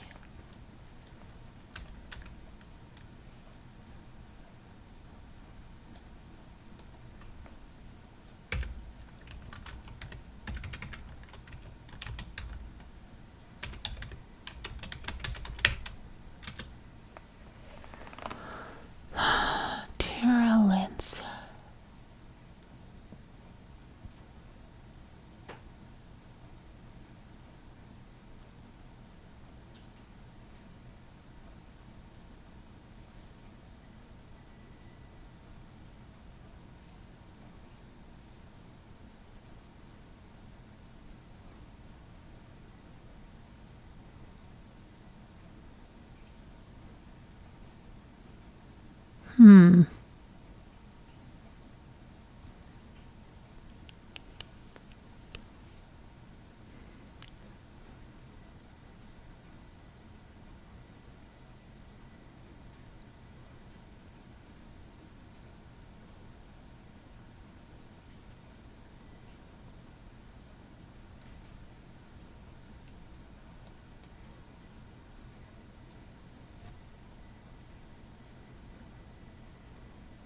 Hey, wait a minute.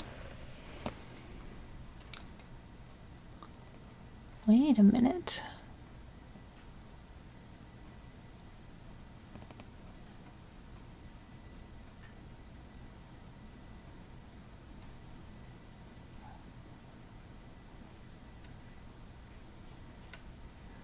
He wasn't a millionaire. That doesn't make any sense. That makes 0 sense.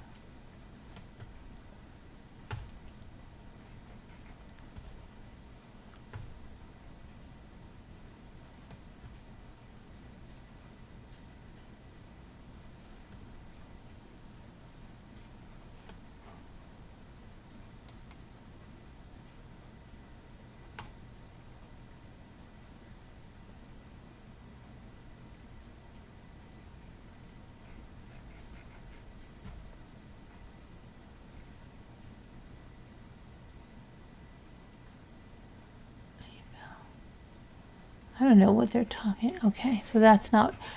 Anyway, that's about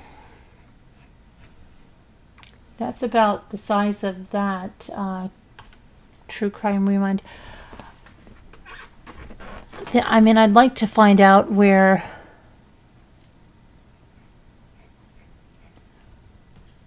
Tara is today.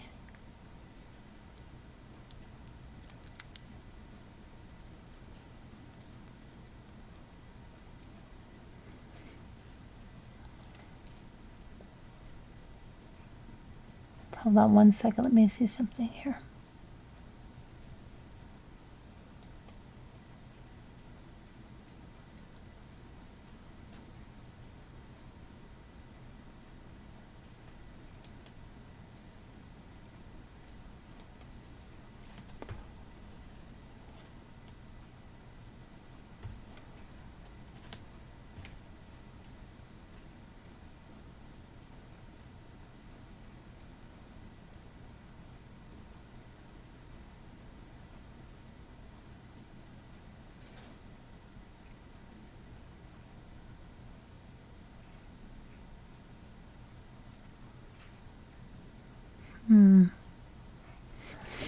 That's a very poor article.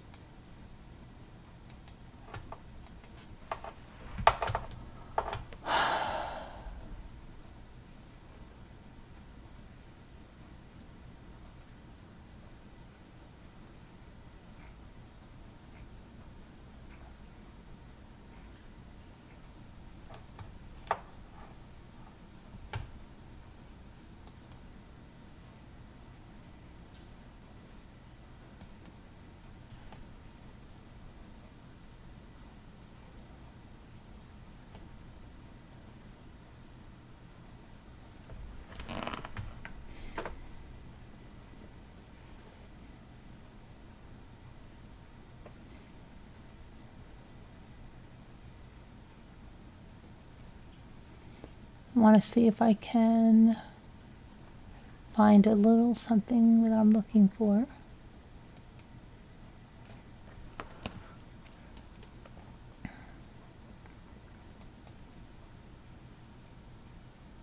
Oh, he's proclaiming his innocence and saying he was set up.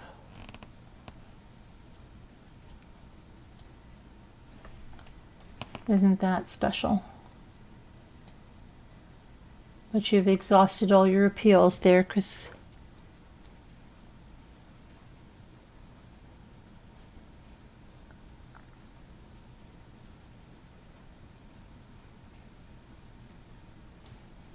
Okay, let me go to something here.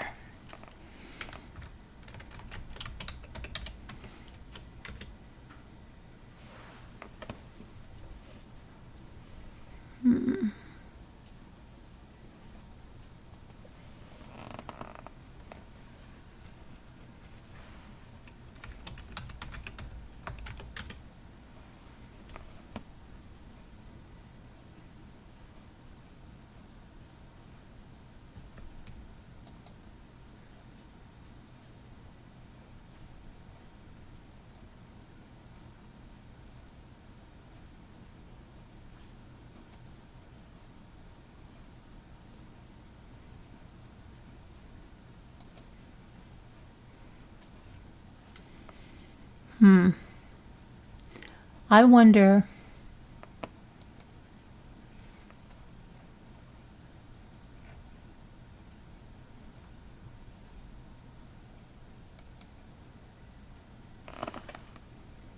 Let me see something.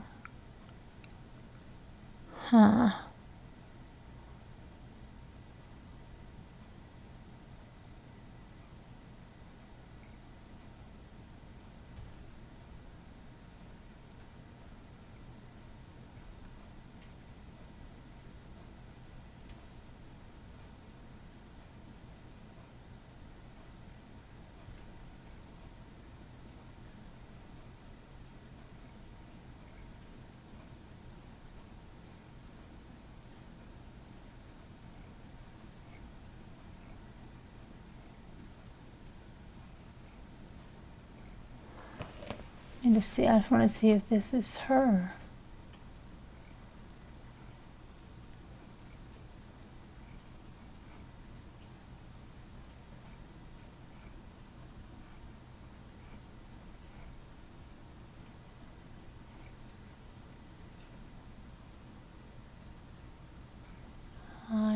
think so.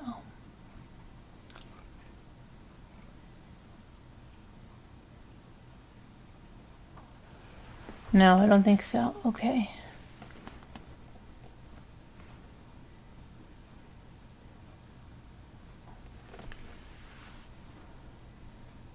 All right. Let me go. I want to look at one thing. What did I want to look at? One more thing.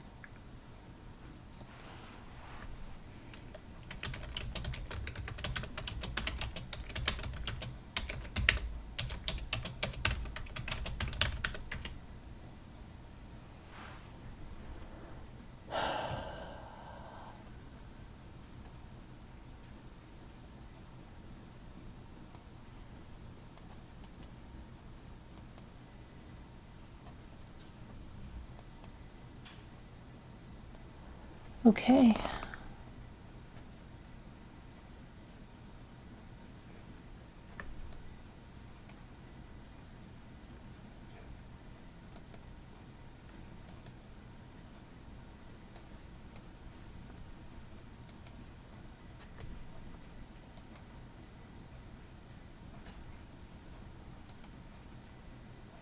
I believe. Let me just see one thing here.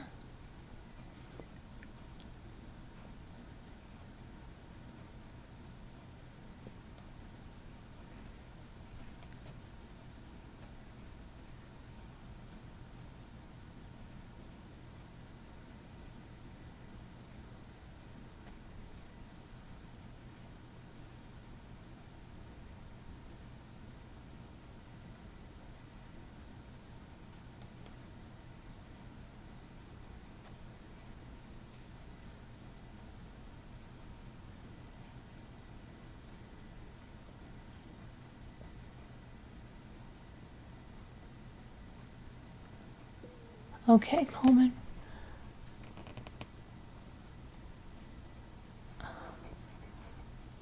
Okay, so yes, his house was auctioned.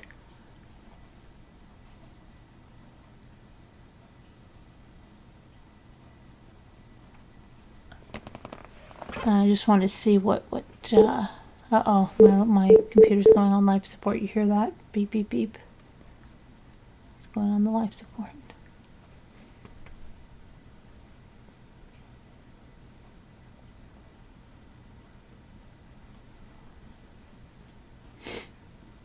I wonder if, oh, that's what I wanted to see, if he was,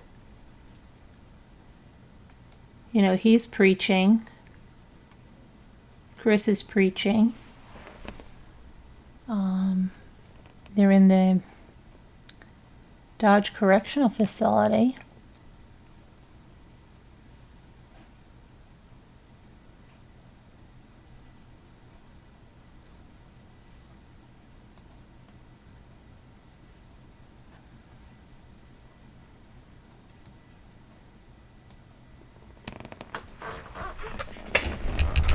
Ouch.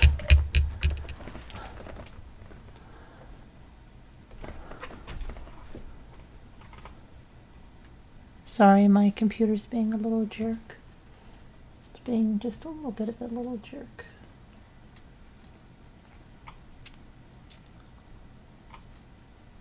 I just have a white screen that I'm looking at, so I can't see anything, but I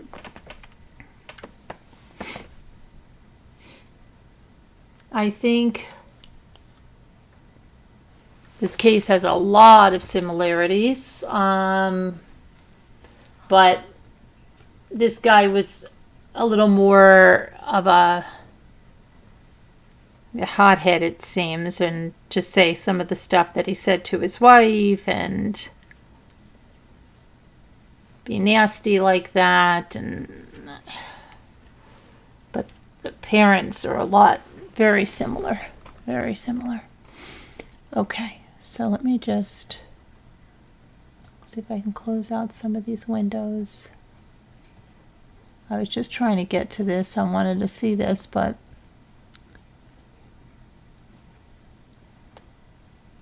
it doesn't want to let me see it.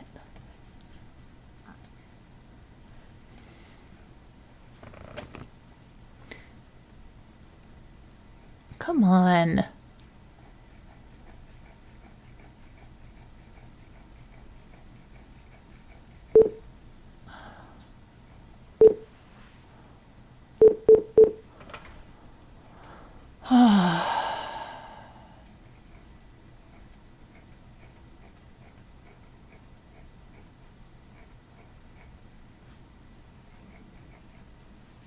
doesn't want to let me see this.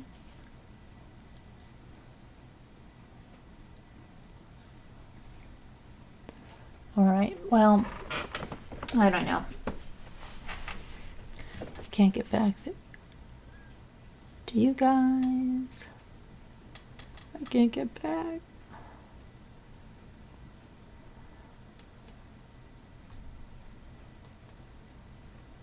Let me try to close something here.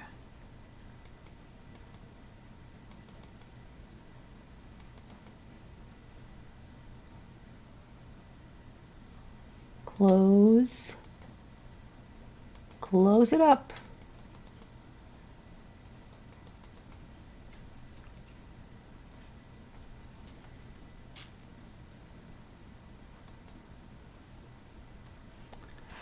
Do I want to? No. I don't need to save that. Just get rid of it. Goodbye. See you later. Close down.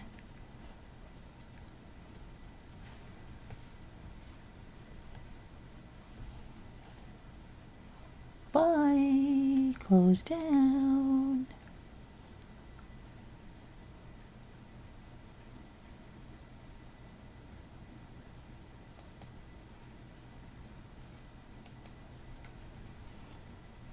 Close down. Come on.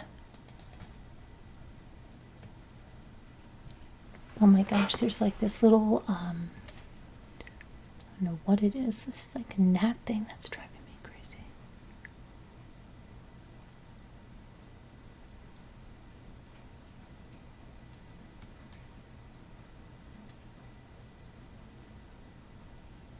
Okay. All right, here we are. Okay, hi. Hello. There you are. Hi, Super Chat Cat. How are you? All right, so does anybody have any thoughts on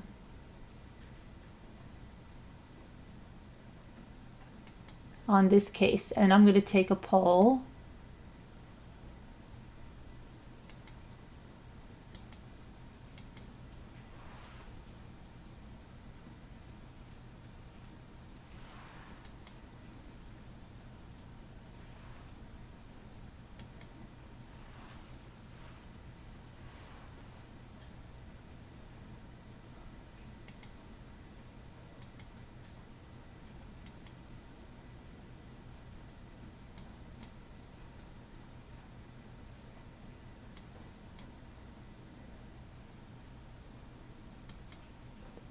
Hi, is it just you and me and Deborah in here?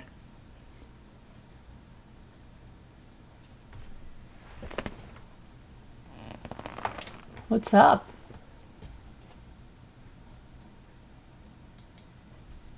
What's going on? Where did everybody go?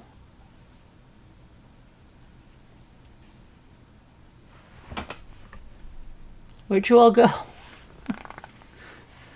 Everybody went, everybody left.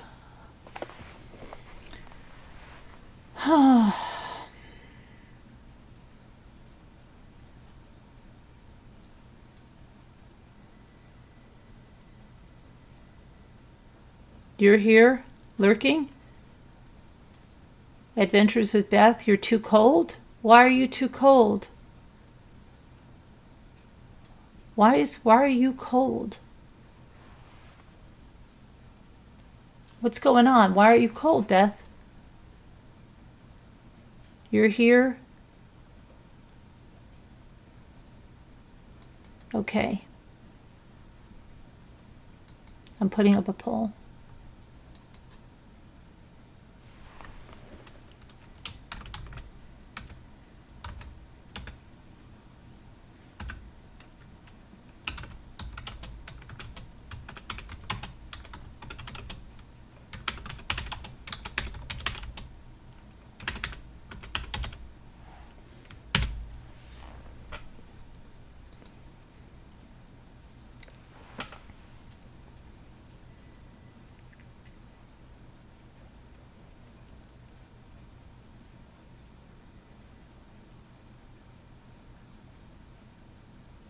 It's only 61.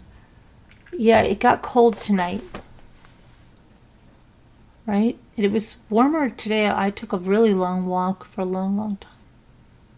I was going to go swimming, but then it's just not good. Not good at all. I hate that tomorrow's September 1st. I hate it beyond belief.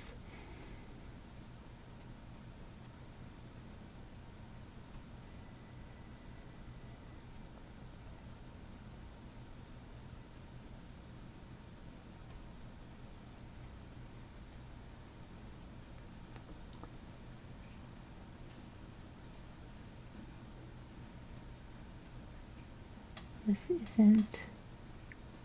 Got used to the 90s. Isn't it nice? Yeah, we didn't have 90s. Jimmy said it's going to be warm next week or something. Yeah, right. Okay. Of course.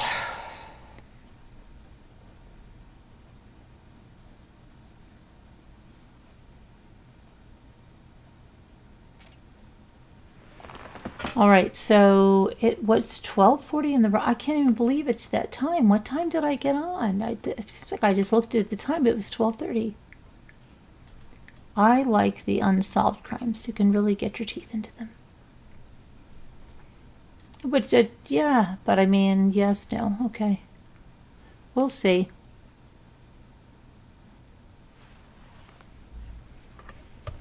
Where is everybody? Where's Sharon? Where is Sharon? Where is Elle? Where is Janae? Where is Bucky Ann? Where are all my peeps?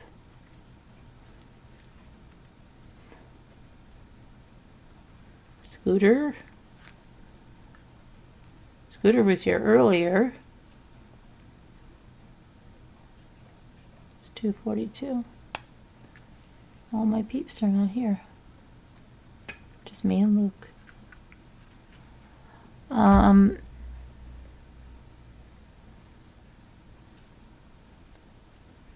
Oh, Pitbull, it's pretty, but it's... don't like it. I don't like it.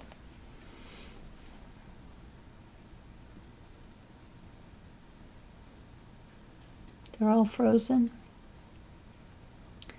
I don't know.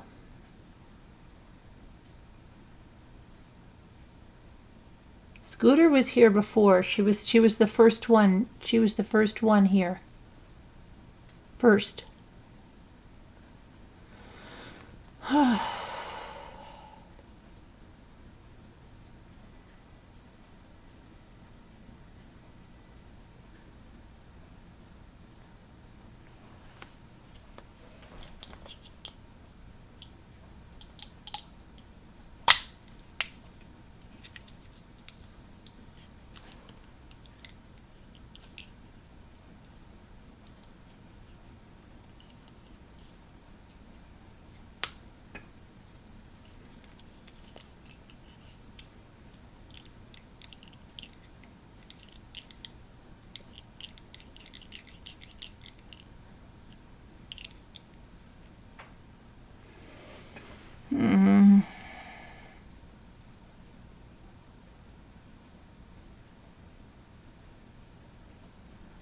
Okay.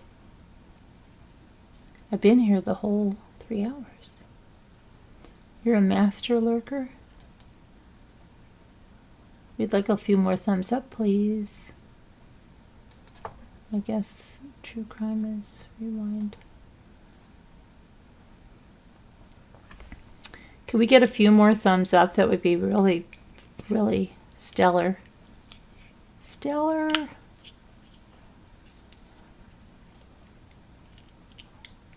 Is there anywhere still warm in the winter? Yeah, there is. Down, I mean, what do you mean by warm? You mean like hot? I would settle for South Carolina. I know it's like, I was like, it gets cold down here. It's like, it doesn't get cold like here. If I was where Elle and Jeanette, I told Elle I would be down in Edisto every weekend.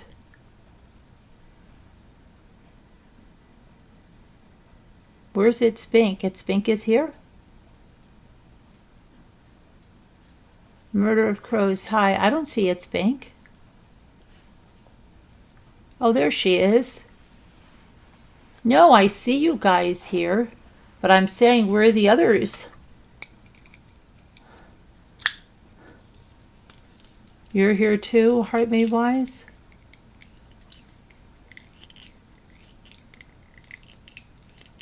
Carolyn, I know you didn't ask. No, but I don't see you guys. And Bink, I always ask for you, and you never play with us.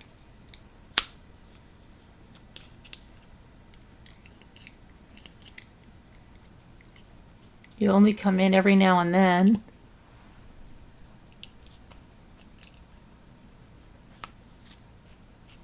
There's Julie.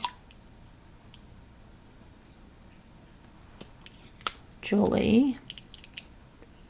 You know, Lisa Hobbs, I saw you in the comments, but I haven't seen you a lot in the live streams. Lisa Hobbs. Where's Linda Uribe? Linda Uribe. Where's Linda Uribe? Marianne. Mary Warren.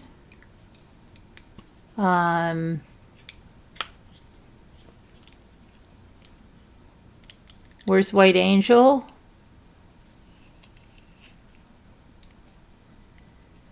Oh, there's Marianne.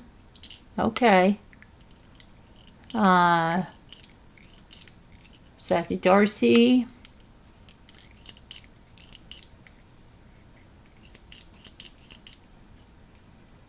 You may book a holiday for January. Oh, yeah. Nice.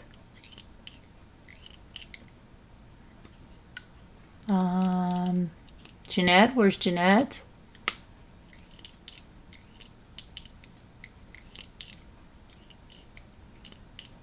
I'm really Rich Guillaume. Where's Rich Guillaume?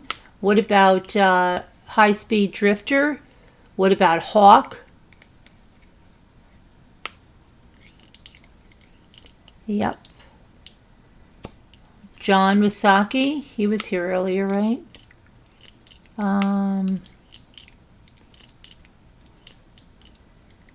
Trying to think about all the people. Jeanette's here? Okay. Who else? Who else? Linda Uribe. Where's Linda Uribe? There's Mary Warren. Billy Boy was here earlier. He was here earlier. Kevin. Kevin was here. He said he would be right back. He's probably going to get tea. Or what was the other crazy thing? He told me he had to order something to eat for someone. Billy Boy Blue. Who else? Who else am I usually...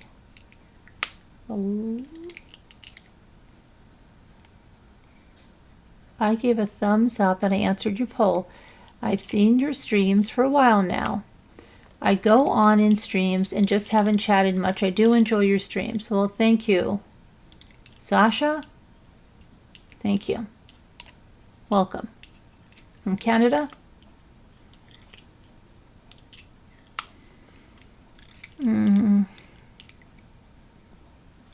So there is White Angel, and then remember that lady from Canada that Ruff bought something for her? I don't know where she is. And then what else was I thinking about? Lady Elaine, who's not a flip-flopper. Sherry M. Where is Sherry M? Sherry M. I still have your ornament. I thought I shipped it, but I still have it. Peridot Eyes, where are you? I still have your cat bowl and your thing. Captain Lee fan. Let's see. Flow on the go. Easily distracted. I said White Angel, but that's not who I'm talking about. There was another lady. Special needs mom. K-Rocks I saw earlier. Who else? I'm worried about Linda Uribe. I hope she's okay. Who else? Lisa Hobbs. I see her in the comments. I'd like to see her more in the chats. And Luke's fishing video.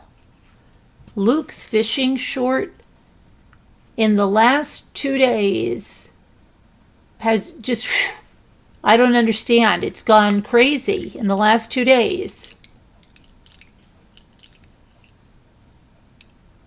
Did you all see Luke's fishing short?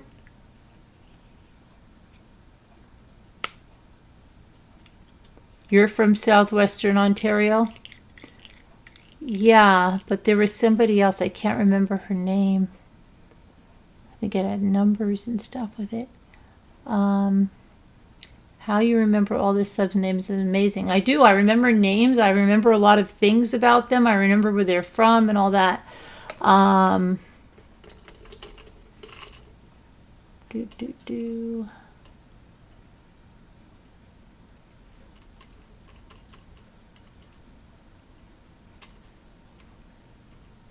I still remember a lady named Crazy Cat Lady from eons ago. And she was going through some... You have to go... Some people have to go to sleep. I don't know why. Marianne, really? Oh, I don't know. Hi, Murder of Crows. Murder of Crows, you come pretty regularly because I think you like the word game.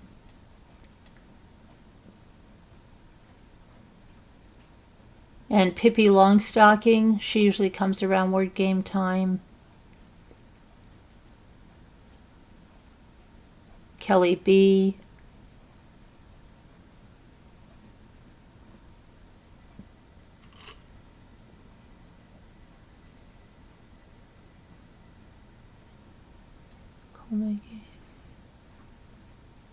Didn't know about... You barely followed the Watts case, Julie W.?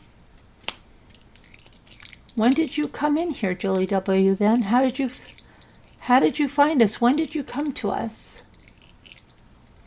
When did you come to us, Julie W.? Have a good evening, all except for those who blocked you. You're leaving us, Pai Mei? Where are you going? That's not nice, Pai Mei. Hi, Painted Black. Yes, she's lurking.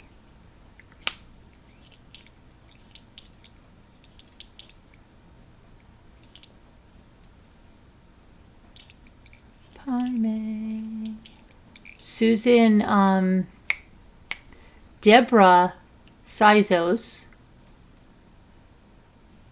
Remember Leah and she burned a cake? Deborah Sizos. Then there's Susan, who used to do the diamond painting with the D.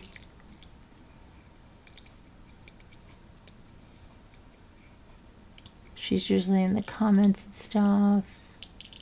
Remember Linda Holub and Linda Hoban? Where are they? And remember the Linda that used to come on with her dogs?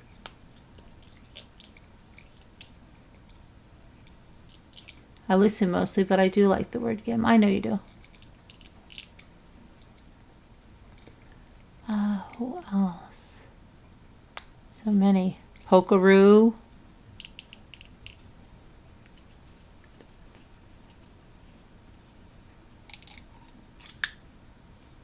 Why is Pai Mei leaving?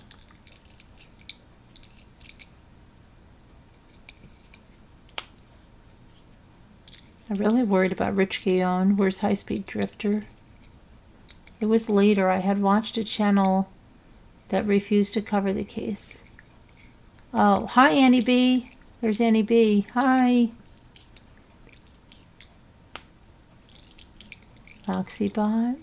Haven't seen her in ages. Not in ages.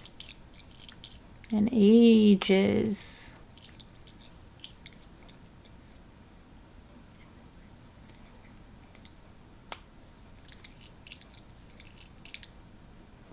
What was it, Julie W? What drew you here? High 61.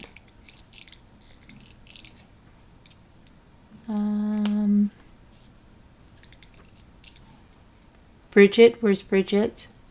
Remember Renee? She used to do the painting with when we had random guy Jeff.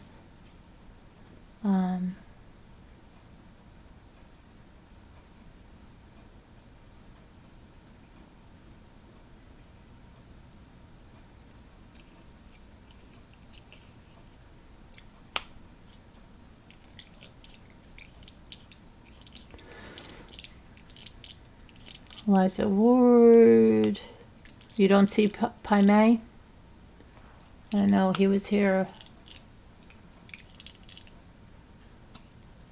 Why is Pai Mei, why is Pai Mei upset? What is going on with Pai Mei? What happened? Pai Mei's upset? Heart Mei Wise?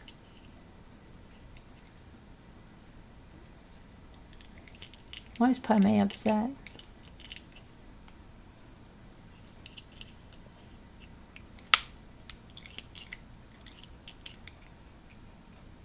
Christy Love. Hi, Christy Love.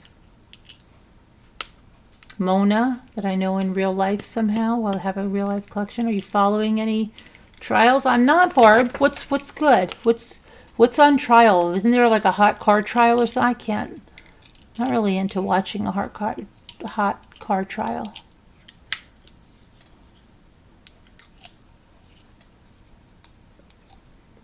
Oh, there's Sassy Darcy. I don't think Pai Mei is here now. Oh.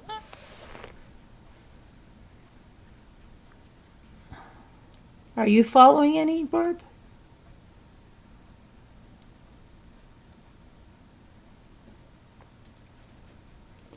Are you following any, Barb?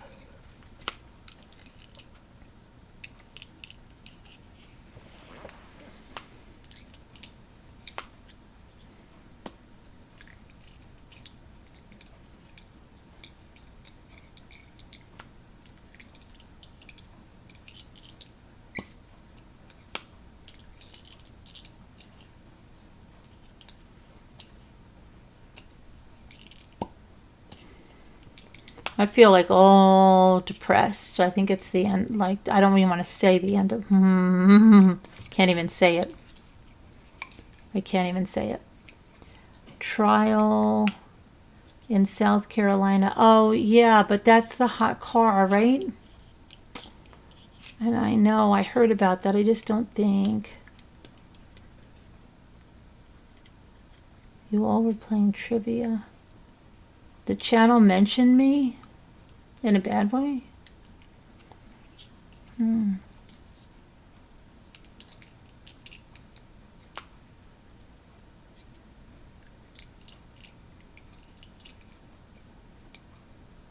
Janae Ann is here?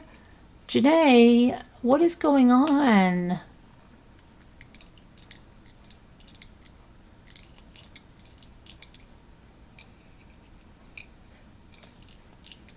Where's Elle? How come Elle's not on? Is Elle sleeping?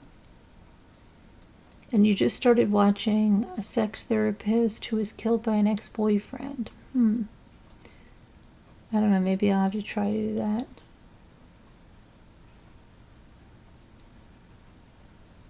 I have no content without Carolyn.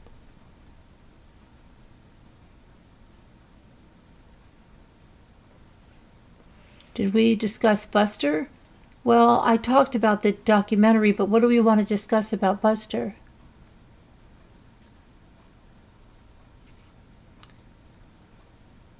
What's to talk about Buster? What do you do?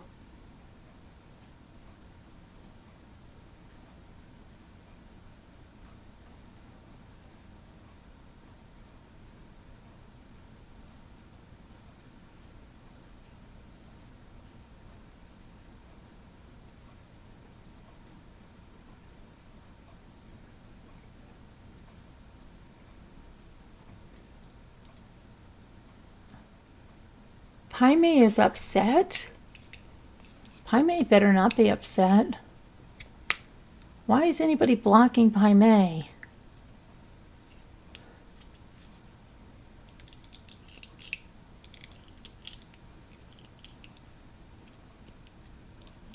She was Drew Carey's ex? Oh, I think I've heard that.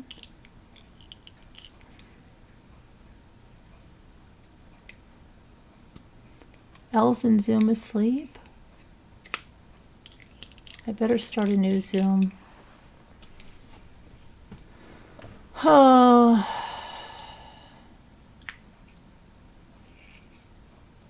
Oh, good. Pai Mei doesn't. I hope Pai Mei is not upset.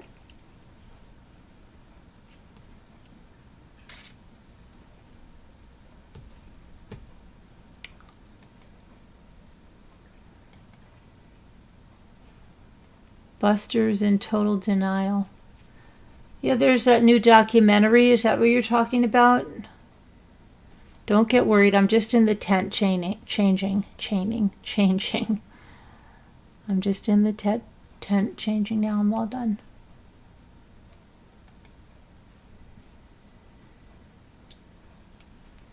You had a big day yesterday. Okay.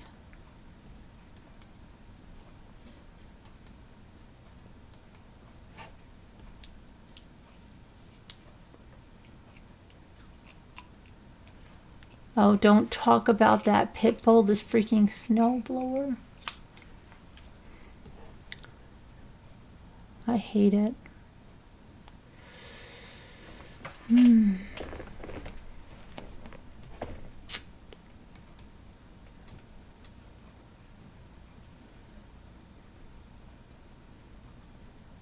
What am I trying to do? Oh, I've got to do this.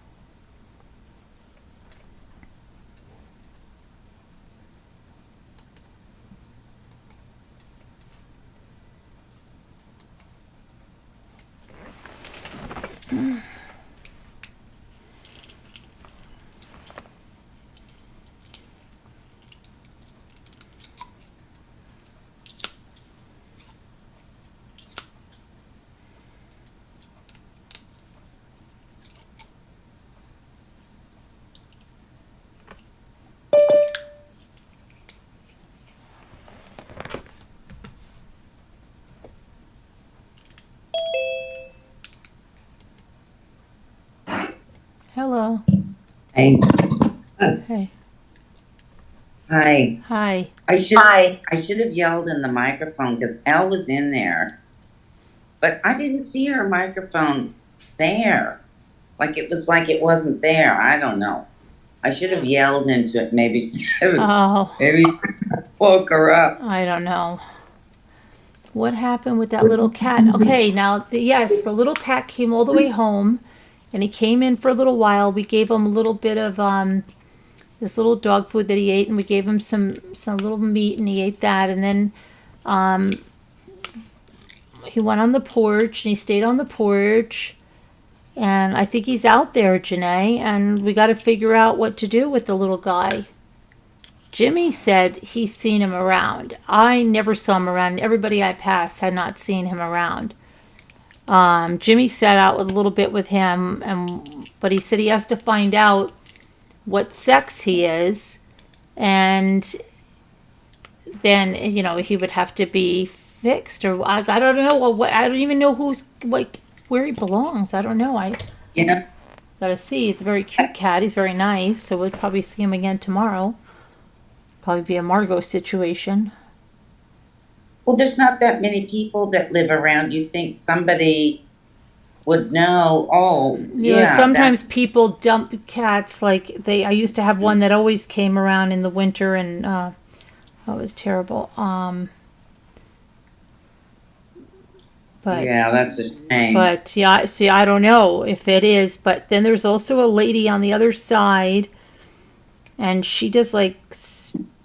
Her car says please spay, and I don't know if he could have she runs like a little bit of a cat sanctuary. I don't know if the cat got away from her. I don't know, because he looks pretty. I don't know. We've got to see tomorrow.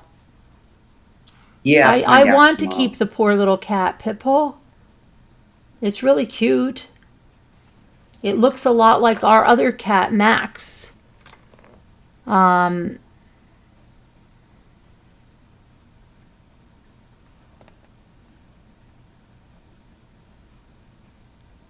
Did it stay around the house or is it kind of just in off somewhere a little bit? no, it came right up in the porch. It came inside. Oh, Yeah, and then it stayed on the porch, and we put a little food out. oh, right.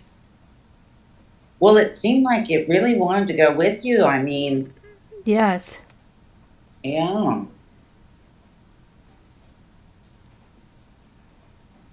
Well, maybe it did escape from the lady that does the cat thing. I don't know. I guess we'll find out. Yeah. I'll have to find out. Yeah.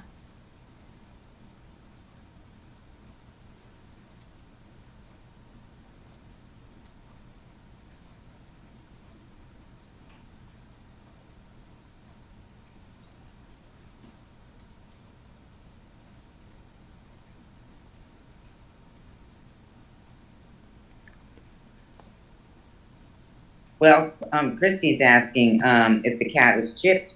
Carolyn just saw the cat. It was just a couple hours ago. I was walking, Christy, and I was going around, and I just heard this meow, and I just go like this, kitty, and this cat just came flying out from the woods and landed right there at my feet and followed me all the way.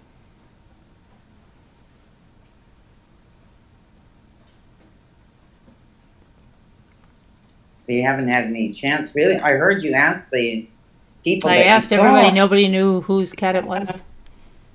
They hadn't And seen they it at also, all. Jimmy oh, said that he thinks he saw it or heard it. I don't know what these. hmm. It looks a younger cat. Yeah, it is a young cat. Yeah.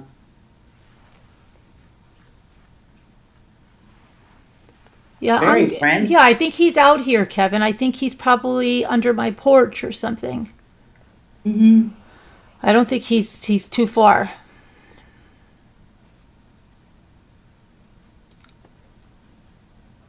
He came inside.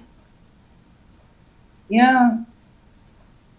Well, it looked like he really wanted to be with you, or she, with Mm-hmm. whatever the case may be. Right.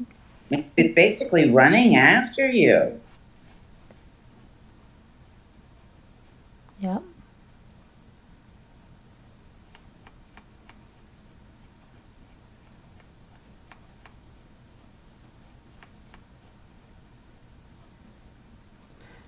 Yeah, I just looked. I didn't get a good picture of him, but he looks like a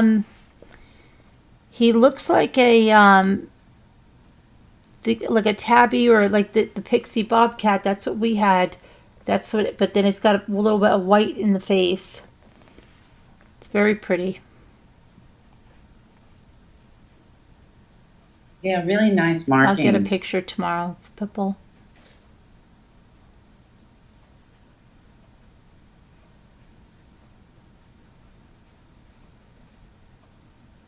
Did the cat seem hungry or not really?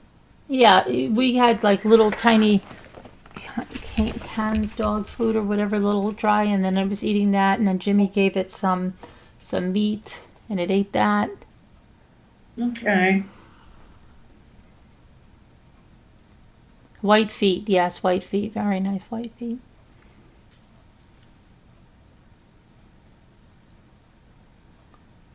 White socks.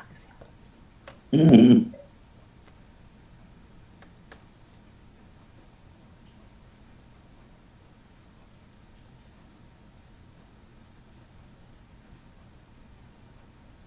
Well, I think Pitbull thinks that you showed the cat on the live. Oh It was in. no, it was in Oh, Zoom. We were in Zoom. I was walking. Cats come to you for a reason, really, Pipple? Well, it came right to me, and it kept wanting to come right to me.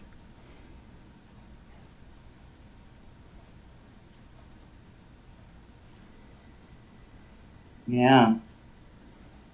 even when the dogs were around, it just kind of went in the side bushes for a little Right. while. And even walked on Then when the they main left, road with yeah, me when the cars went by. yeah. Really, Sharon? You fed a kitty, it's yours now? Really? You think it'll be around here? Even if it was out on the porch?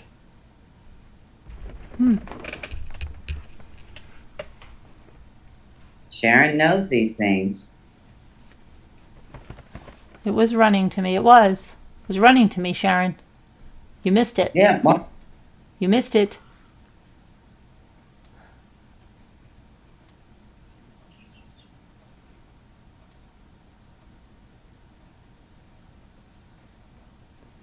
I want a couple of random. This just happened, Sharon. I haven't had this happen in years and years and years. One time, a you bunch know of what? little kittens showed up here. I was pregnant and What's had a really baby. funny is that Sharon keeps saying, "Oh, I wish a random cat," and then look what's happening with Margot and what's happening with you. So Sharon's been saying this, but it's happening to everyone else, and not Sharon. When are you going to get your turn? You have a Labor Day weekend. Hi, Sasha.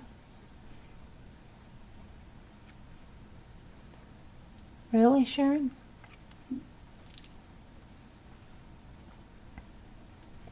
Yeah, Sharon's been wanting the random cats, but everybody else is getting them. You don't know what happened to the random poor kitties.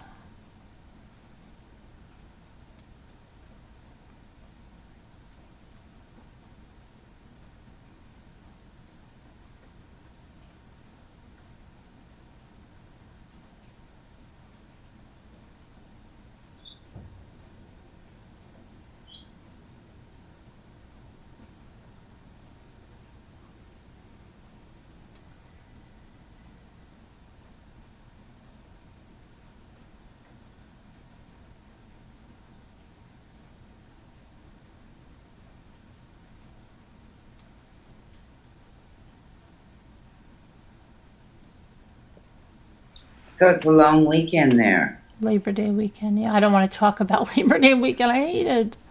Oh, okay. Yeah, because it's, you know, what it is. I can't even mention it. I know. I understand. You have baby kittens, I know. But I can't believe how much this cat looked like Max, and just like, oh, it's crazy. Pitbull, you have 8 cats? That's a lot. 8. Wow. It looked very young, yeah. It did.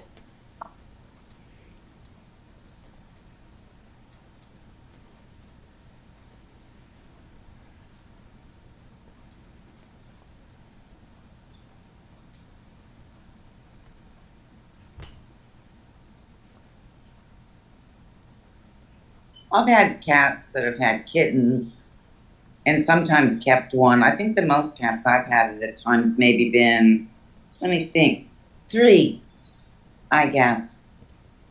Other than a short period when a cat's had kittens until I find them Yeah, it homes, looked you know? it looked very healthy. Yes, Kevin, it did.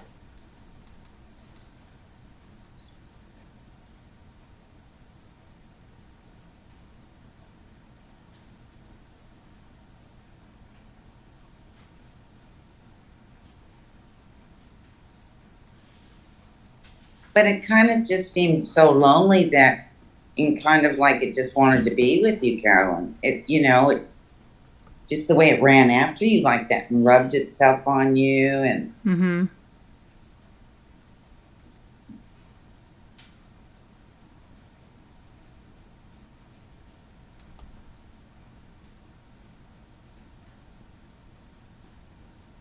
because usually if it's somebody's cat and they live in the area or they wouldn't usually act like that with someone they didn't know. I wouldn't think. Mm-hmm. Unless they felt lost or afraid or, or hungry or something. Well, Something's it was going a little on. like it was afraid of like when it heard a sound or those dog Yeah. like it was afraid. But then it Yeah. would come, and then it went to Luke, because then Luke and Jimmy came down, and it went to Luke and Jimmy, and then Jimmy could hold it, and he said that he didn't go to scratch you. I held it like when you wanted to get down or anything. Yeah. Very nice. So, if it was acting afraid, you'd think if it lived nearby or something, or even a little further, it would run home, not to you. I don't know. It seems strange that all of a sudden there it was acting that way.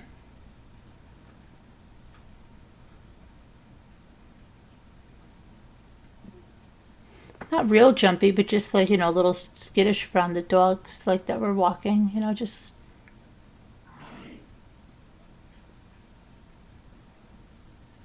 Not afraid of you at all. The No. reverse.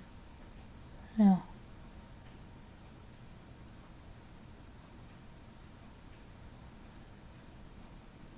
Yeah. Just seemed a bit unsure of the surroundings and a little bit like that. Mm-hmm. But not of you. Mm-mm.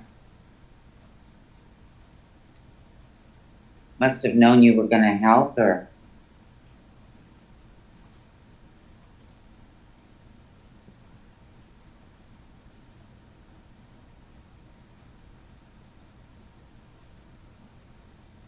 I know I agree with you, Abby.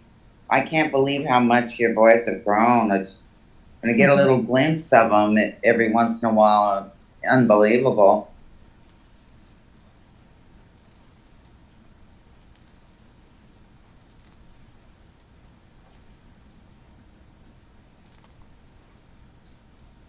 Okay, Kevin, I trust you. I'll see. I'll see. What else? Bink was just how much Luke has grown. Why don't you call in, Bink? Why do you have to be so bad? You're in trouble, Binks.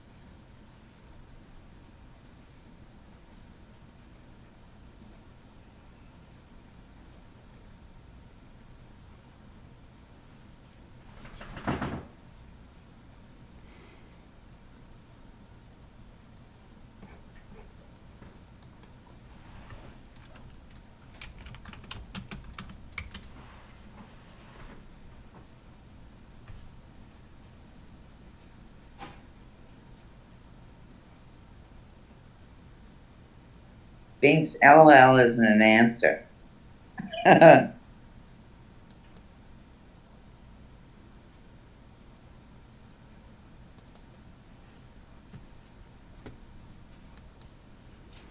and Debbie D got a cat too, right? Yeah. Well, Binks said her computer cuts off all the time, so she doesn't like calling in, I guess.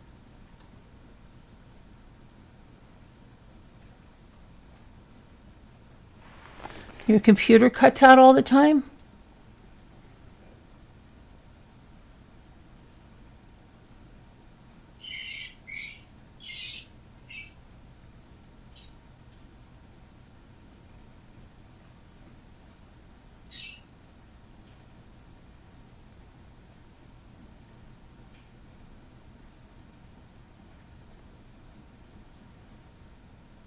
Yeah, Julie, indoor cats they have a way of doing that.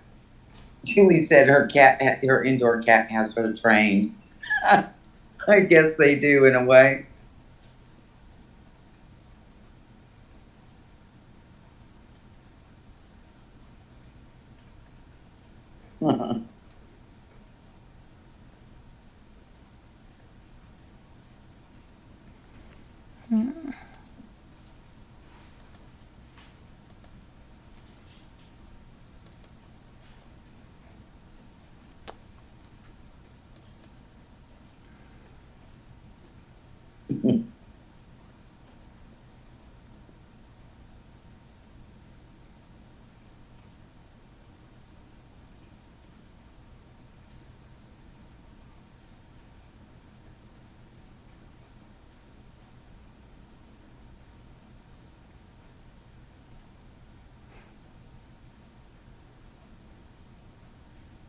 The similarities with the Chris Coleman and the Chris Watts, Yeah. very eerie almost. I mean, so many similarities.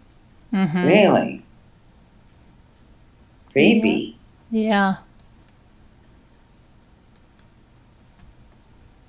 Yep. Parents were like the same. Yeah. And kind of, I don't know, the girlfriend, If the she wasn't good affair. enough, and it's always her fault. And then he met her. He was in the Marines, and then he met her. Mm. And he was so good. He never did anything wrong. Even when he drank one time, he had to go call and confess.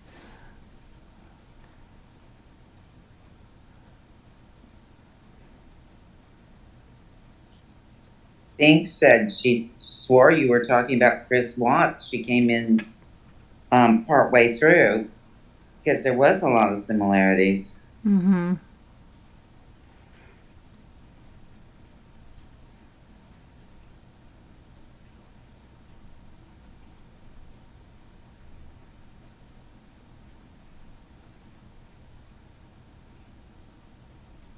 So with the death penalty, they need unanimous, don't they? Do they? Like the jury needs to be. Yeah. Yes. Yeah. Mm-hmm. That's what I thought.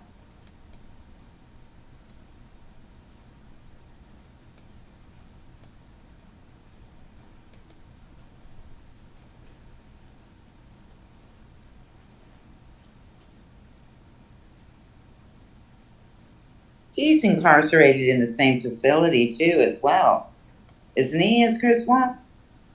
Yes. Another thing. Yep. That's a maximum security, isn't it? Mm-hmm. Yeah. Yeah. Making the murderer guy is making of our murders, and like the one right around it. It's not in the same building, but he's around the corner or something, Wow. making a murderer guy. And there's also another. I forget the other one who's there. Hmm.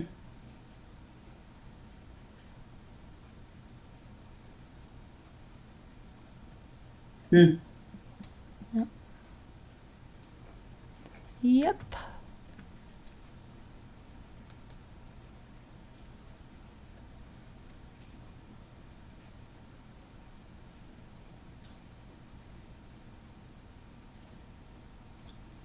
So this guy didn't have any kind of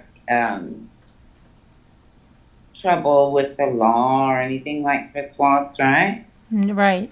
He was in the Marines Yeah. and working for the minister. It's just, I don't know. It's really hard to, I mean, even if you kind of try to get your head around the fact that they think of their own family and their own children as just objects, I guess, and not people or humans that are just, I guess, just get rid of them and I'm starting a new life. They don't have any feelings for them. They don't. It's crazy. No, it's just, I can't. I don't know. I suppose most people are the same. They don't. Crazy. Yeah.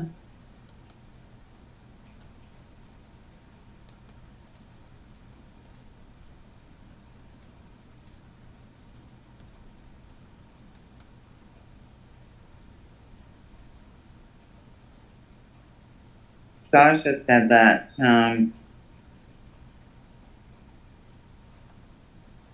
one of her sisters who took her life 4 years ago had two children that were taken by their father in 1979. How awful. Mm, Oh my gosh, how awful. sorry to hear that.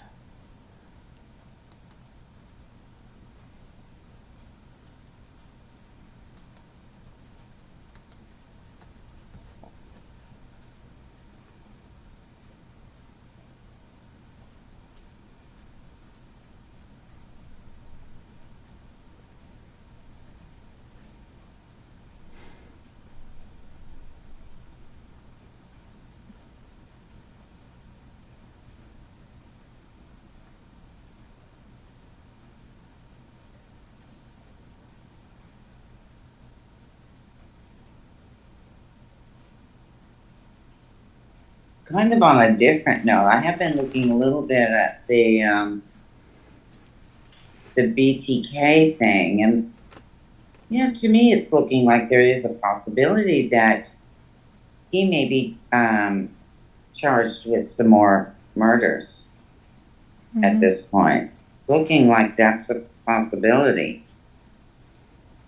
Yeah, maybe. I can't get into that guy. He's, I don't know. Yeah, I know. I did for a while, and so with this new stuff, I understand. It's not everybody's. Yeah, I know. No, Coleman isn't in McDowell Corrections in Virginia. No, he's in Dodge Correctional. Dodge, yeah. Yep. Because I looked it up just to double check it a little earlier. So I wasn't sure.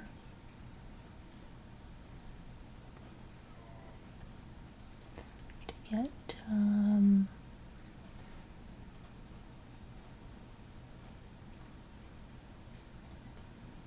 tomorrow's Friday.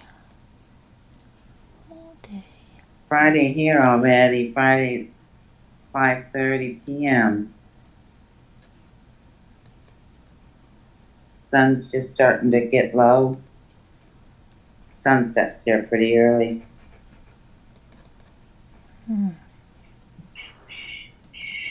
Shoot, You can hear the cockatoos squawking. People can hear my wildlife. why can't this happen here? Oh, our eagles are very loud. They're beautiful. They're so loud. It's the baby. It's the baby. It's the Beautiful. My neighbor said that there's three. And the parents, they raise the young eagle, and then they shoo him away, and he's got to go on another lake somewhere. They stay on this lake, and then they have another baby. Oh. They shoo the young ones off. They have to go. They want them to go fend for themselves on another place. Carolyn, I remember the first time that you said you'd seen them there in years, an eagle. That was after my mother. Was it both of them? I think both of my parents. Yeah, the first year or so too. Yeah, and then always. Then they've always been here since then. Yep. Yeah, I think I remember you saying that. Okay, let me see here now.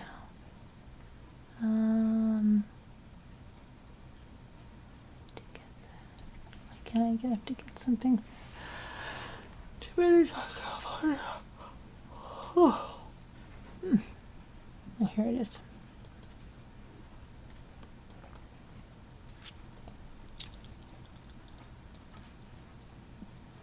So eagles mate for life, I guess. I don't know if that's all eagles that just do that, or I don't know. I know that some do, if not all. So they just get one partner and that's it, I think. Somebody in chat might know. I know at least the eagles that I know of. There's different types.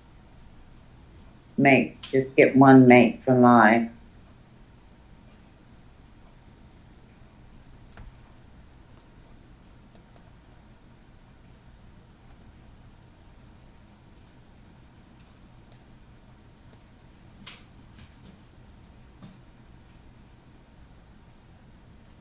Hi, Christine Nelson.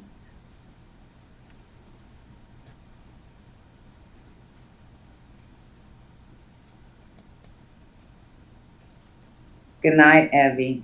Good night, Evie.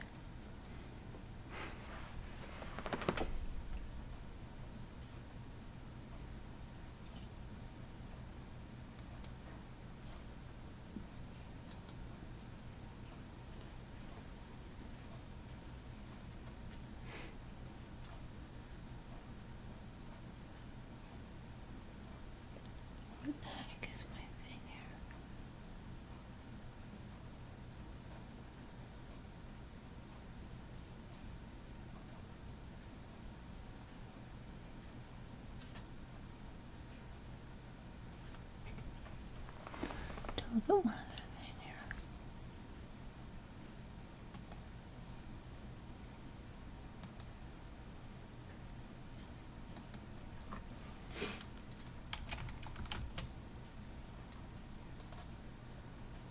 Oh, Adventures says the bald eagles mate for life, the others not so much.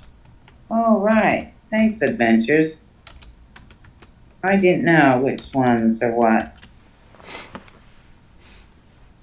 My neighbor said he's been studying a lot, and that's when he said to me that that's what they do. They shoo the sun off after a while to go over.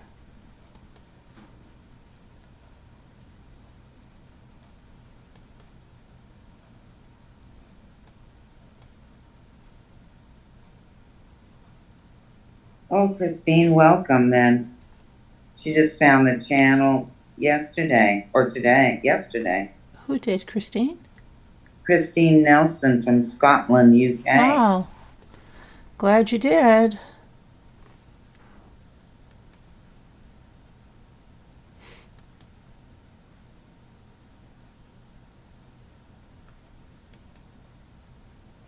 Oh, thanks, Julie.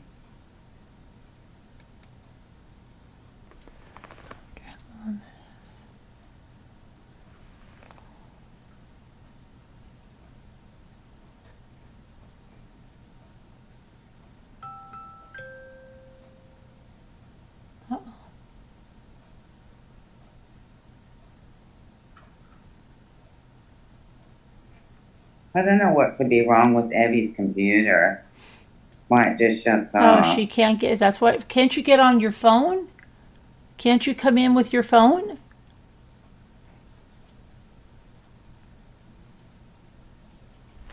I guess my thing. Where the heck?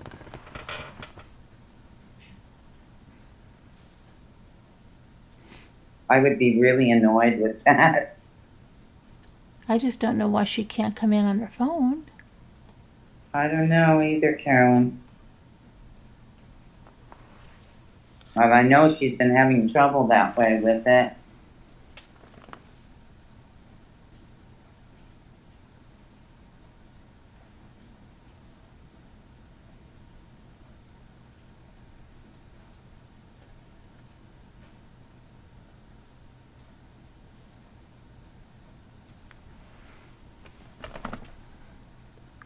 Come in on your phone, Evie. I think she's going to bed, Carolyn. Oh, she's going to bed? You're a lightweight, Evie. She's saying good night. Good night, So, Evie.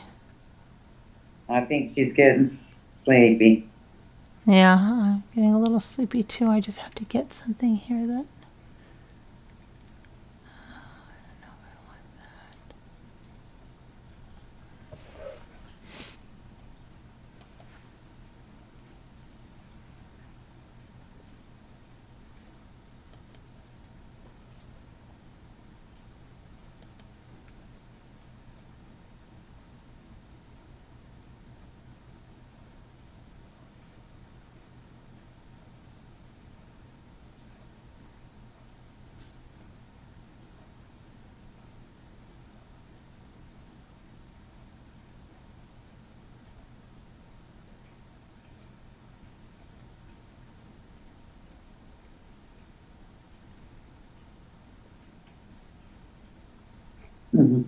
Sharon's gonna call in.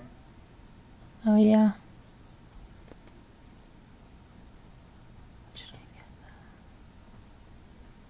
Come on down, Sharon. You're our next contestant. Mhm.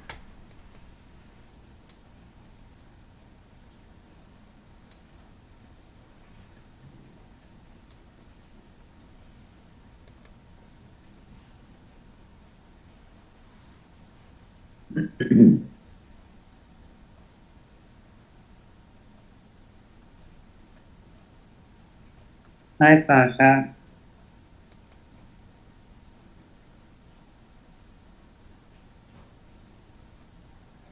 Another Canadian.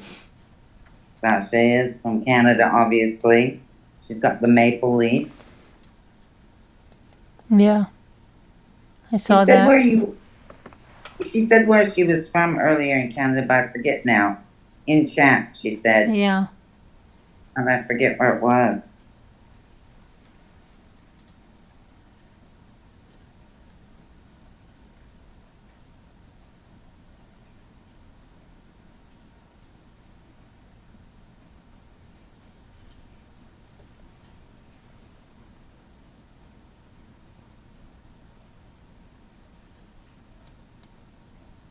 Kevin's been on a Quincy Oh, yeah, I binge. know.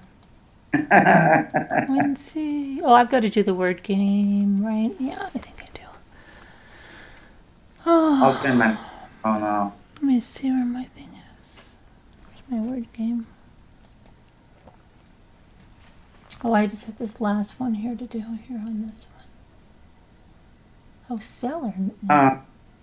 Sasha's from Ontario, London, Ontario. I'm in Australia, Sasha.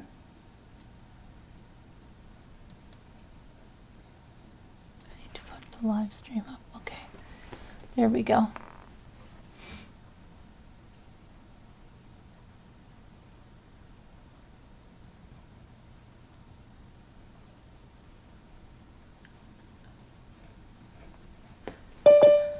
Oh, here comes it.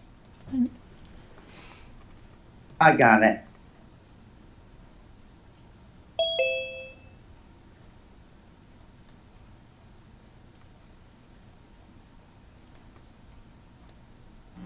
Hi, Sharon. Hey, Deborah. Hi. Hi. Hi. Hi.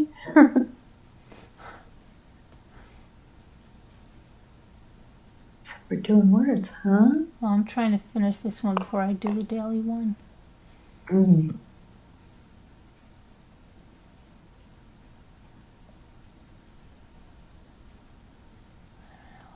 This one is, what is this one? Circular? Circle, see? No, I already have that. Up on top. Oh, it is up on top. Darn it all.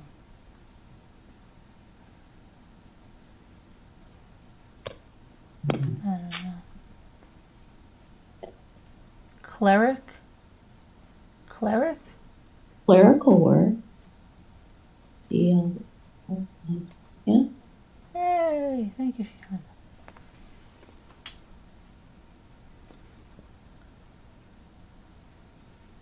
Alright, now we're going to go to the daily puzzle. Hey, Annie B. Oh, 20 coins.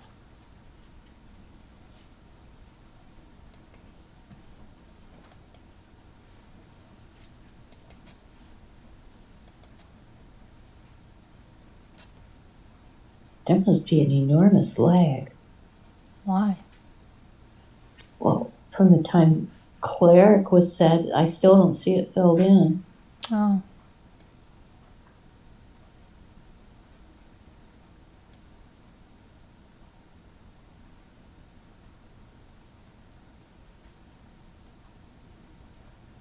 Hmm.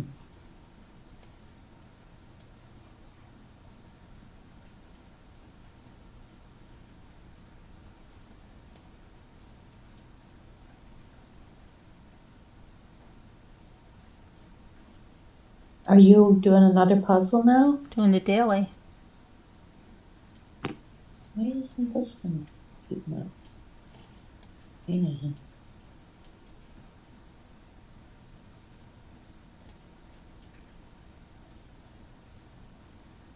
Can you hear me? Mm-hmm. Okay, good.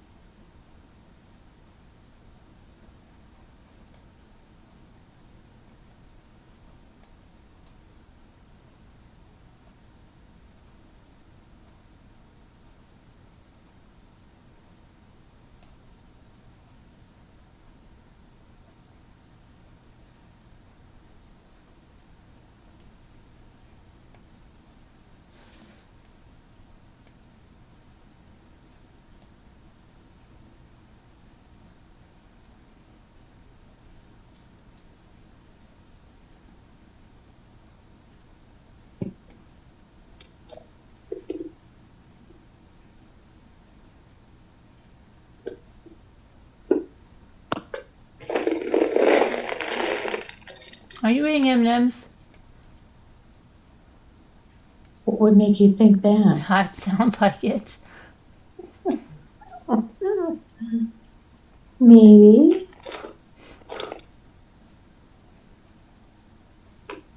Oh, now I have to organize. Oh gosh.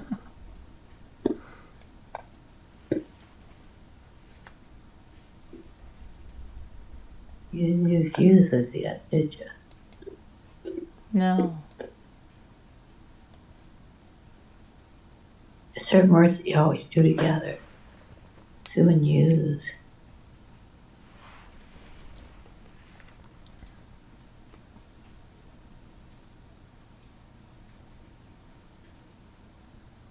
Let's see.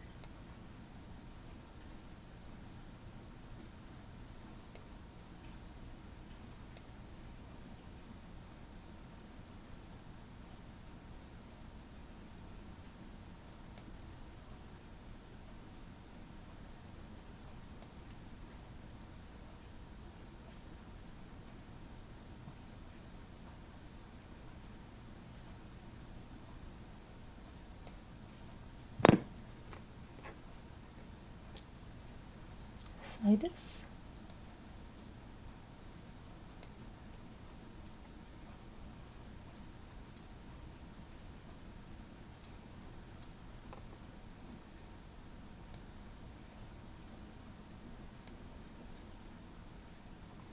Try Sue's. Oh, you've got Sue's. Yeah, that's right. Suettes. I doubt it, but I tried that. C2 won't work. I've tried that a million times.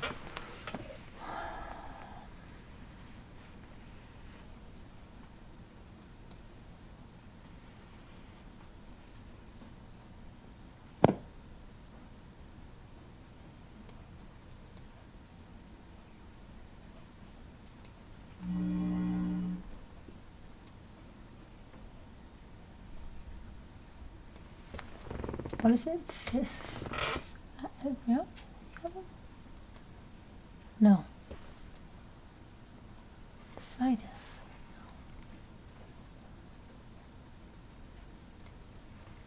S-I-T-E-M. Yeah, that's already there. Yeah.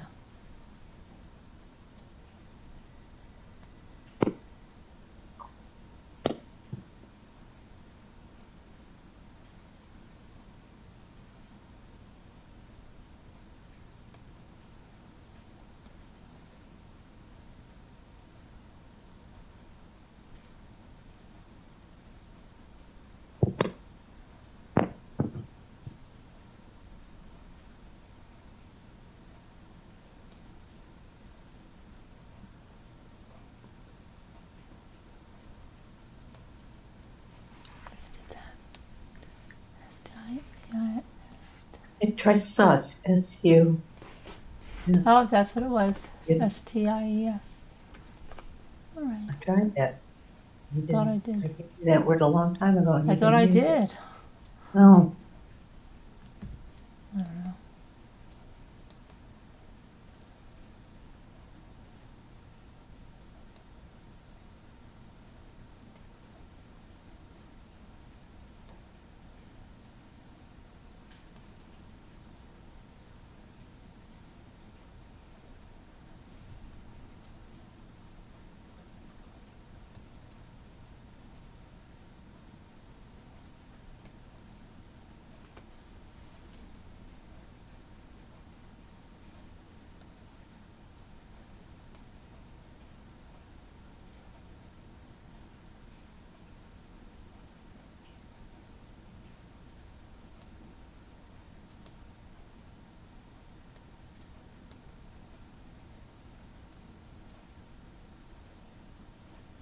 That was a good one, Carolyn.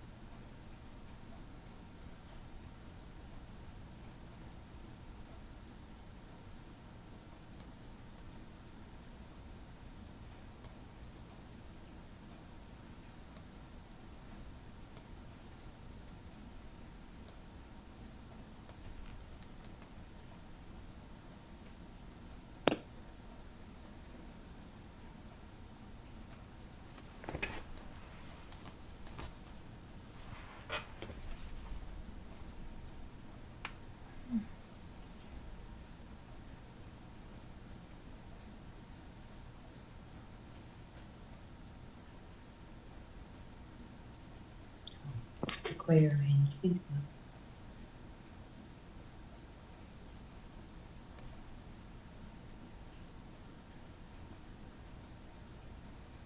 Right.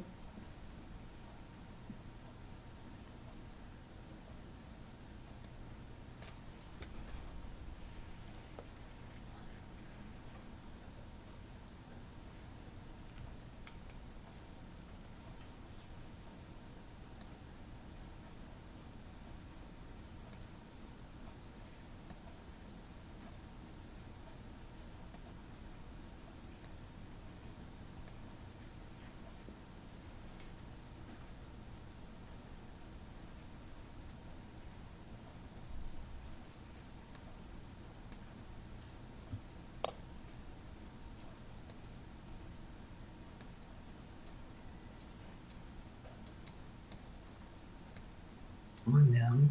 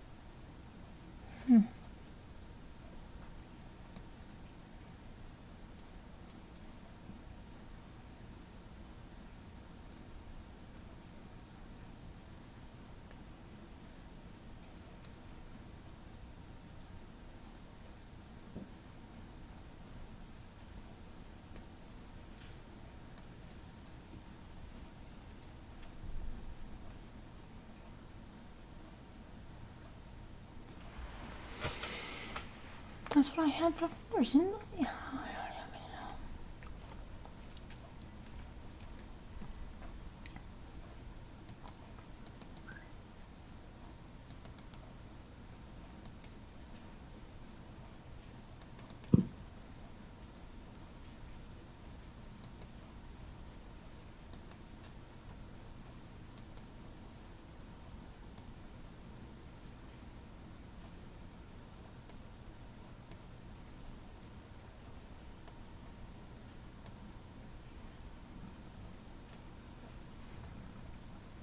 Premium Pass started over? What? Premium Pass started over? What do you mean started over? I just saw you get Yeah. the second. I don't even know. Isn't it always the same? No, Oh there's no. the Premium Pass and then there's the cookie Oh. box. Oh, okay. I just emptied out the cookie box the other day. Huh. You mean they don't run at the same time? No, they don't. Cookie. I mean, maybe. Wait a minute. I'm lost. Sorry. You mean the extra words and that thing doesn't run at the same time?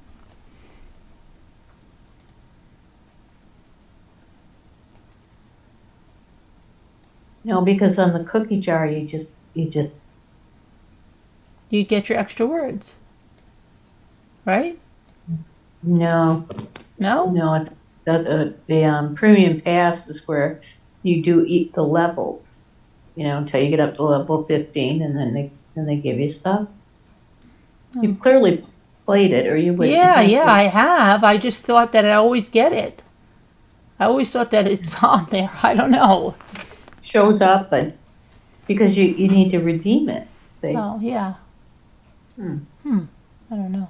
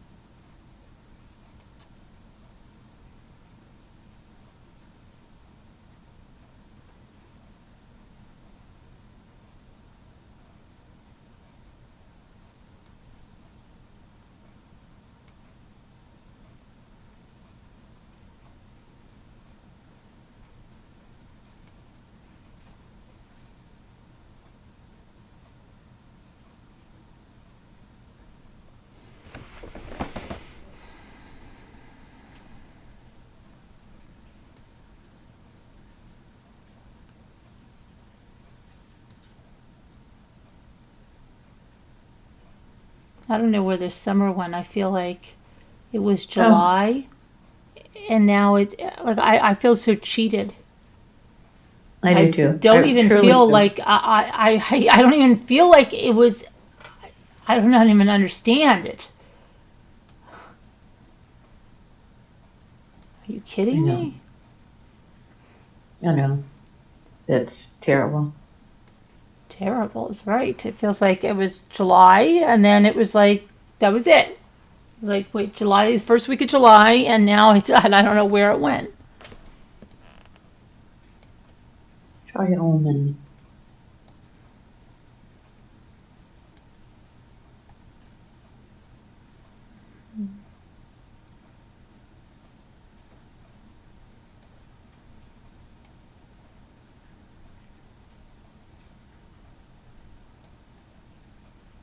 Hero. Horn? Okay.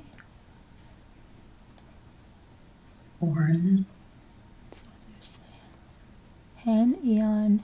Oh, her. Mm-hmm. More. Oops. Okay. Stop. It went fast. Oh, stop. It's so crazy, Kevin. It's just ridiculous. I can't stand it. Yeah, I know, Kevin. It's killing me. Hate it.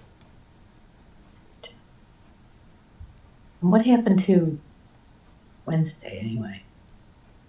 Where'd it go? I know. I don't even understand. We were supposed to do so much more stuff than we did. It's like crazy. I know. Eon, her, hem. Hem. Yes, hem.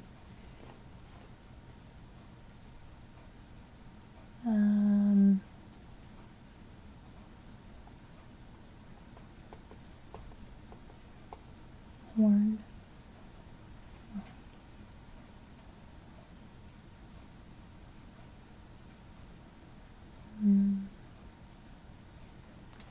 What is this one over here? Just need one more, guys. Norm, you already got Norm. Yeah. More. What is it supposed to be?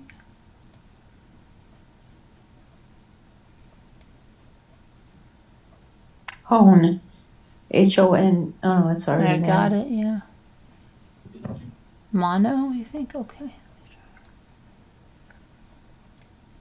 Yay. Okay. That was the hard one, they said.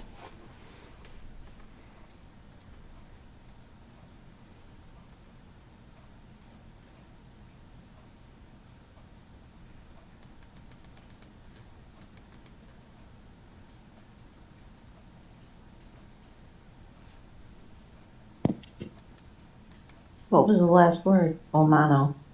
Mm-hmm.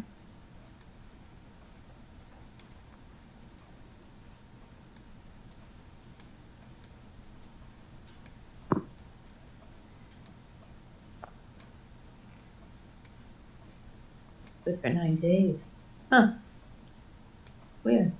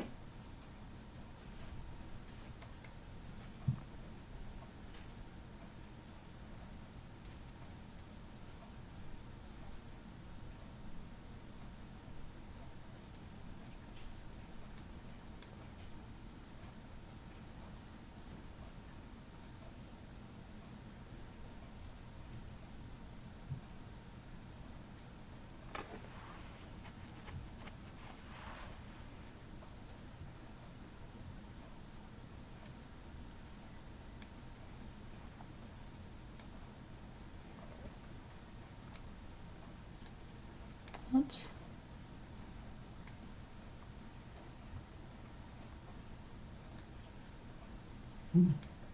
Oh.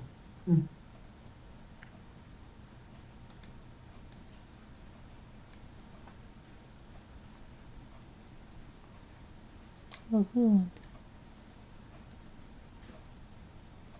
Right. Along, yeah, along. There we go.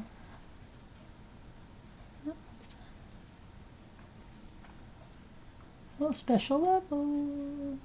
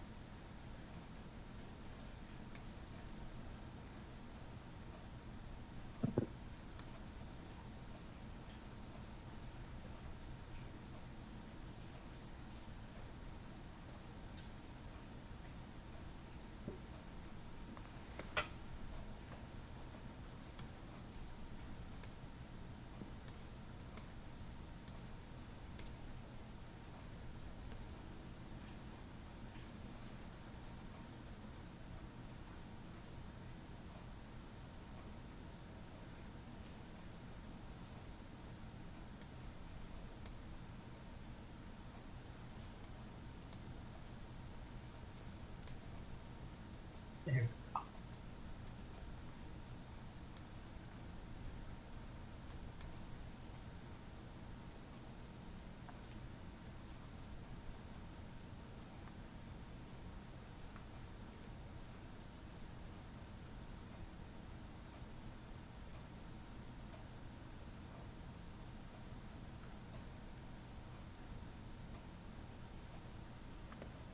Gondola.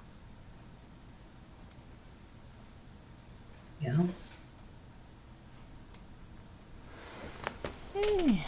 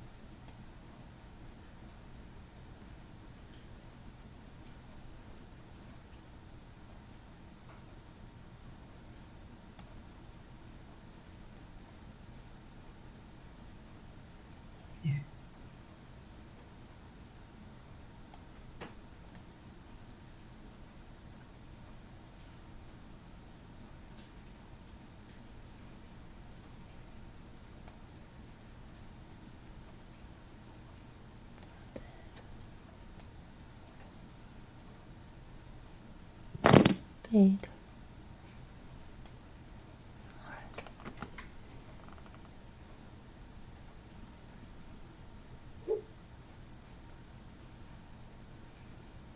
Bade. B-A-D-E.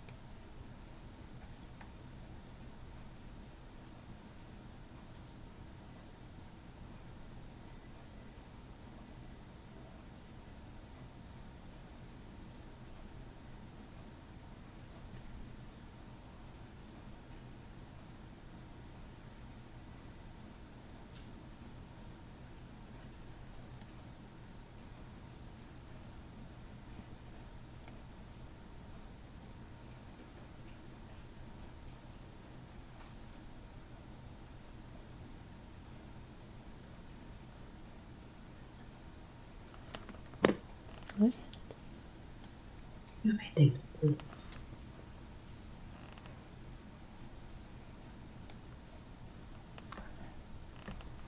That.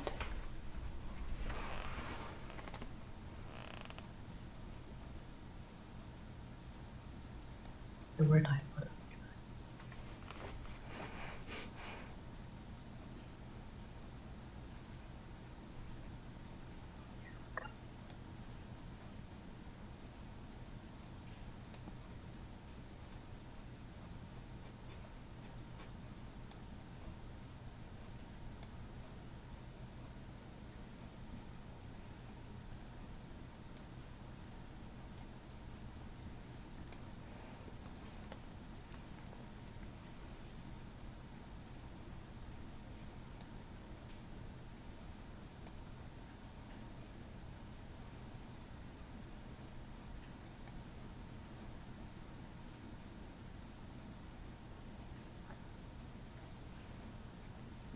No. Good.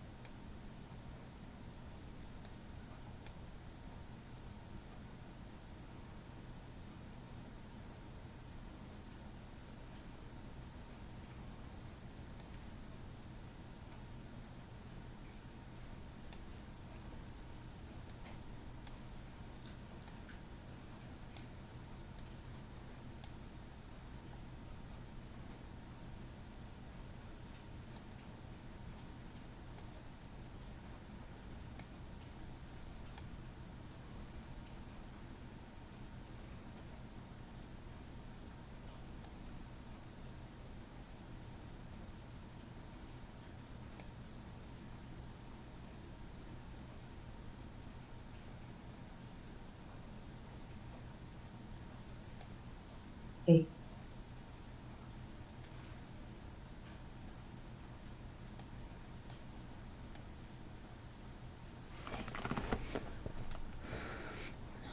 it is rich.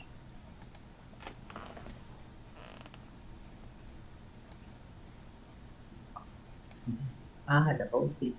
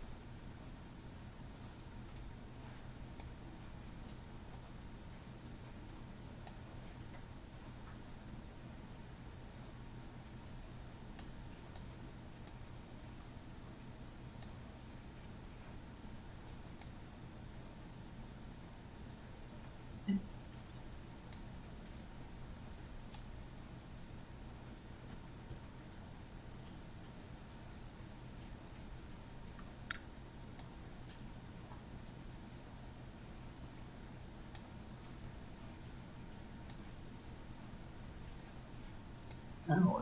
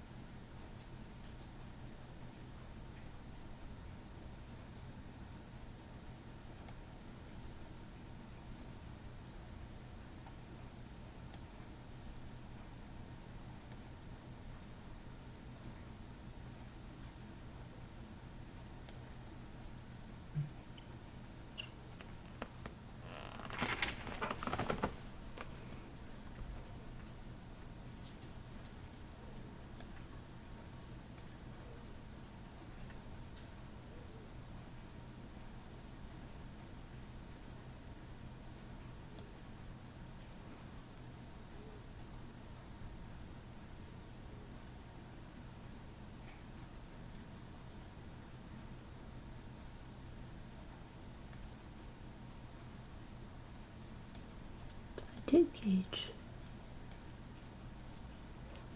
You did gauge GAG. Mm-hmm. Dog ate it, right? Yep. Hmm. And what color? GA. Could be B.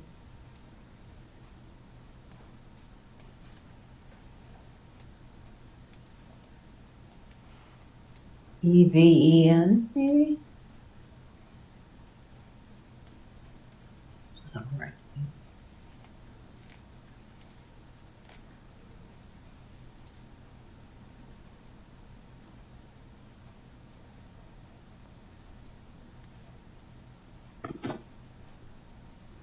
Oh, go in high 61.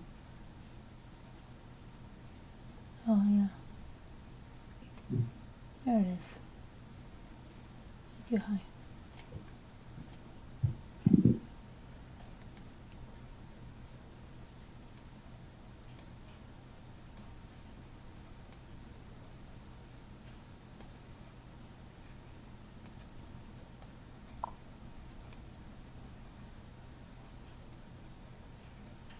Here. No, Reeve. Wonderful. R-E-E-V-E.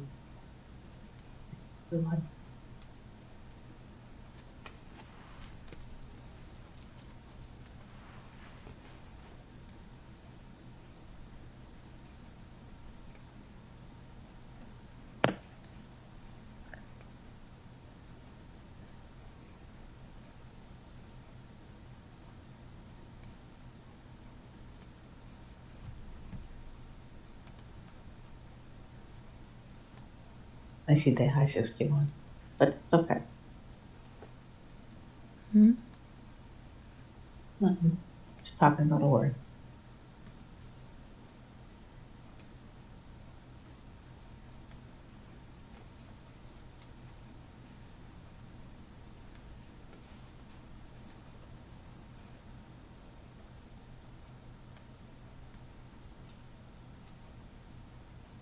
Oh, darn.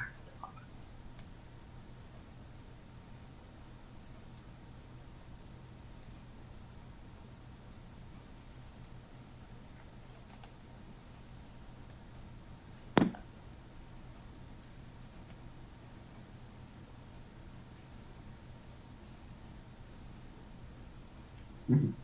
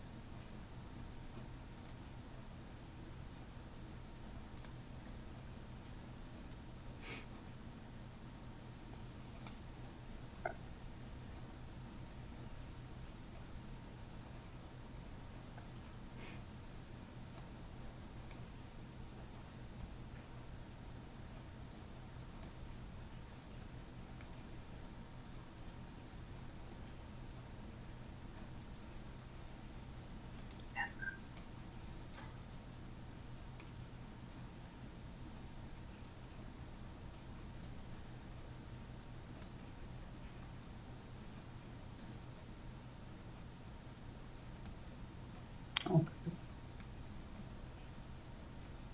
I thought I did. Oh my gosh.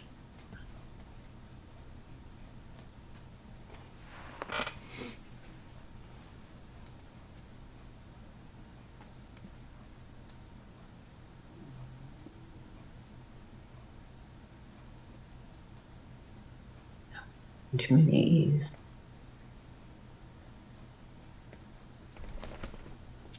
Tried that menu. Oh, there's one in front of it.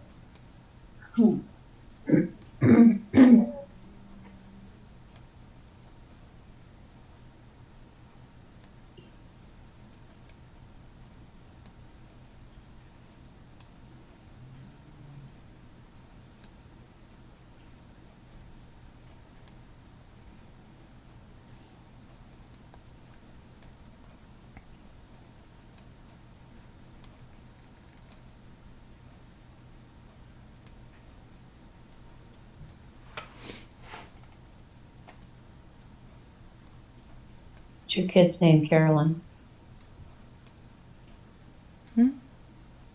What are your kids' names? The boys. Ethan and Luke and Michael. And Ray. and That's it. Ethan, Michael, Luke, and Ray.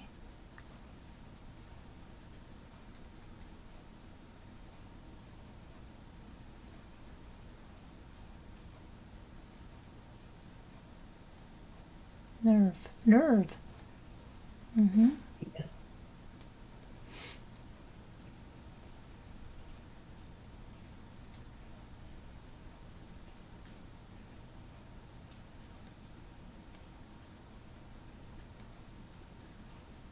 how one of your kids had Evan in their name?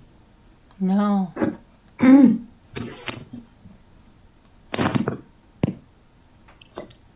Luke's middle name or something. Jacob. Oh, it's Jacob.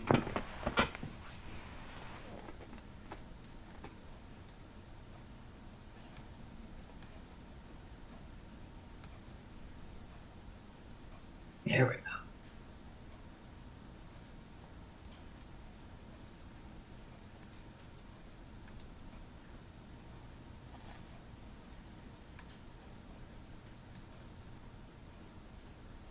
Your coin bucket's full. Your thingy's calling you. How come this is 130 and I only get 80? I know.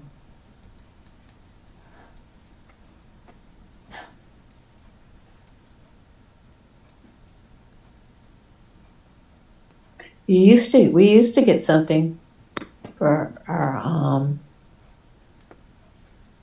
see, yeah, you're already partway there.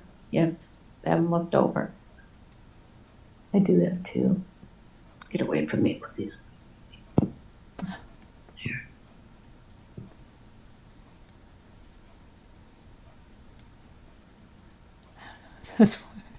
Revan.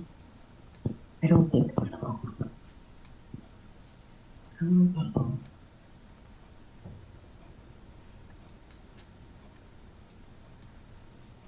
No.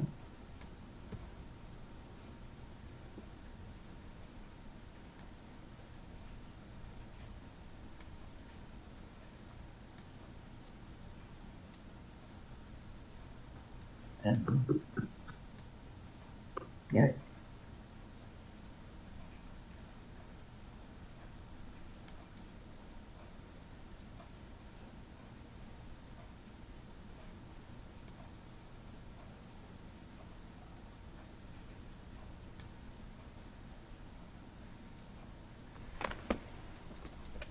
Oh, here, maybe.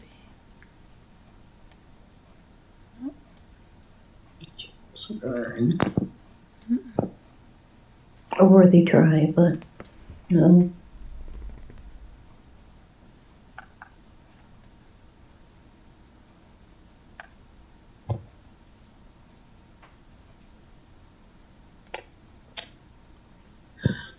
Tried that right now.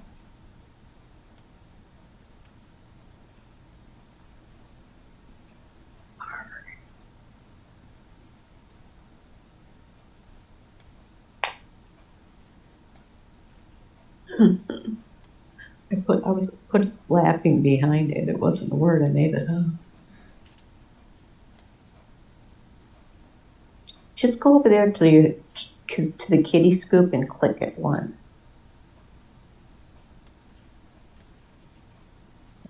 Look how easy it is. Click that. One. Be glad you did. Don't know at least what it starts with. Well, we know what it starts with. It just has to be an N and R or V. Which spells never, and RV never, which is already there. It's probably going to be an R.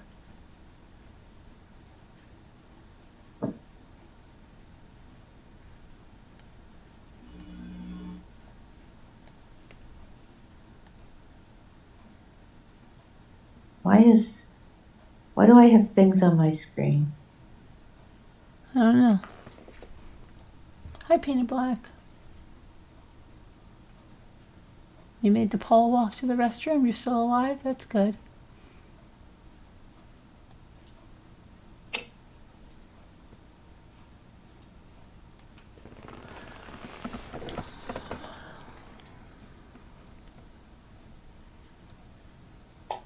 That looks like something my mother would have worn.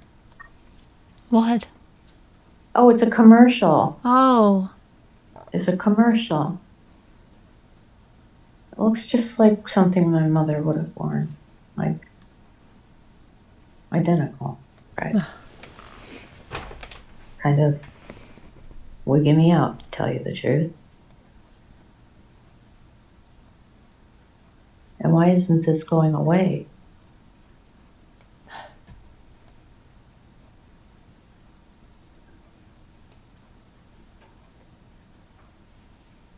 Review. I think I tried that. Oh, finally, that's what it is. What in Thank the- you, heart. Wow.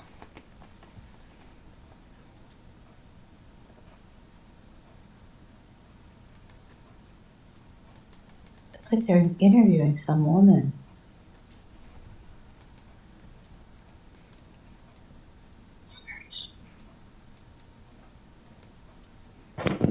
Oh, well, you can hear me, right? Yeah.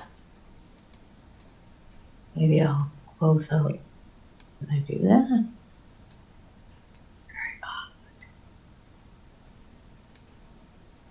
Meanwhile, I've got my mother's sister on the screen. She won't go away. It's kind of giving me the creeps. Was there an interview or something with some person? A woman? No. An older woman? Sharon, No. what channel are you on?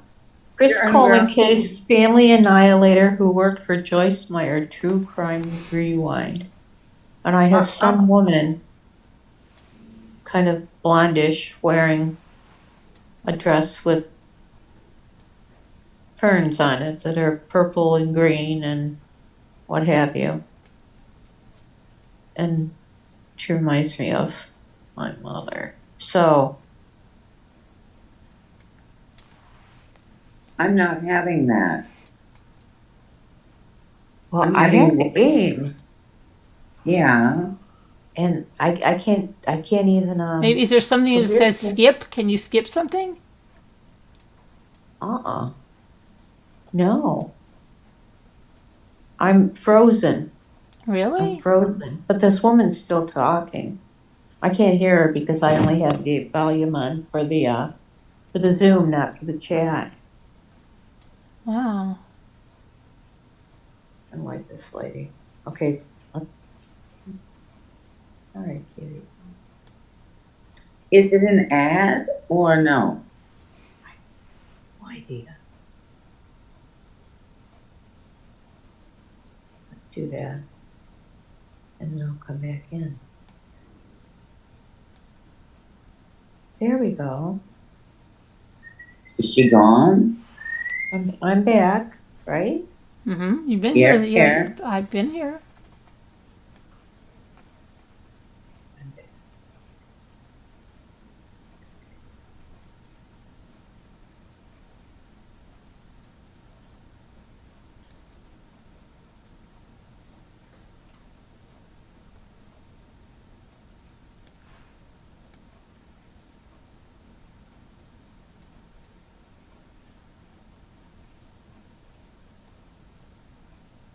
Is it T-E-E-T that works or T-E-A-T that works? Oh, One of them Black works. Rose extent. Okay.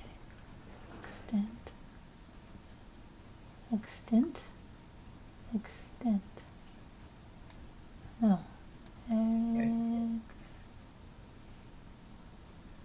Extent. Extent. Right. Okay. Good. Thank you. Oh, that'll work.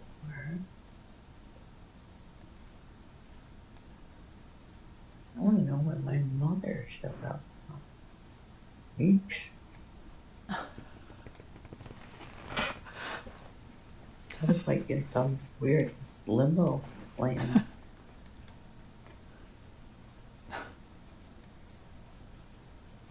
Okay. Plan. Is she gone, Sharon? Yeah, in more Oh, ways than that's one. okay. That's good. Yeah. But yeah, it was creeping me out.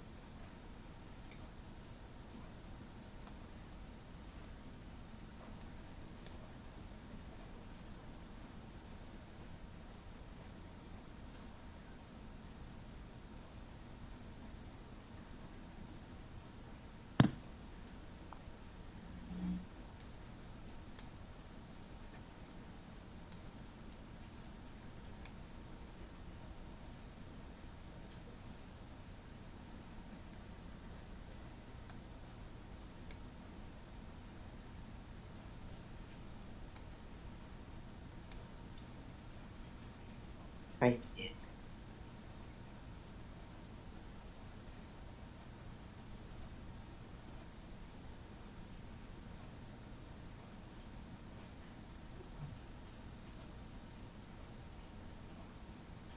Eat the little letters.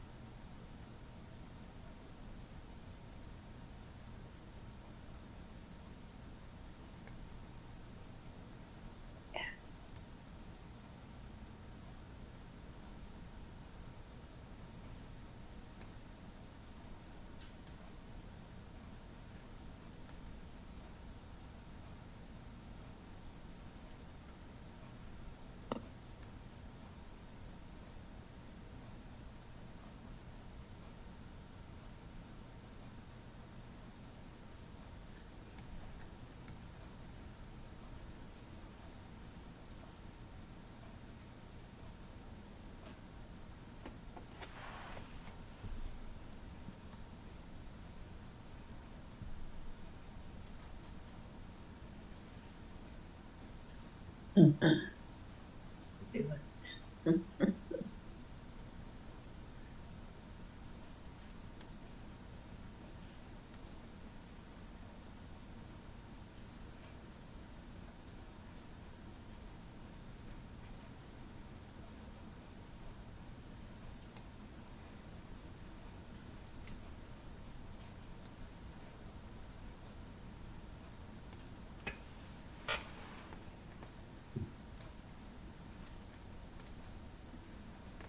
There you go there.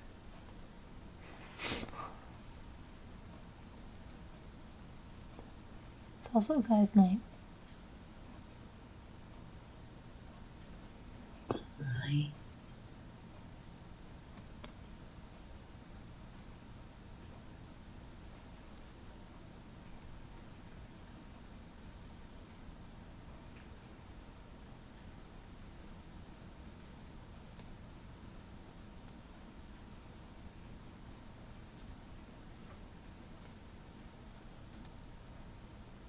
I know what it is. Hmm. Dike, which would hold back the water. Dike. Dike, baby. It's there. Huh. I can't find another word that does. You're staring and staring at it.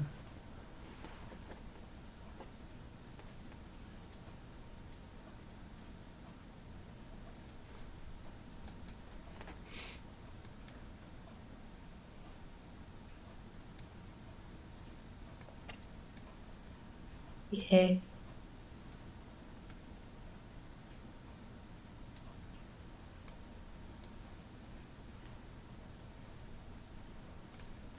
Look at that. Nope, you don't get it yet.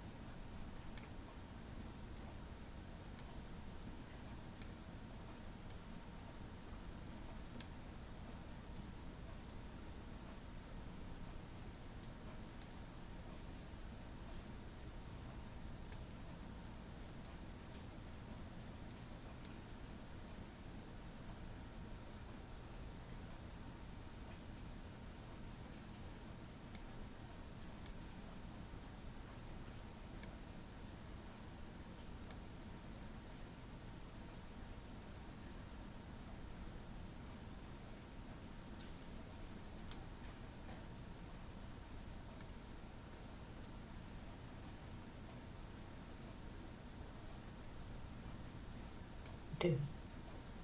I have those two little 3-letter words. Boy, and there's more that could go there.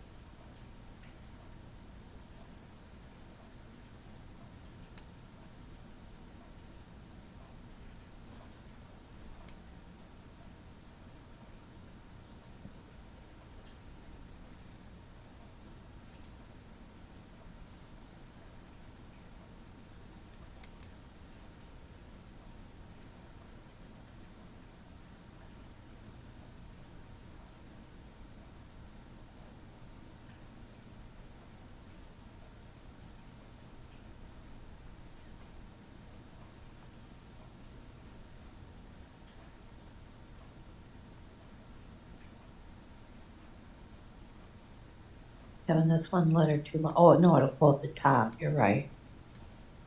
You're right, Kevin.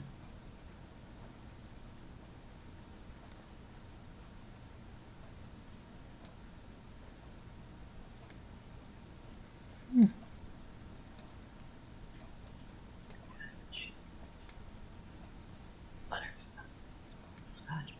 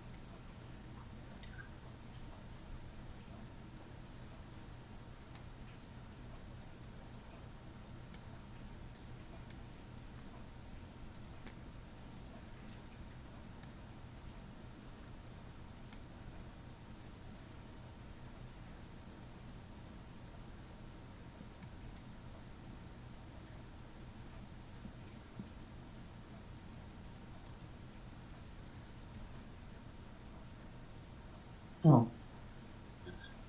Hmm. Oh, I'm just talking to myself. I'm trying to find your first 3-letter word. Oh, no.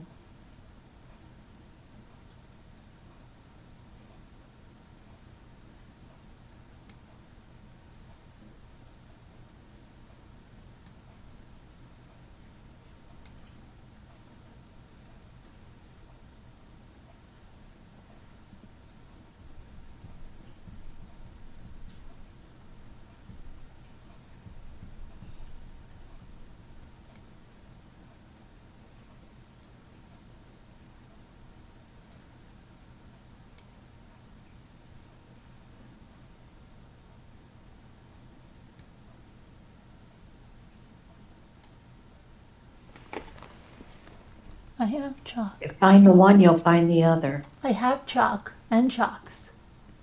I noticed that after I put it in. But if you find the first 3-letter word, you'll find the 5-letter word. I don't have Here. any more 3-letter words. 4-letter. If you Oh. find the 4-letter word, Oh. you will also find the 5-letter word.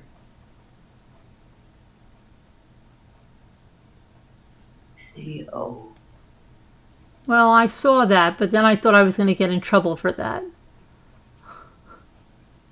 Oh, no, I I wasn't. saw that the entire time, but I thought if I did that, I was going to get in trouble. I did not see it until you said so. But you know what? Yeah. You have to do that to a gun, for instance. And a rooster. There you go.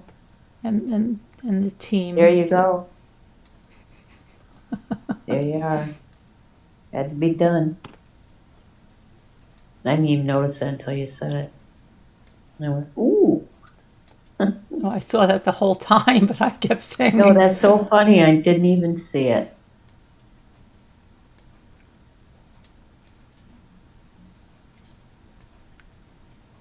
Might. Yeah.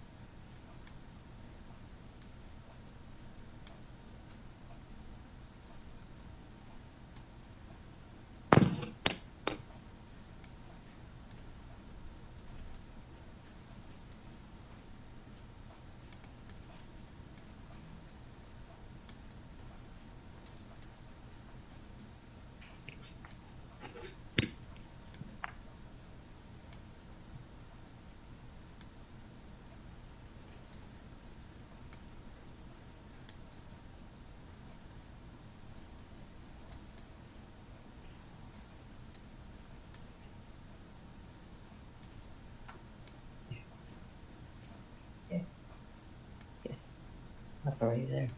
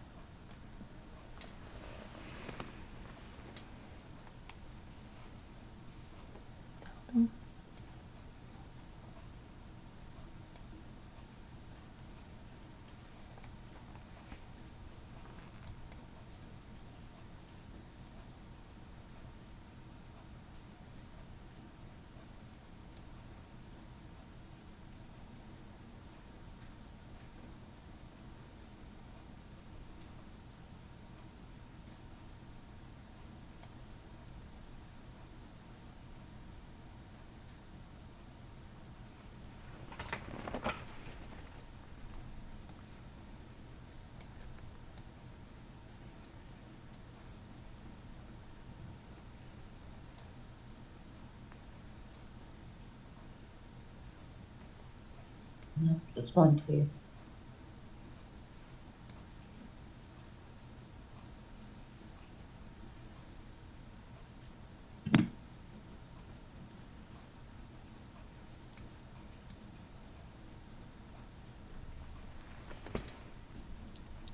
Mick.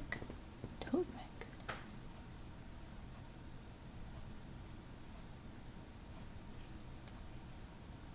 Huh. Totemic. Okay, thank you. Hi.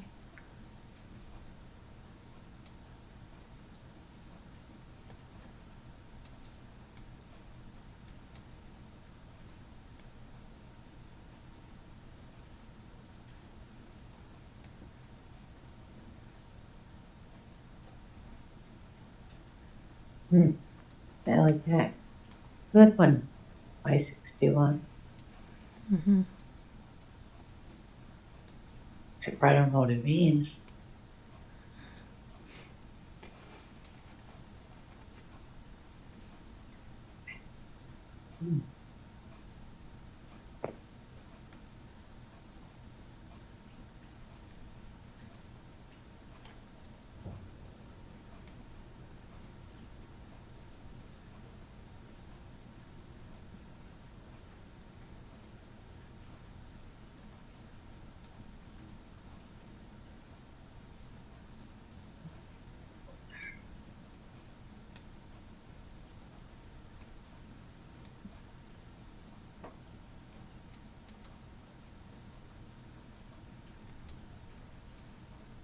Of course.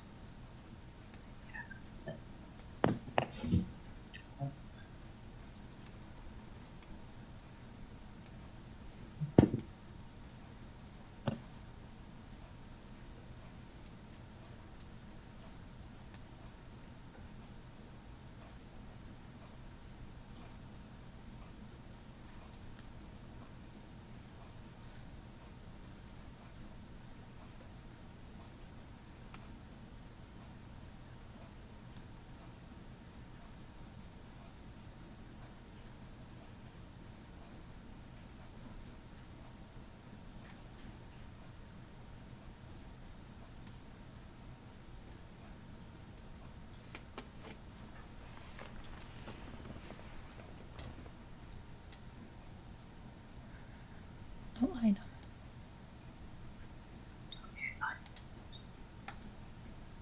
Mm.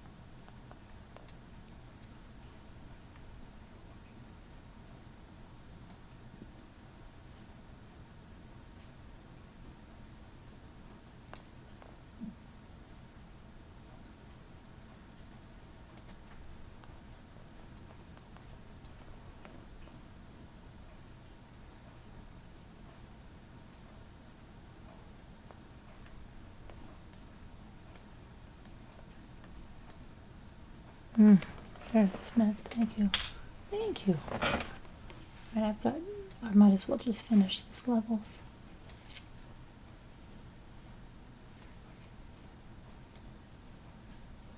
That's right. It's Nat. M-E-T.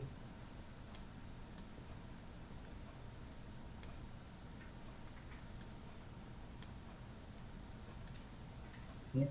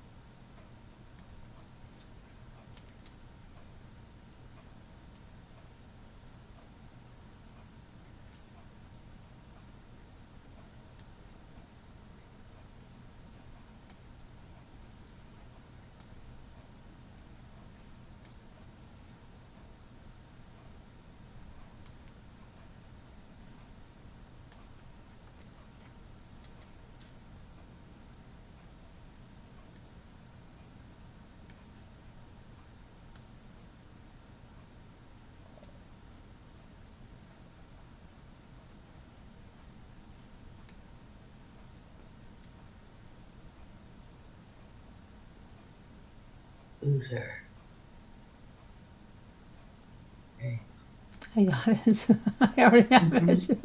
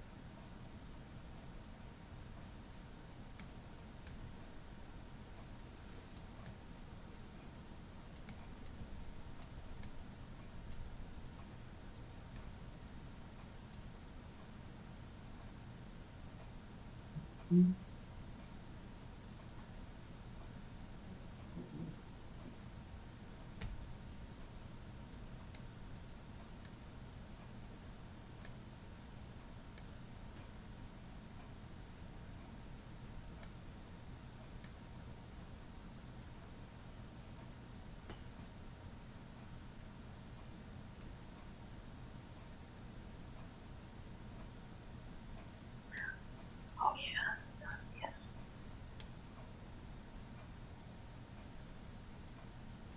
Let me just see it. Hmm?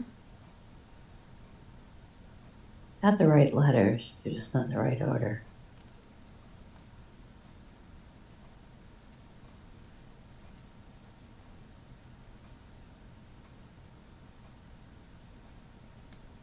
There you go.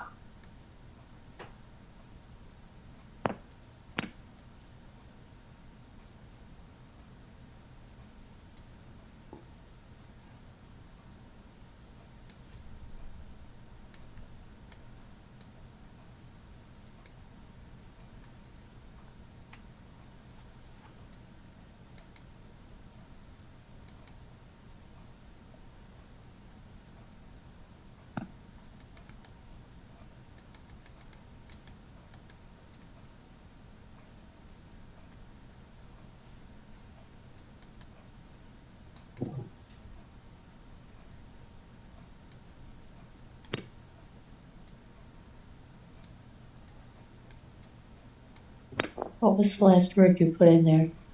Um, hmm. Hmm. I don't Well, even yeah, remember. that's all right. It's okay. I understand.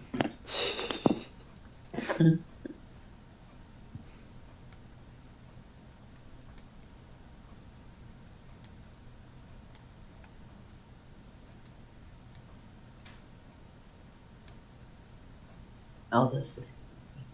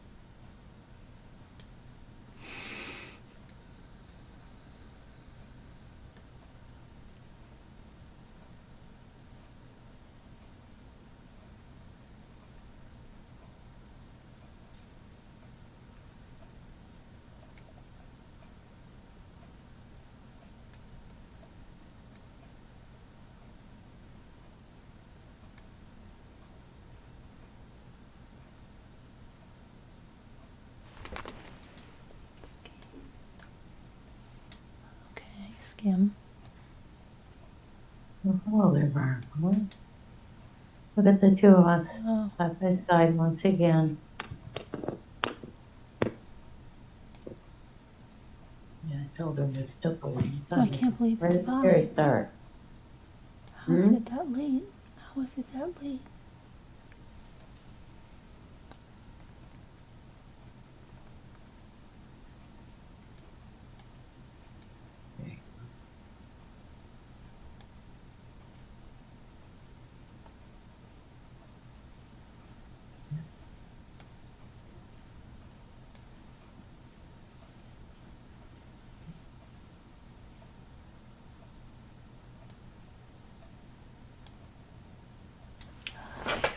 There, I made it. So I just had to do that. I just had to Wow. level up.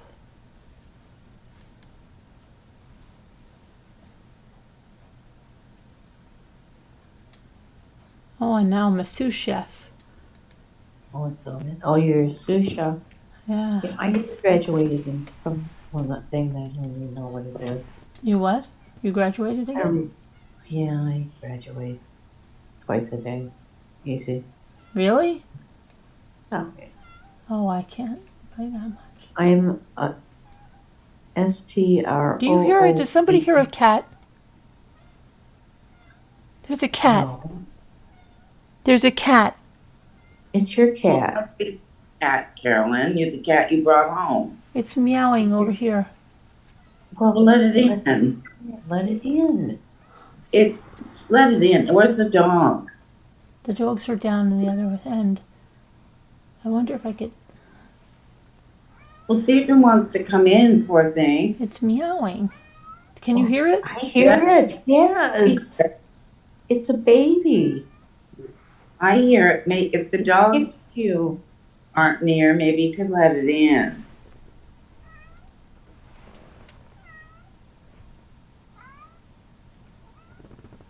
Dogs are gonna go crazy. Poor baby. I hear that baby. Let me go see what's going on here. Fine. Let me go hear what's going on. Like, let me in. Knock, knock. They over to the door wall, I think. Here's Where she's at. It had to be. Wasn't it the front door? Margo. The other cat lady, Sharon. Meow meow. I know. Margot, Carolyn had a Did cat. someone say cat? Yeah, Carolyn has a cat.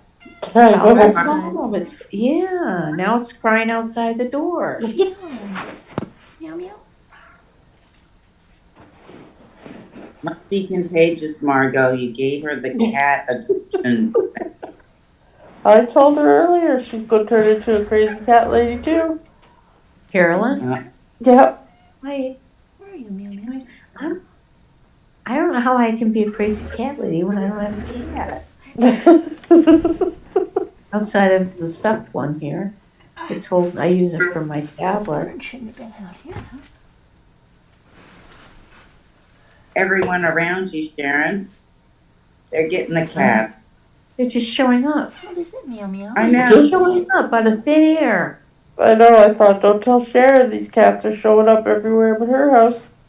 They Margaret, are. did you- They're showing up everywhere.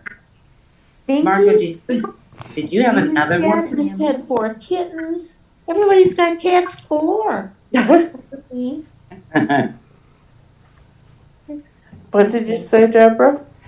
I thought another one showed up at your house the other day. Yeah, but I pretended it wasn't there.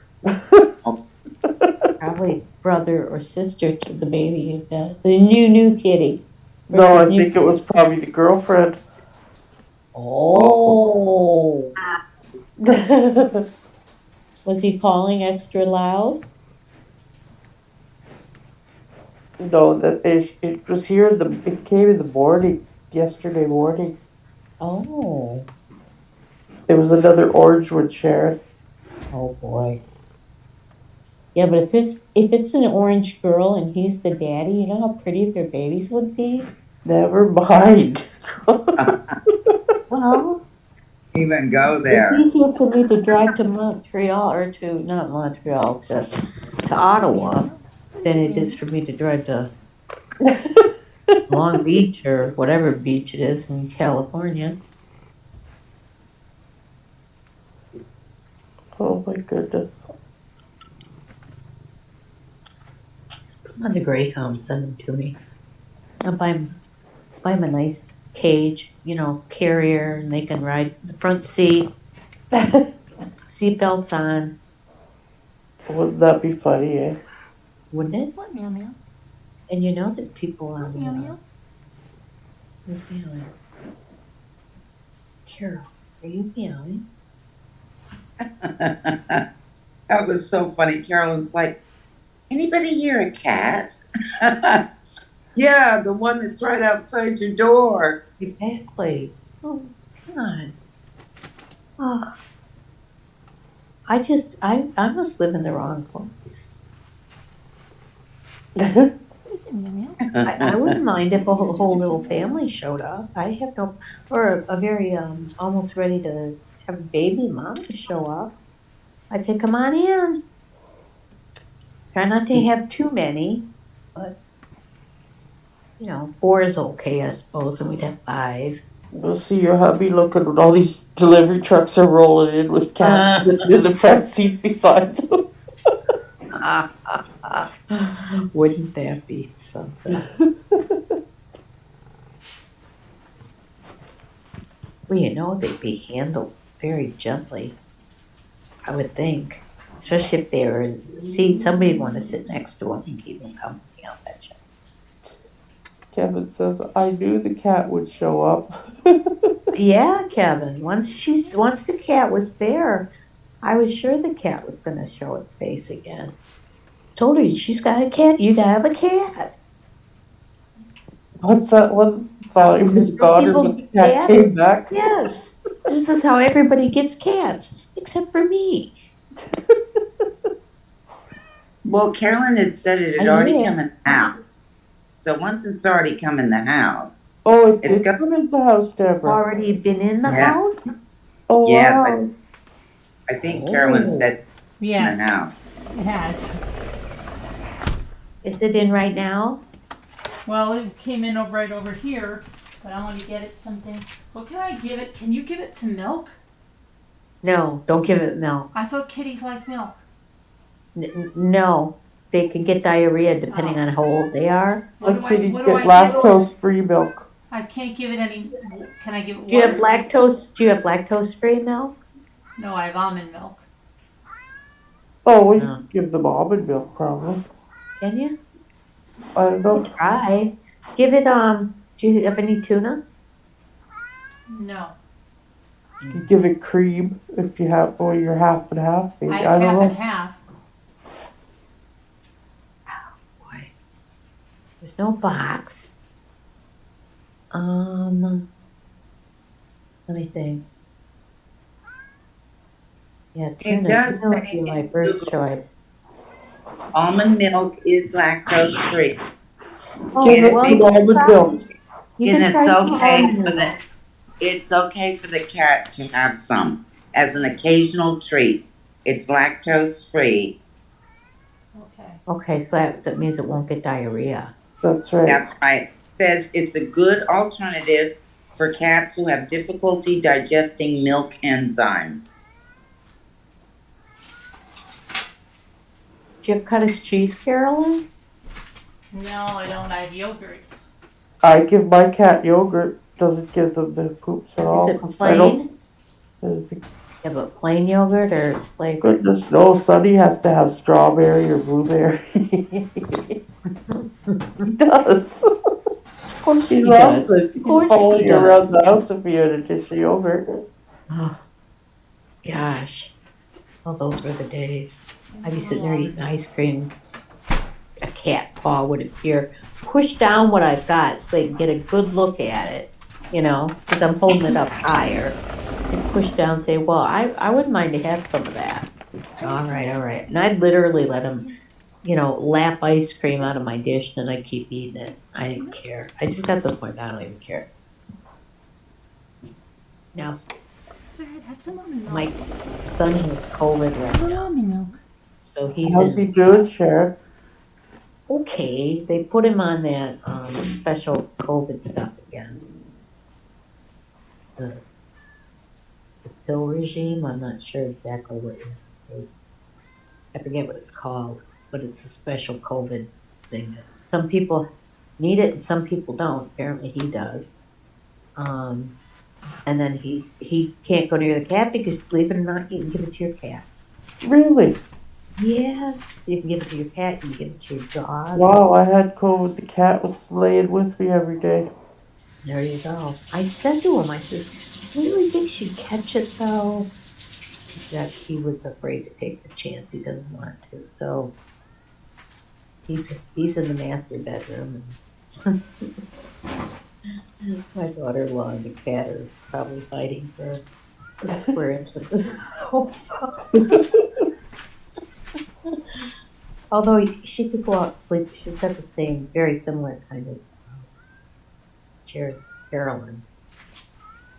All right. Yeah. I guess she could go out there and sleep with that. Tomorrow's Friday, Yes, ma'am. so I don't know if she went to work today.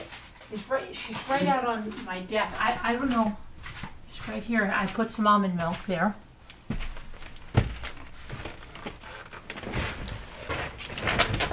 I hope you put it in a container that she can't tip over easily. No, it's in a. It's in a good one. Oh, good. I've had more cats pull on the edge of things and go, whoops, and off it goes.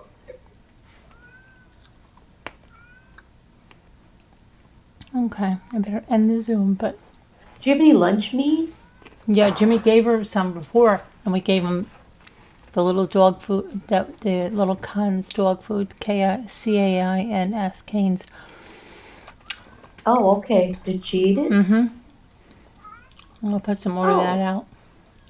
Oh, did you? I'm gonna put some more now. I'm just gonna end this Yeah. live though. Let Yeah. me end this live. Okay, I'll see you guys. God bless. Prayers. Good night. Be good. And it's cat Love time. you guys. Okay. Night, everyone. Good night.